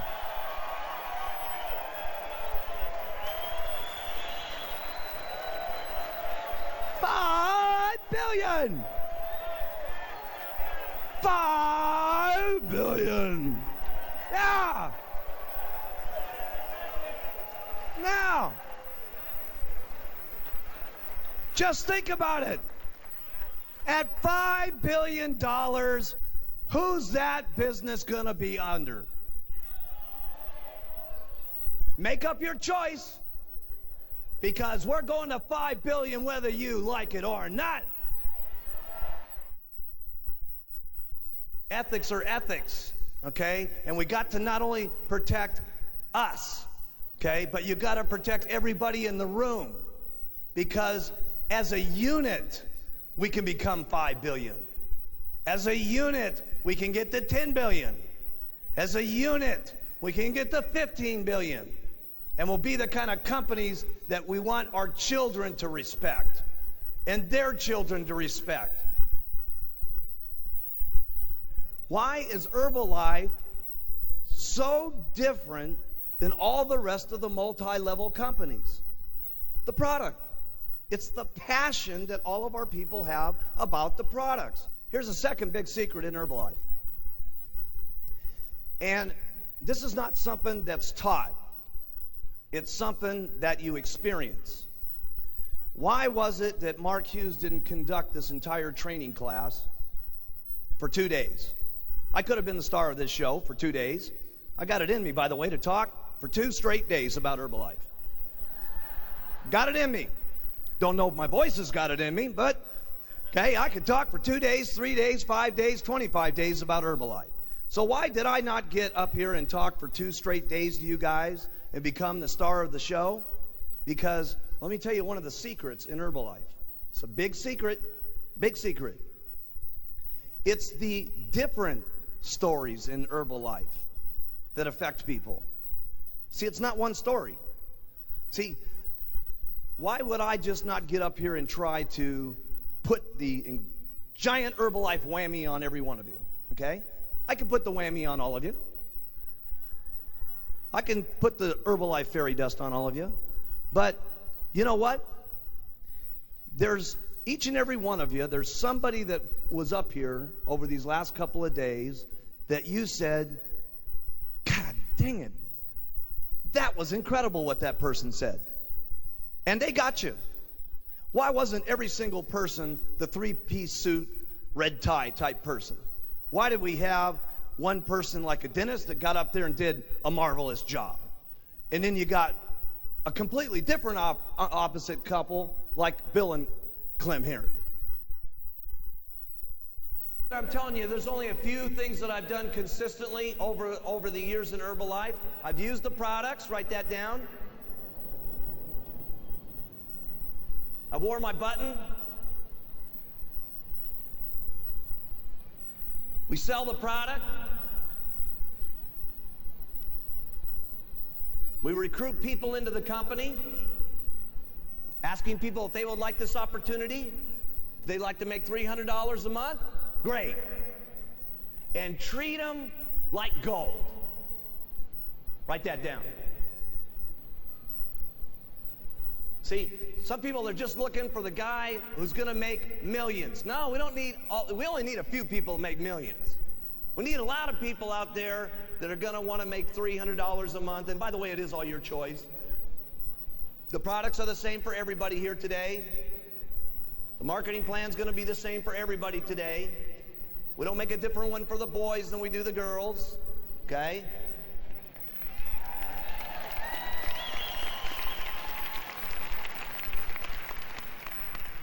But if you want to make $500 here today, one of the great things is in Herbalife, you're going to get treated great. Because see, your sponsor, like different companies, most companies, when you're climbing up the ladder and you're getting really good, your boss doesn't want you to get too good because you might take their job. Here in Herbalife, the great thing is you climb up the ladder and you get richer, your sponsor gets richer. And everybody's getting richer together. And so everybody's going, let's get rich, let's go. And what I concentrated on, and this is very important, write this one down. I concentrated most of my efforts on getting him to use the product. See, most people miss the first step. They go right to recruiting. No, that's not what this is about. This is about, number one, you getting excited about the product. And then how many people you get on the product that get excited that sell the product, that get excited that sell the product, that get excited that sell the product. See, that's what it's about. But you can't miss, use the product. So Eric got on it, started giving me referrals, and from there, it's made history, okay? That line of business, when you look from Eric Nimmer down through infinity today, it's unbelievable, okay, is doing around $20 million a month. That's unbelievable. You know, the most important thing that I could say is, you know, if you keep to the plan that we've talked about here of keeping the business simple and keeping the product simple, using mostly the testimonials, keeping your opportunity meetings simple, keeping the business part of it simple, and doing 10 people a day to get 2 people to work down line with them. Help your people, just don't leave them alone, send them off to the meetings. Those are the most important thing. Besides that, it's going to be consistency, doing this day after day after day, okay? You're going to have some good days, and you're going to have some unbelievable days, okay? And going through the bad days are just as important as going through the good days, okay? It makes you a stronger person. It makes you more of a better person to get through the times that are rough in your life, not just with Herbalife, but your own personal life. So what's the secret? It's nothing against Dennis. That's nothing bragging about Bill and Clem. It's nothing about John Tartle. It's nothing about any one of the guys, or Alan Lorenz. It's a secret. It's a secret called using everybody to your advantage to get everybody in. For them to say, hey, if that person can do it, I can do it. Now that is a serious secret, whether you know it or not. Some of you are in your little areas and you're trying to build your business completely around yourself. And you're doing everything yourself. You're doing the meetings yourself. You're doing the marketing plans yourself. You're doing your product trainings yourself. You're doing every single thing you can possibly yourself. And the reason is because you're a little better at it than your people. Hey, well, listen, I think I'm a little bit better than some of my people too.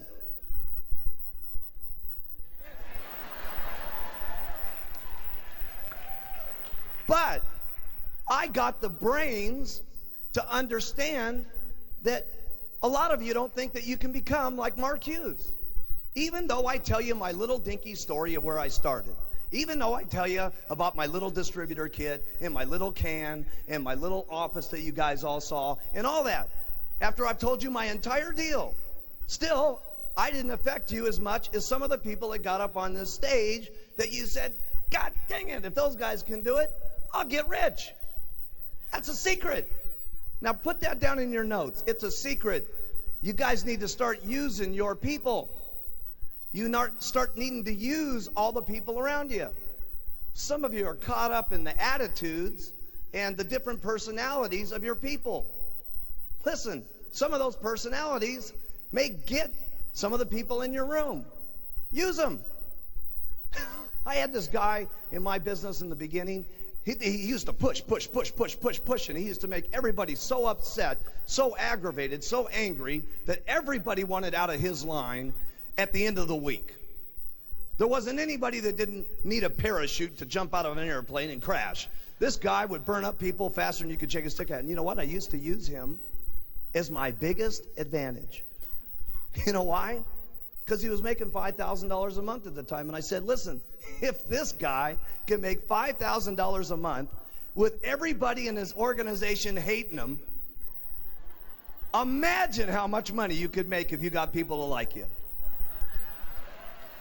Use your people.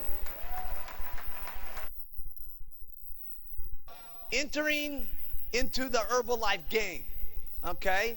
And with all games, okay, with all games, there are certain rules that you play when you play the game. And if you know the rules of the game good enough, you can win the game. Okay? And so we're going to take Herbalife and play it like it's a game here today and see how it works. Okay? Because once you know how to play the game of Herbalife, it's unbelievable if you know the game and you know what the rules are. And as long as you follow the rules, you can win the game. And in Herbalife, as long as you follow the game, you can go anywhere that you want to because it's your own financial decision on how much you want to work and play the game. You see, if you want to stay at the supervisor, you can be a supervisor forever in Herbalife. Forever. And we will love you. Forever. Forever we will love you.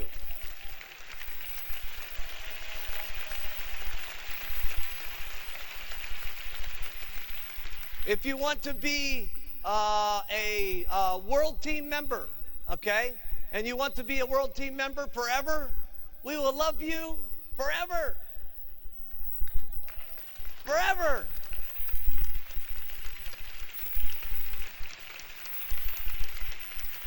And if you want to be a Get Team member, you can be a Get Team member and we will love you forever.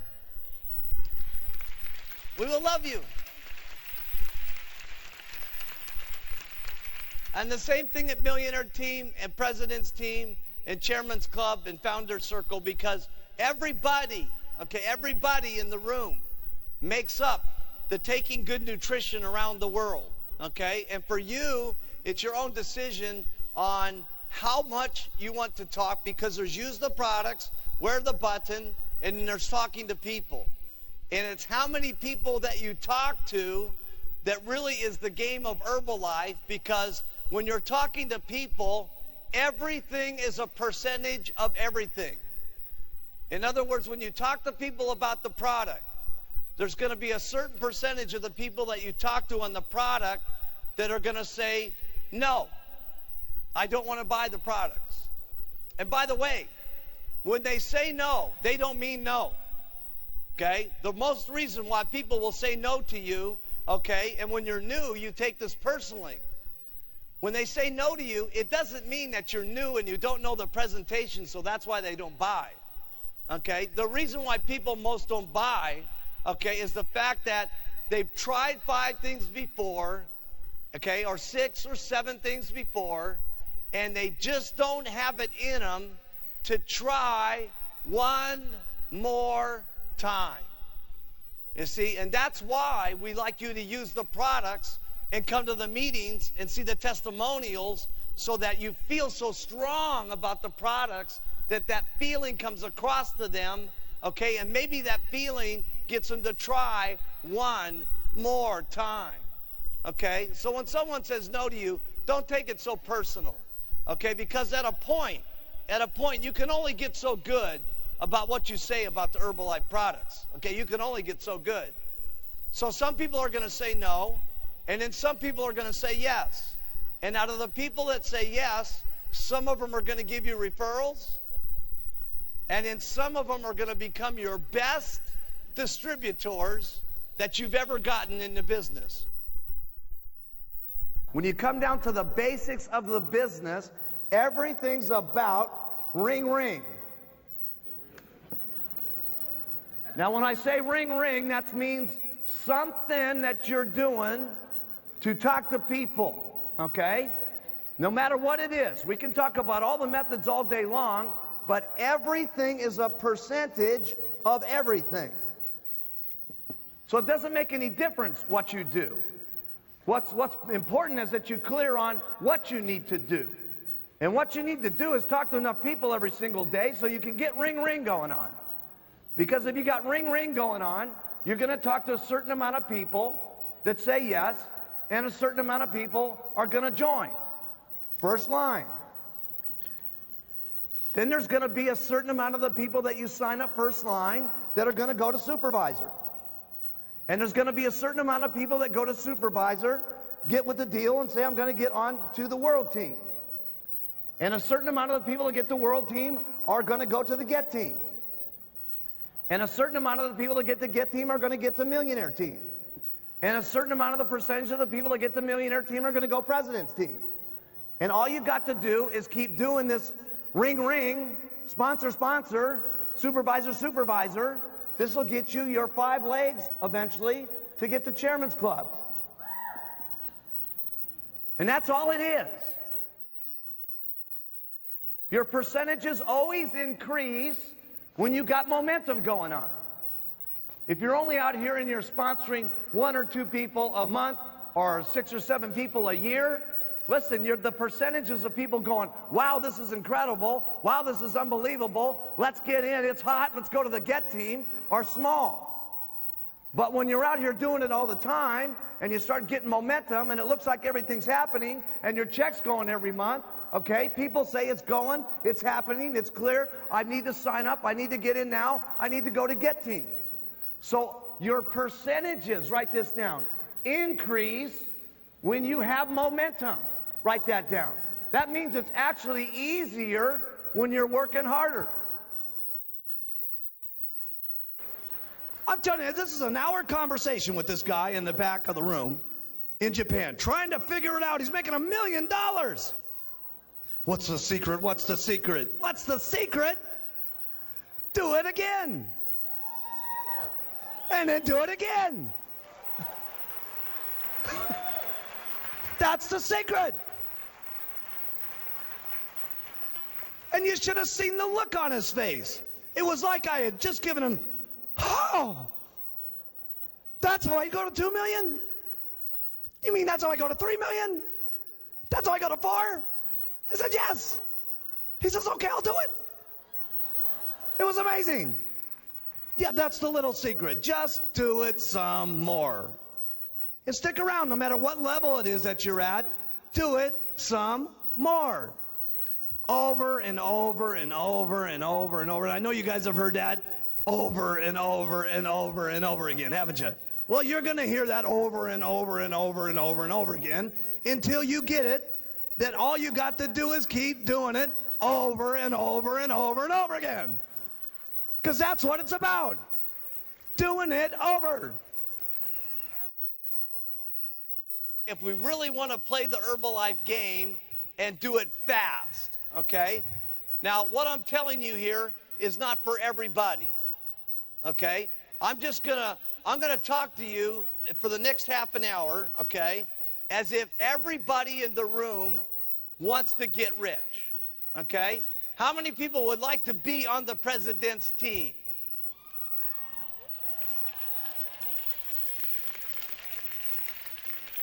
Got two hands up. Yeah. Everybody. Okay? Now, I'm going to teach you how to get on the president's team. Okay? And there's only a couple of secrets about getting there. Okay? And you're all going to learn this all. This next half an hour is the most important half an hour of all the time that we spent with you. Okay? Now, I know we've been here for a long time, and I know sitting this way for a lot of you, this is new. Okay, but now's not the time to tune out, okay? Now's the time to tune in and listen, because this is the most important half an hour of playing the game of the Herbalife, okay? And so now we're going to enter the game of getting into the president's team, okay?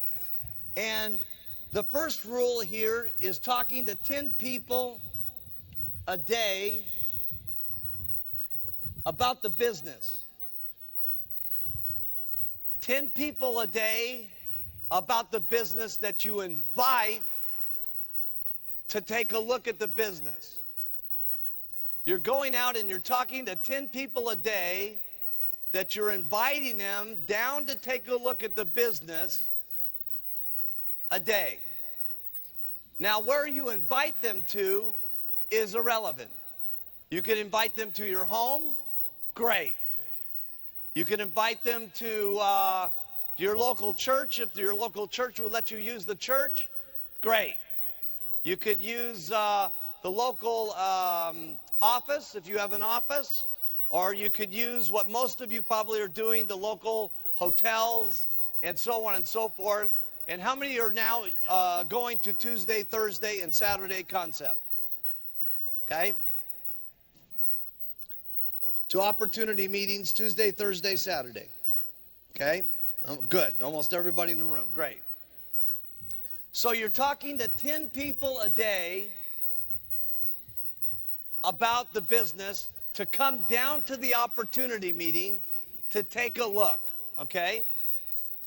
Now, let's say that we're going to give you 2 days off a month, okay? Because we're 2 days a week off per month. Per week, I'm sorry, because we're a good company. So that would be, if we gave you 2 days off per week, okay, times the 4 weeks, that would be 22 days that you would be doing this, 10-day, talking to 10 people a day. That's 220 people that you would have talked to during the month. Now, how many of you out here, if you talk to 10 people to come to the meetings, okay, no, let's even make it better than that. How many of you, if you talk to 5 people to come to the meeting, would get at least 1 to show up? You talk to 5 people, 1 show up. Good, everybody, okay? So that means if you had talked to 220 people during the month, that means that 50 people would have come down to the opportunity meeting. Now let's see this. How many of you, if you had 5 people at the opportunity meeting, would get at least 1 to sign up out of the 5?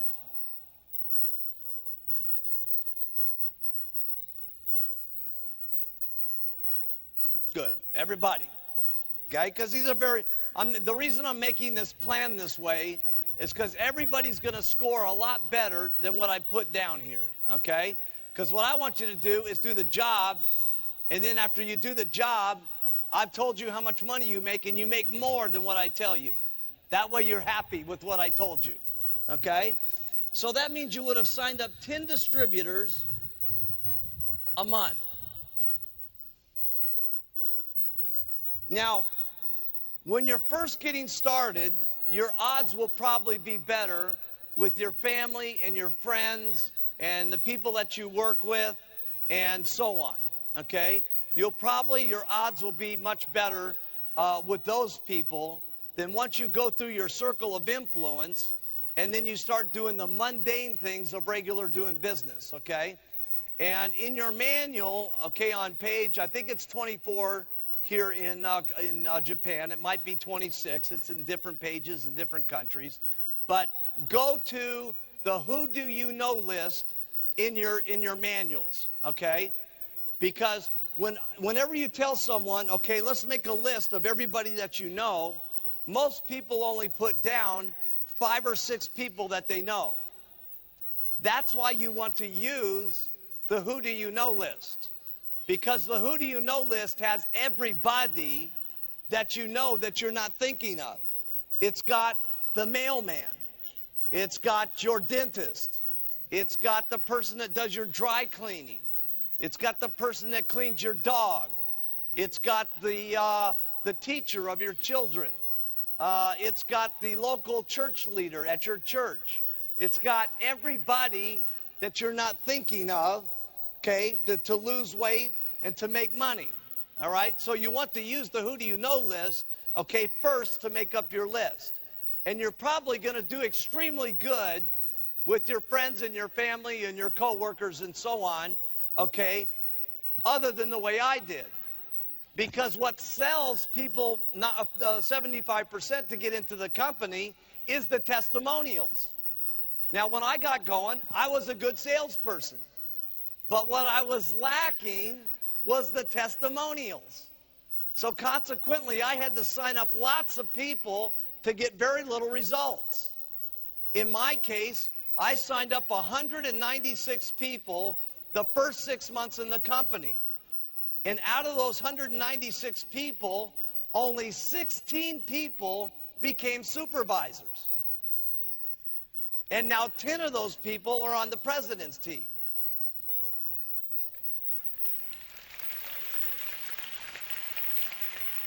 So, the reason why I like to have the plan that says talk to 10 people a day, okay, is because once you get past your family and your relatives and your neighbors and so on, I have found, and now this may not be true for you, but I have found that when you're wearing your button and you're just going out and talking to people, giving them their business card, and you're eating dinner and you get in conversation with the person next to you, or whatever it is that you're doing to make conversation, to open the door, to talk about Herbalife, to invite them down to the meeting, your odds are a little bit different than when you're talking to friendly people such as your family and your friends and your relatives. So the reason why I like 10 is because everything becomes a percentage of everything. Now, right now, the worldwide average for the company is every 10 applications that come in, 2 supervisors get gotten. That's the worldwide average. Now, I want to really key in on these 2 supervisors, okay? And this is the real crux of the training class. We're gonna go into high gear here now.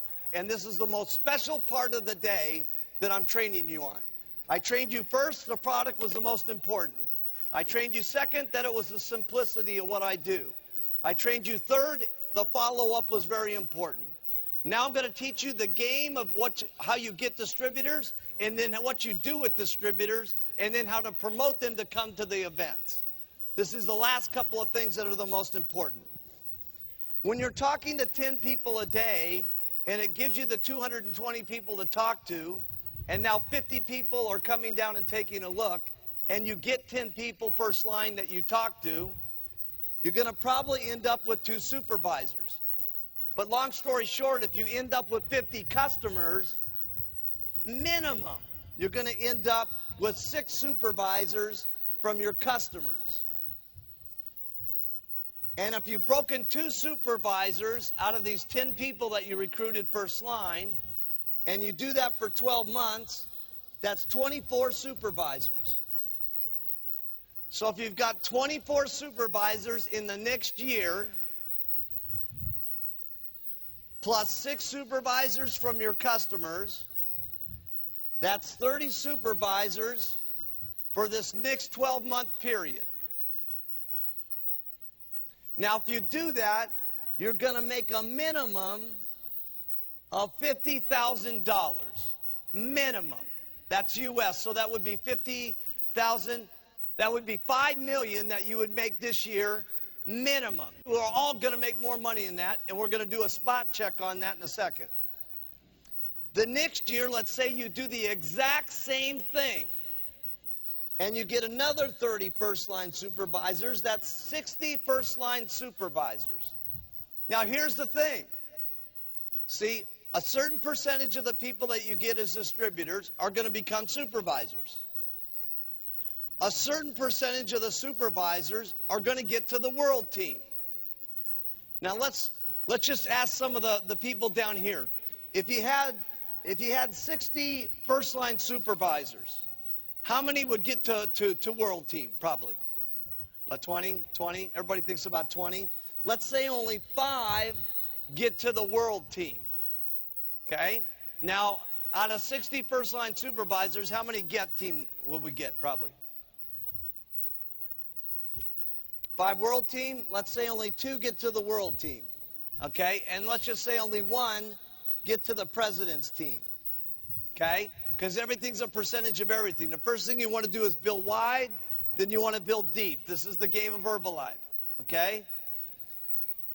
In this plan that I just made up for you here, you will have then made president's team yourself. That's number 1. And you will have made a minimum of $125,000 US dollars.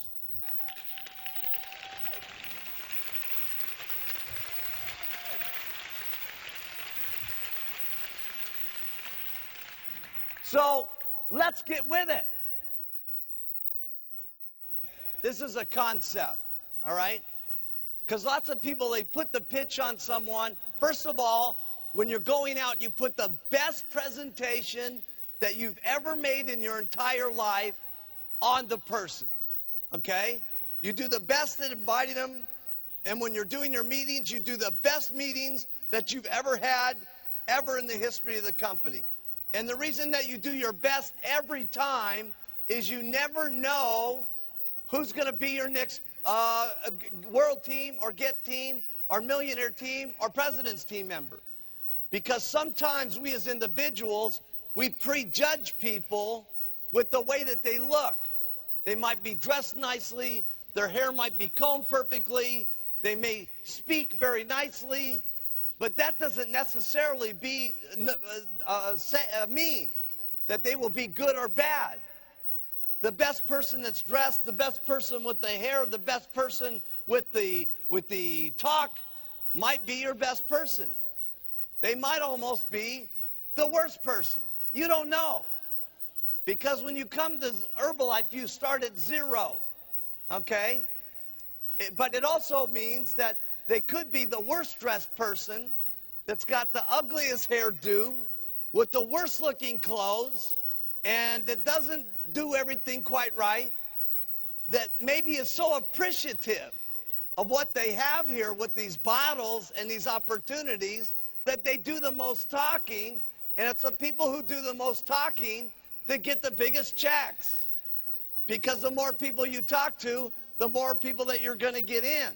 And the more people that you get in, the more people you're going to have at supervisor. And the more people that you have at supervisor, the more chances you have of getting people at the world team, the get team, the mill and prez. So it's he who talks the most or she who talks the most gets the most. 10 people a month. I did 20 a month when I got started. I led the pack. But 10 people every single month, first line. And here's the best thing that you need to get going. If you guys will concentrate, okay, if this is you, okay, if you'll concentrate on getting your first level and your second level and your third level, and then you go down deep to your fourth, fifth, and sixth, and get these guys all making 2,500 in volume points, okay? So everybody got this? Okay? Here's what happens, okay? If this guy does 2,500, 5% of that, write it down in your notes, is $125. Your second guy, if there's doing 2,500, that's another $125. Now, this is very important what I'm teaching you. You do this, you're going to get seriously rich. This is the basics. Your third guy over here, if he's doing 2,500, that's another $125. That means you up here, you're getting $375. And if you've concentrated on your fourth, your fifth, and your sixth, and you got these guys doing their 2,500, here's what's going to happen. Your first guy's going to get 375. Your second level's going to get 375. Your third level's going to get 375. So you're guaranteed that this is working. The worst thing that can happen now is they all drop out and these three guys come up and you're still making the same $375 you were before. Now that will make you rich.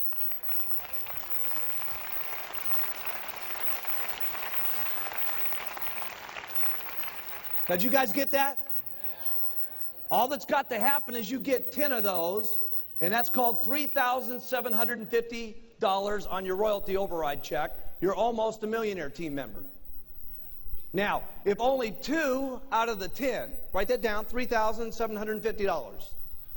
If only 2 out of the 10 become millionaire team members, that's going to be another $6,000 that you're going to be earning in royalties minimum.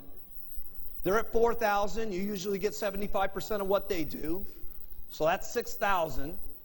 So that's almost $100,000 a year right there on your 3 levels.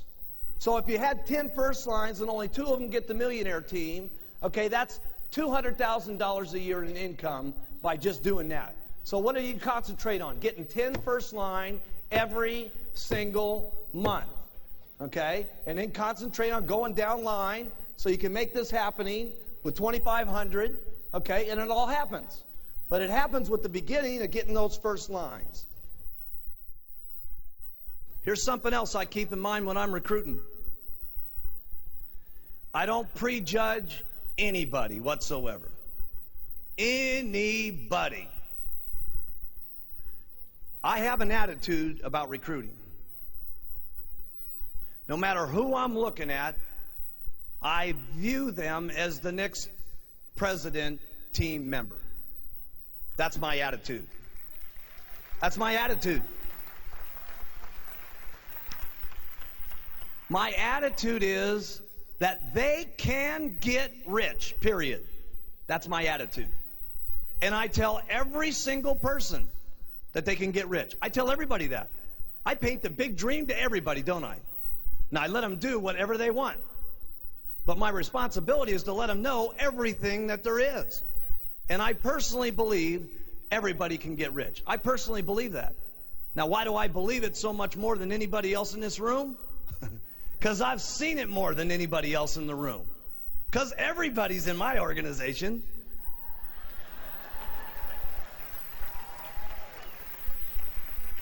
So I'm clear. Every kind of person I see can get rich. So when someone's hair's a little messed up, I don't see them as their hair's messed up. I see them as a president's team member. If they smell a little bit funny, president's team material.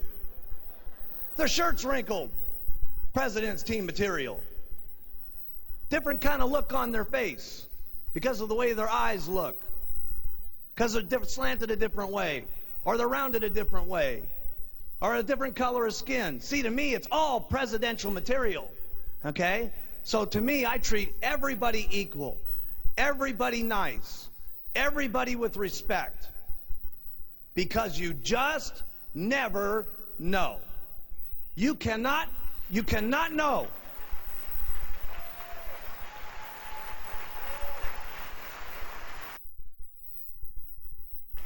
Now here's the next thing when you're out there recruiting. You got to believe that they're going to get rich. Just like the product. You know how you guys are with the product? Your attitude is when you put someone on the product that you know that they're going to lose weight no matter what. Isn't that right? As long as they use it. As long as it's 2 shakes a day, tablets 3 times a day, okay, you know what's going to take place. The problem with getting the attitude of everybody's going to get rich is that most of you, the products worked faster on you than getting rich did. And when you're not rich yourself, it's difficult of looking at everybody else that they're going to get rich. Well, just take and borrow from all the people that you got this last 48 hours and take their strength, okay, and put it into yourself and then look at everybody else and look them in the eye and tell them they can get rich. And you heard it here from a lot of people. What did they say? Fake it till you make it. Keep talking about it, keep talking about it, keep talking about it, keep talking about it, and pretty soon what starts happening? It starts to actually happen. You don't beg people to get into the business. Sometimes, especially when you're new and you're in the back of the row there, okay, and you're talking, and when you're doing it at the beginning, it's always the hardest, okay? And the reason it's the hardest is because that's when you're the brokest, and that's when your car's not looking good, and your suit's not looking good, and you're afraid that they're going to turn off the electricity at your house, and you can't pay the mortgage bills, and you're scared about paying the food for little Billy and little Sally, and everything's terrible. So your attitude's the messed up the most, okay? So consequently, you're not that strong when you're recruiting, and you're begging people to get in. Please get in so I can make some money. Most people could care less how much money you make. They only care about how much money they make themselves. That's what they care about. And let me tell you something. You shouldn't be begging them to get into this company. They should be begging you to get into this company.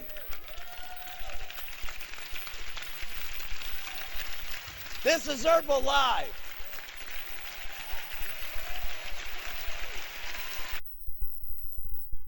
Start talking about 10 a day, it's really not that difficult to do, but a lot of people don't do it. But if I told you guys that all your job was to bring to me, okay, over the next 5 years, all right, over the next 5 years, that all you had to give to me was 180 supervisors, no matter what, okay, no matter what happened or anything else, you bring me 180 supervisors into the company, and I will personally write you a check for $4 million. How many people would do that?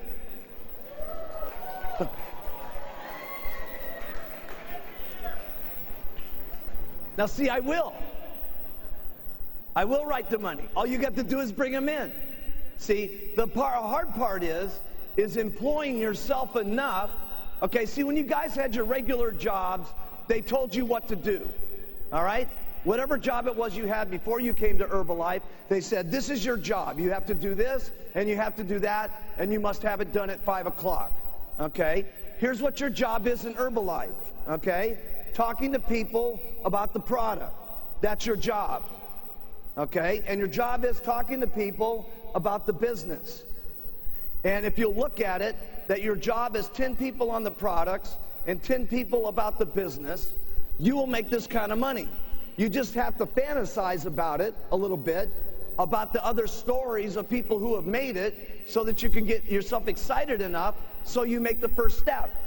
Okay? Because we talked a little bit about that. Getting started is the hardest part. Let me tell you where the most difficult part of all of Herbalife is for everybody, although it's going to be a lot easier now that we've got the 10-10-10 coming back to the home office. It's from getting from ground zero your check to 1,000 points.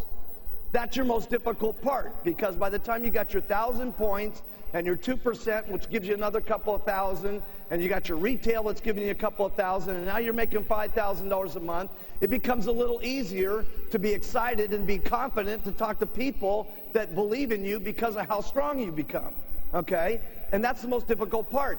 Getting to Millionaire Team, is a breeze, okay? I'm telling you, I know it's very difficult to understand this, okay? But it's easier making $1 million a year than it is getting to that first $1,000, okay? Because you're doing the same things to get to $1 million as you are 1,000. You just do it more times to get to $1 million. And while you're getting there, it's funner because you're making money on the way.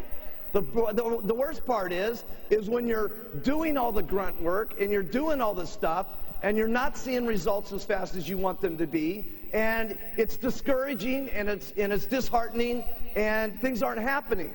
But it will happen. It will happen.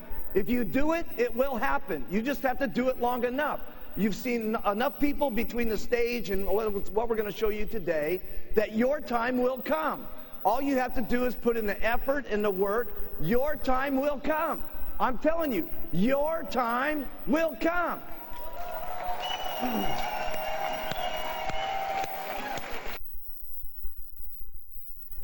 The game of Herbalife is just, it really is a game, okay? Because all you're doing here is you're trying to sponsor enough people a month. This is just a plan, okay? You can make it smaller, you can make it bigger. But your goal is to try to sponsor 2 hot people a month.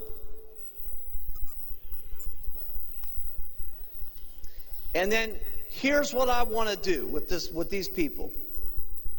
I want them to go to the Who Do You Know list and make up 100 people of all the people that they know. That's what I want to have happen.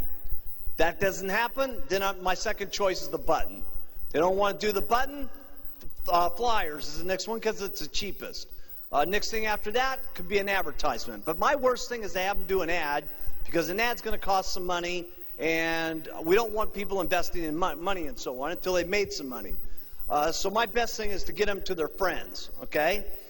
But here's what you do once you've got a hot person. What you do is you go down to the second person and you have, let's say that this is Jerry. And Jerry, the first night that she got into the company, she said, I'd like to have a party planned tomorrow night because I could get a lot of my friends to that meeting instead of waiting 2 days from now till the Thursday meeting. I said, great, let's go. I said, who are the people? And we started making telephone calls. Now, I made some of those phone calls. Jerry made some of those phone calls. So when we got over here to Debbie, who's the house that we were at, that we were going to make the deal and stuff like that, we had 7 people at the house party, okay? And I told Jerry, now, Jerry, you got to do the product section, and I'm going to do the marketing plan section. Now, from this meeting, I can't remember her name, but she was like the World Sit-Up Championship. Sue, I think it is. Okay? And when we went to Sue's place, she had another place that she had that we could do a meeting. I said, now, Jerry, when we get over to Sue's house, I want you to have Debbie do the product part, and you do the marketing plan part, and I'll just tell my story at the end. Okay? And then we go down here to someone, I can't remember just right at the moment, but somebody in Sue's organization. Let's call this Doug Stunts for just the example. Okay? I'm trying to do this all in the qualifying month, by the way. I want to go as deep as humanly possible in the qualifying month, and I'll show you why here in a second. Now we get down here to Doug's house, and I tell Jerry, I said, Sue, you do the products. Debbie, you do the marketing plan. Jerry, you tell your testimonial. Okay? And it could be anything at that point. Jerry's thing was, I got a couple of customers, and I already got 3 distributors, and I've been in the business only 2 days. Okay? You use what you got. And then I was there to tell them what happened to me. Okay? Because I was already 2 months in the business, got my checkup, and so on.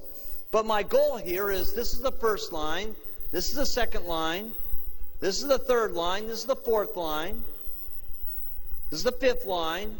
I'm trying to get this thing going down to 6 generations deep. Now, if I can get it farther than that, I try to get it farther than that.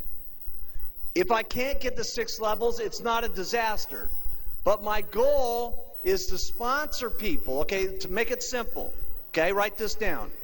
I want to sponsor as many people as I can until I get 2 hot people. Hot people are defined as who? People that say, I want to do this. Okay? As soon as they say that, go now. The first thing I always tell people is let's go after your friends and your relatives. Okay? What I do is I move and groove with the way that people want to do it. So if they say no, then I say, well, listen, why don't we use the button? They say, I don't want to use the button. Great. They say, well, let's use some of these business cards and go out and just start talking to people and tell them to come down to our meetings. They say, that sounds like something I'll do. And I say, great. Okay? Now, whenever I get them to say great, whether it's their friends, if they say, listen, let's go talk to your friends, they say, I'll do that. Great. Okay? Then the next thing I do is I show them what to do. And then you make them try it. And the first couple of times that they try it, they always mess it up a little bit. So here's what you do. When they mess it up, say, listen, you did great. I'm telling you, you're just so good, it's just unbelievable. But I'm telling you, if you just do this and you do that, I'm going to show you how to do it one more time. Okay, and you watch how that works a little bit better, because when I do it this way and I do it that way, that's why I get this result. So then you come back and you show them how to do it again. Now you say, you see how I did that? Now try it again yourself. Then they mess it up one little piece of it. You say, that was great. Man, I tell you, I just can't believe how good you're doing at this. Most people, it takes a lot longer. You're just unbelievable. Okay? Then you show them again. Then you get them to try it again. Then you show them again, and then you get them to try it again. Then after they've tried it enough time, pretty soon they know how to do it on their own. Now that's what's important. Now this is extremely important, that they know how to do it on their own. Not only for them, okay, because this builds their respect and their self-esteem about how they know how to do this company and how they know how to do this business. If you live with them forever and do everything for them, they never get it themselves. And if they don't get it themselves, they won't build the character and the self-respect and the self-esteem that they need to do it on their own. Now, there's another reason why you need to have them do it on their own. Because if they know how to do it on their own, you don't have to work with them much anymore. You maybe have to do a call a month. You may have to do a little bit of tour every once in a while and visit a few of their meetings and stuff like that. Okay, but once they know how to do it on their own, now you can do the most important thing that you need to do to follow the Herbalife game, which is to sponsor another 10 people so you can get another 2 hot people to work with, so that you can do the whole process again. Because it's only through this process that you can build it wide enough so you've got enough chances to get people on the world team, and to get people to the GET team, and to get people to the millionaire team, and eventually to the president's team. Because in our business, unlike other businesses, this doesn't work where you're in a company where as you build up the ladder, everybody's scared to death because they may lose your job because you're getting so good. In Herbalife, it's great. The better your people do, the better you do. Isn't this great? They get rich, you get rich. Isn't that great?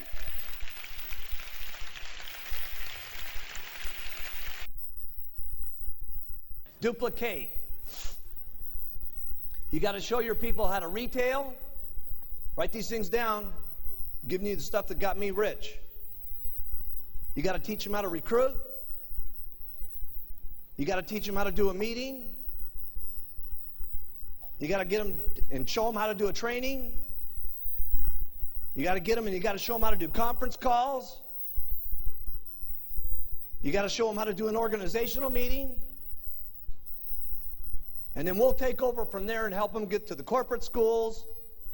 And then I'll make sure that they know how to do the chairman's classes, the extravaganzas, and the summit. And I'll do that for you.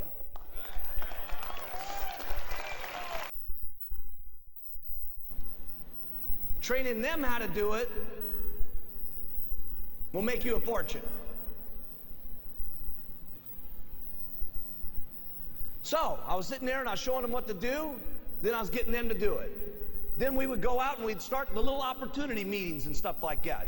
And I'll never forget, Leslie Stanford was in the organization, and she said, listen, you know, I got all these people up in Canada that want to do the business and stuff like that. And so as I was showing Leslie what to do and how to answer the phones and how to do the stuff and all that, then she knew how to do it, okay? Now you've duplicated yourself.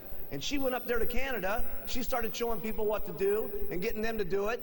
And then what would happen is once somebody that I had a little group somewhere else going, okay, I started promoting the business. Write that down.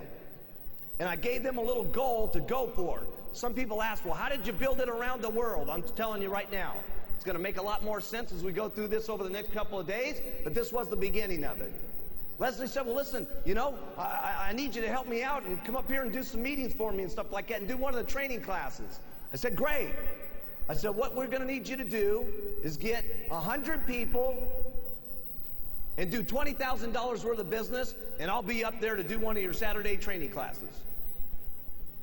Now, why did I want her to do 20,000? Okay, one reason is so it could get me 5%, which would pay me $1,000, which would pay for my airplane ticket to get me up there. Remember, I was broke.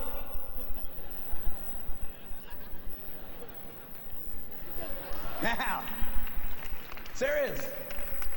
So I had to have a plan, okay, to get me up there, okay. If you would have known me back then, you would have thought I was the richest guy in the world, okay. But I needed something to give them the chance to say, listen, here's our goal, here's what we got to do, let's pour it on, let's hit it. Why did I do opportunity meetings, okay? I could have set people down one-on-one. Would that work? Of course, okay? One of the great things about Herbalife is anything will work, okay? The question is how fast it works, how quick it works for you, and more importantly, how quickly it works for the people that you get in, okay? And so I was always interested in fast, okay? So the opportunity meeting was set up for me to invite people all day long and get them down to the opportunity meeting, and that way I could do all 8 or 9 people that I had gotten during the day that came to the opportunity meeting, I could pitch them in 1 hour instead of spending 7 hours to do it, okay? And so that was really the goal. The second reason why I like doing it at the opportunity meeting is that's where I had my testimonials and my other people that had their incomes. Not that my testimonial wasn't impressive enough and my income wasn't impressive enough, but see, I'm not enough, and I know that. You see, what you want to have in an opportunity meeting is as many people as humanly possible talking, okay? And that's why I'm not doing all this meeting completely by myself. That's why we have other people talk about doing the retail. That's why we have other people doing the recruiting. That's why we're going to bring up the Get team. That's why we're going to bring up the Millionaire team. Because the more people that you can hear from and the more different backgrounds you hear and the more different circumstances and where they were and where they came from and what their first month's income was and what it is now, the more eyes that you can see, the more somebody, okay, and there's going to be somebody today that you're going to see that you're going to say, hey, if that person can do it, I can do it. And that's the most important thing that can happen to you in Herbalife. And you never know when that's going to be. It's probably going to be here today. But if it doesn't happen here today, it could be the next STS that you go to. You just never know, okay? But here's the elements of what makes the opportunity meeting exciting, okay? Because a lot of times people get very confused and start thinking that the opportunity meeting is only good if you have someone that's great at doing opportunity meetings, okay? Now, is it great if someone's great and entertaining up on the stage doing an opportunity meeting? Of course, okay? But can someone who's not very good be great on the stage also, as long as they're making some money? Absolutely, okay? And so we're going to show you how that works here, because this will make your next, Saturday? This will make your next Tuesday night meeting more exciting. All the person that's supposed to do that comes up here let's say we're just going to do a real quick opportunity meeting right now, okay? All we're going to do is we're going to tell the Mark Hughes story, and then I'm going to talk about the products, and then I'm going to do testimonials. And remember that this is going to take me 25% of my talking, and 75% of the meeting is going to be given by the audience, okay? Because the audience is the biggest one who actually does the meeting, not the person on the stage. The person up on the stage is just there to set up enough information so he can get the testimonials up on the stage. Because the testimonials is what really sells the products. On the marketing plan, I've heard people that say, it's an incredible marketing plan, it's just unbelievable, you make 40%, you get royalties, 72% on the retail, just unbelievable, let's have all the testimonials, come on up. Okay, and I've heard people even do less than that. It's unbelievable the money that we make, and let's just have everybody stand up and come up. Okay, and I've also seen people that do a lot of circles and squares and so on. It really doesn't make any difference which one you do, because long story short, they're not going to understand it anyway when you do your very first meeting, by the way. They're not going to understand it until they get around and, you know, filling out their very first paperwork and putting the percentages to it and having to get out their checkbook. Okay? So in the marketing plan, say a little, say a lot. But just make sure it's 25% here, 75% is on the testimonials. And after that, you stop talking. Okay? Because one of the things I've seen with people is, you know, they feel like they got to just keep going on and on and on, right? And then after the meeting's over, then that's really bad as the supervisor. They try to do a whole meeting all over again. You know what I mean? It's time to stop at a certain point. We just got to tell the products, marketing, testimonials. Marketing plan, testimonials. Do you want to do this or not? Okay? Then the next day, get lots more people in, okay? Got to make it quick, okay? Because what your goal is to talk to as many people as you can so you can get your 2 hot people to start working downline. You got to get up and do meetings. Every single person in the room, you guys got to learn how to do meetings. If you're not doing meetings, you got to know how to do meetings. Period. Okay? That means you guys. Every one of you guys in the back, all you girls in the back, you got to get up and do meetings. Do the products, do the marketing plan, do the close, the whole thing. You got to know how to do it all. Okay? If you want to get up here and get like me, you want to get like the Chairman's Club members down here, you want to get like the President's Team members, okay? They all know how to do meetings. Okay? And so you got to know how to do the meetings. We're not going to go through what's happening in the meetings. You guys know what to do. Okay? Here's what you do to do a meeting. Do one. You know what? Do one. Okay? And then if you don't do it so good, do another one. And if you don't do it so good, do another one. Trust me, you'll get good at it if you do it enough times. You won't keep getting up there and being a flop, trust me. You'll do it better and better and better. You got to learn how to do trainings. If you don't know how to do a training, easy. Go to one of the trainings, listen, learn, and then do one. Listen, learn, and then do one. See, you don't really got it in your mind until you're doing one.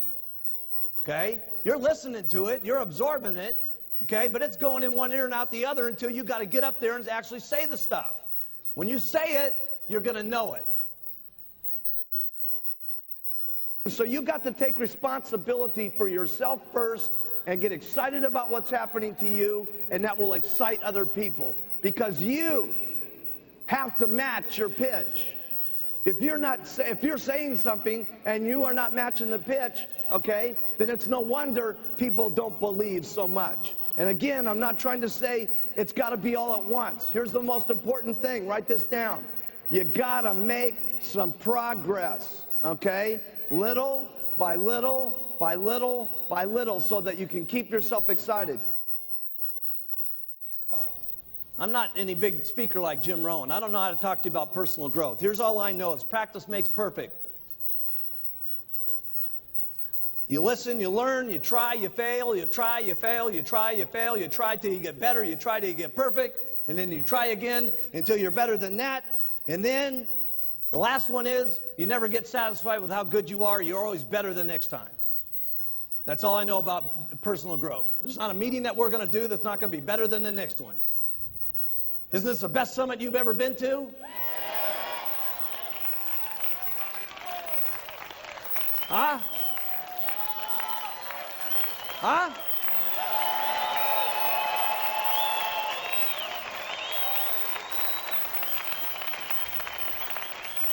And trust me, the next one's going to be unbelievable. Because there's not ever going to be a meeting where we're satisfied enough. They're always going to be better, and we're always going to be doing it more incredible, and it's going to be more always unbelievable than the last one. That's the way it's got to be. If you want personal growth. That's all I know about personal growth. It's got to be better. That's all I know. Got to be better than the last one. If you want things to get better, keep improving yourself. And that means for all you guys. That means for all of you guys. You want to get bigger? You got to become bigger yourself. So you don't just go group go, go group go. You keep going yourself. And let me tell you, it will go. How do you keep inspired? I can't remember who said it in the meeting and stuff like that. It was Alan Lorenz, okay? He says, the way I keep inspired is from the new stories. New stories meaning he's getting new retail. Stories meaning he's getting new distributors. Stories meaning he's getting new supervisors. When that's happening to him, he keeps inspired. But if you just keep trying to squeeze your organization into $1 million without keeping inspired yourself by the own amount of retail you do, the own amount of recruiting you do, the own amount of supervisors you're breaking, then you're trying to squeeze your organization into $1 million by telling them, you guys do it, I don't got to do it. Can you make a little bit of money that way? Yes. Can you even make a lot of money that way? Yes. It's even worse when you're making a lot of money that way, and then all of a sudden you go on no-go mode. And you just tell your group, go, you got to go, you got to go. And in the beginning, you went yourself. And then pretty soon all you're doing to your group is saying, go, go, go, and that makes you more money. Go, go, go, and that makes you more money. And pretty soon for the next couple of years, that's all you're doing is saying, go, go, go, go, go. And pretty soon you start getting dissatisfied. And pretty soon you start saying, I wonder why my check's not going up, and I wonder why it's not growing, because you can only get so much out of your group. Your group at some point is going to kind of get to where they want to be. And go, go, go, you can't squeeze any more out of it. So if you want to get some more out of it, you got to become more yourself. And that means constant retailing, constant recruiting, constant breaking supervisors. Because here's another thing you got to do every year. Write this in your notes.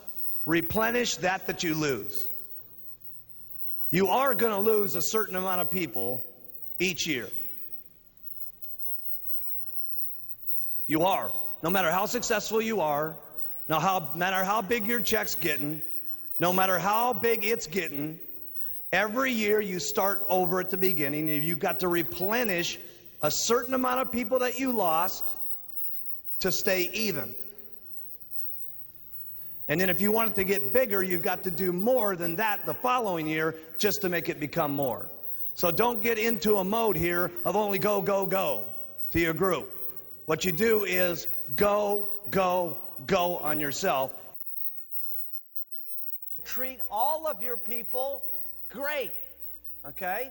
Including the ones that said no, by the way. Because they may be the one that you see 3 years from now, okay, that says, you know, I met you and you treated me terrible. Or they say to you, you know, I saw you about 3 years ago and you treated me real nice. What's happening with that Herbalife business? It's doing incredible, man. When I met you, I know I was only making about $2,000 a month, but now I'm making $450,000 a year, and it's just gotten unbelievable. And let me show it to you again, because it's gotten a lot better since then.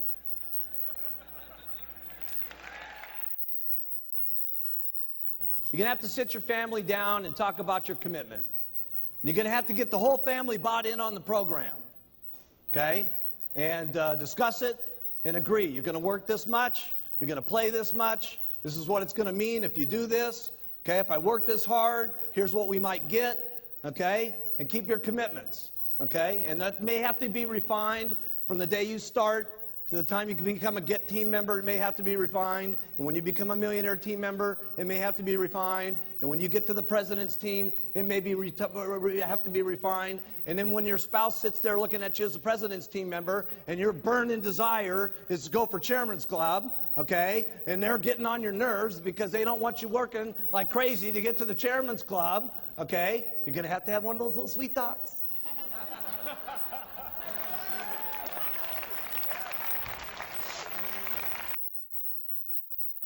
You do everything that you can to make yourself look more impressive to your group so you match the pitch.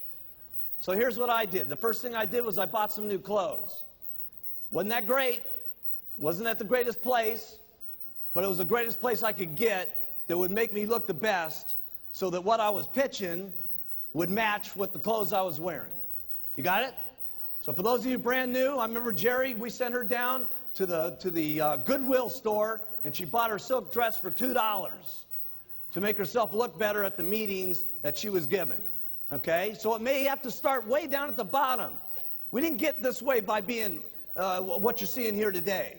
Okay? This thing started out with a little white jacket and those little black pants. Okay? Okay? And then from there, I got my first car. I'll never forget driving up in that El Dorado. Remember that? And then it made everybody sniff the seats. Seriously, I brought all my supervisors in and I said, sniff the seats, man. This leather is cool, baby. Then the next thing I did was I got a better apartment. A better apartment. Okay? Wasn't a house, it was an apartment. A better apartment. That's where I started. A better apartment. Then I got my very first condo. Never forget my very first condo. Smaller than my bathroom at Gray Hall. Seriously. Can you believe that? Wait till you see my bathroom. It's unbelievable. Okay?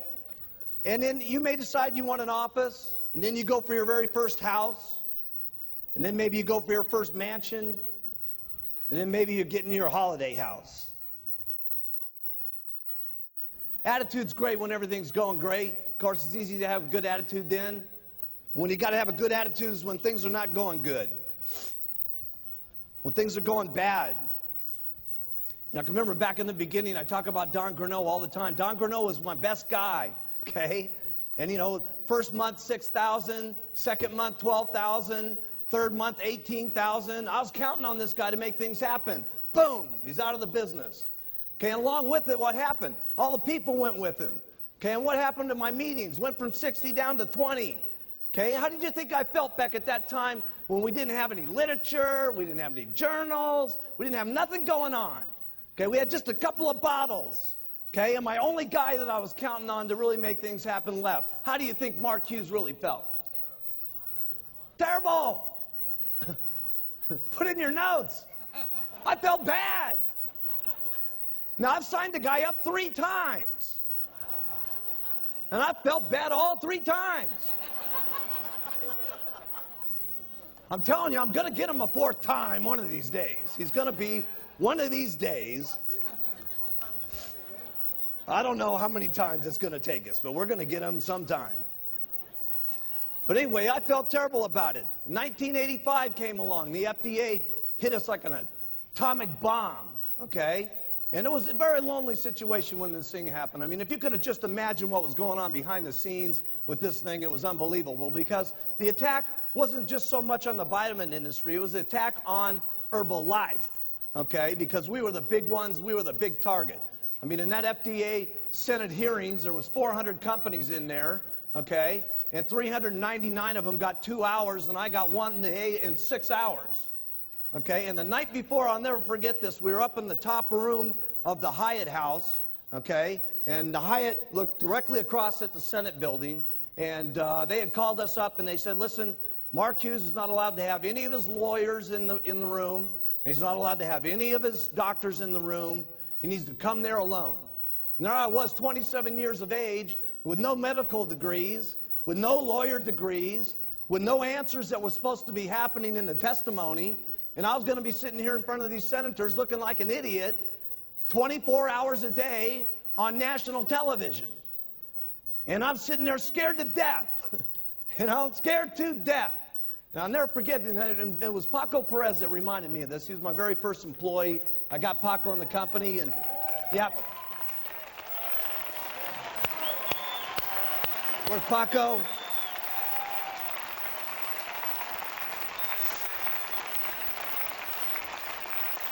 We were talking the other day, and he reminded me of this. He came up into my suite, and he said, listen, Mark, he says, what do you think's going to happen? I said, Paco, I have no idea, but I know one thing's for sure. If we tank, tomorrow I'm going to open this thing up, and you're going to be the first guy I'm going to hire back in the company. And we're going to do it all over again.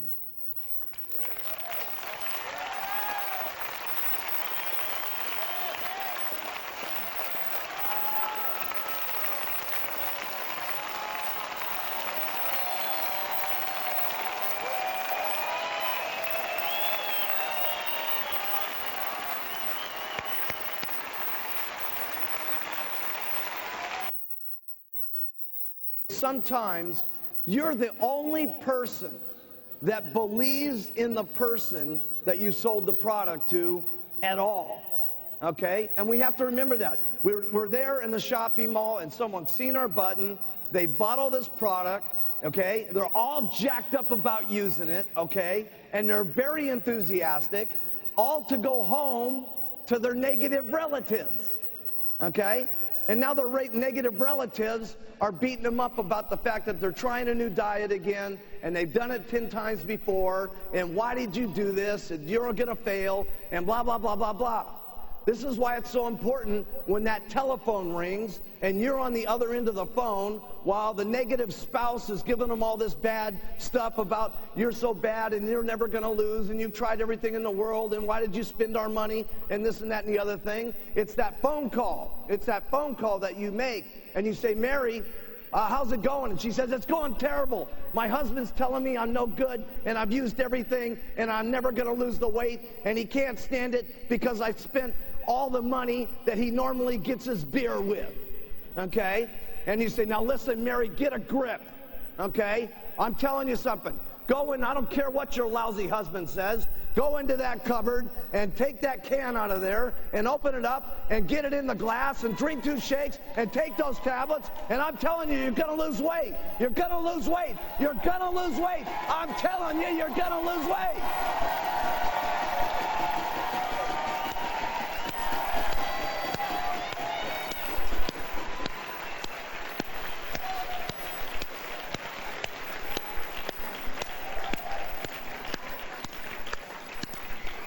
See, this is why I took the diet and did not put it on television.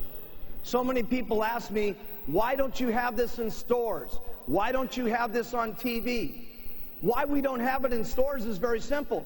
Go down and buy something in the store, okay? And remember something, most people on weight loss programs get off because people are picking on them or they've lost weight before and they're constantly losing their confidence, okay? Or maybe they're just going along for the week and things are starting to happen, but on Sunday night they got to go to a big thing with their family and they eat a bunch of cheesecake and stuff and they feel like they failed, so they quit, okay? And so why we don't sell it in stores? Because when you buy something at the store, does the store owner call you back up and say, how are you doing? You're going to make it? Go, go, go, go, go? No, that's not going to happen from the store. And it's not going to happen from the TV set. That's why we don't do it this way. You guys are the customers' cheering squad that keeps them on track until they get enough confidence, that they make enough progress, that they believe in themselves, so that they finally start doing it for themselves and taking it every day. Because in the beginning, maybe they may be just using it for you, okay? And you keep pushing them. But once they get enough confidence that they're losing weight, they finally start saying, I've really got a handle on myself. I'm going to take this stuff until I lose all my weight. And then they keep taking it, and they lose all their weight.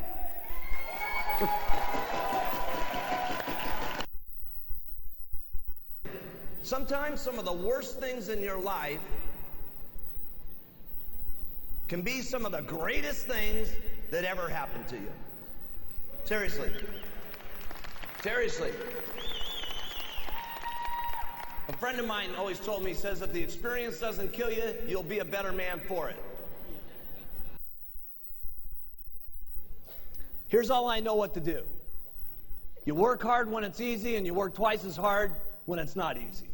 That's all I know what to do. Doesn't sound like real big advice, okay, but that's what I did. When the FDA happening, let me tell you something. I was working harder than I've ever worked in my entire life. I was working the FDA problems. I was working like crazy. So what do you do to overcome adversity? You work twice as hard. That's what you do. You get out and you make it happen.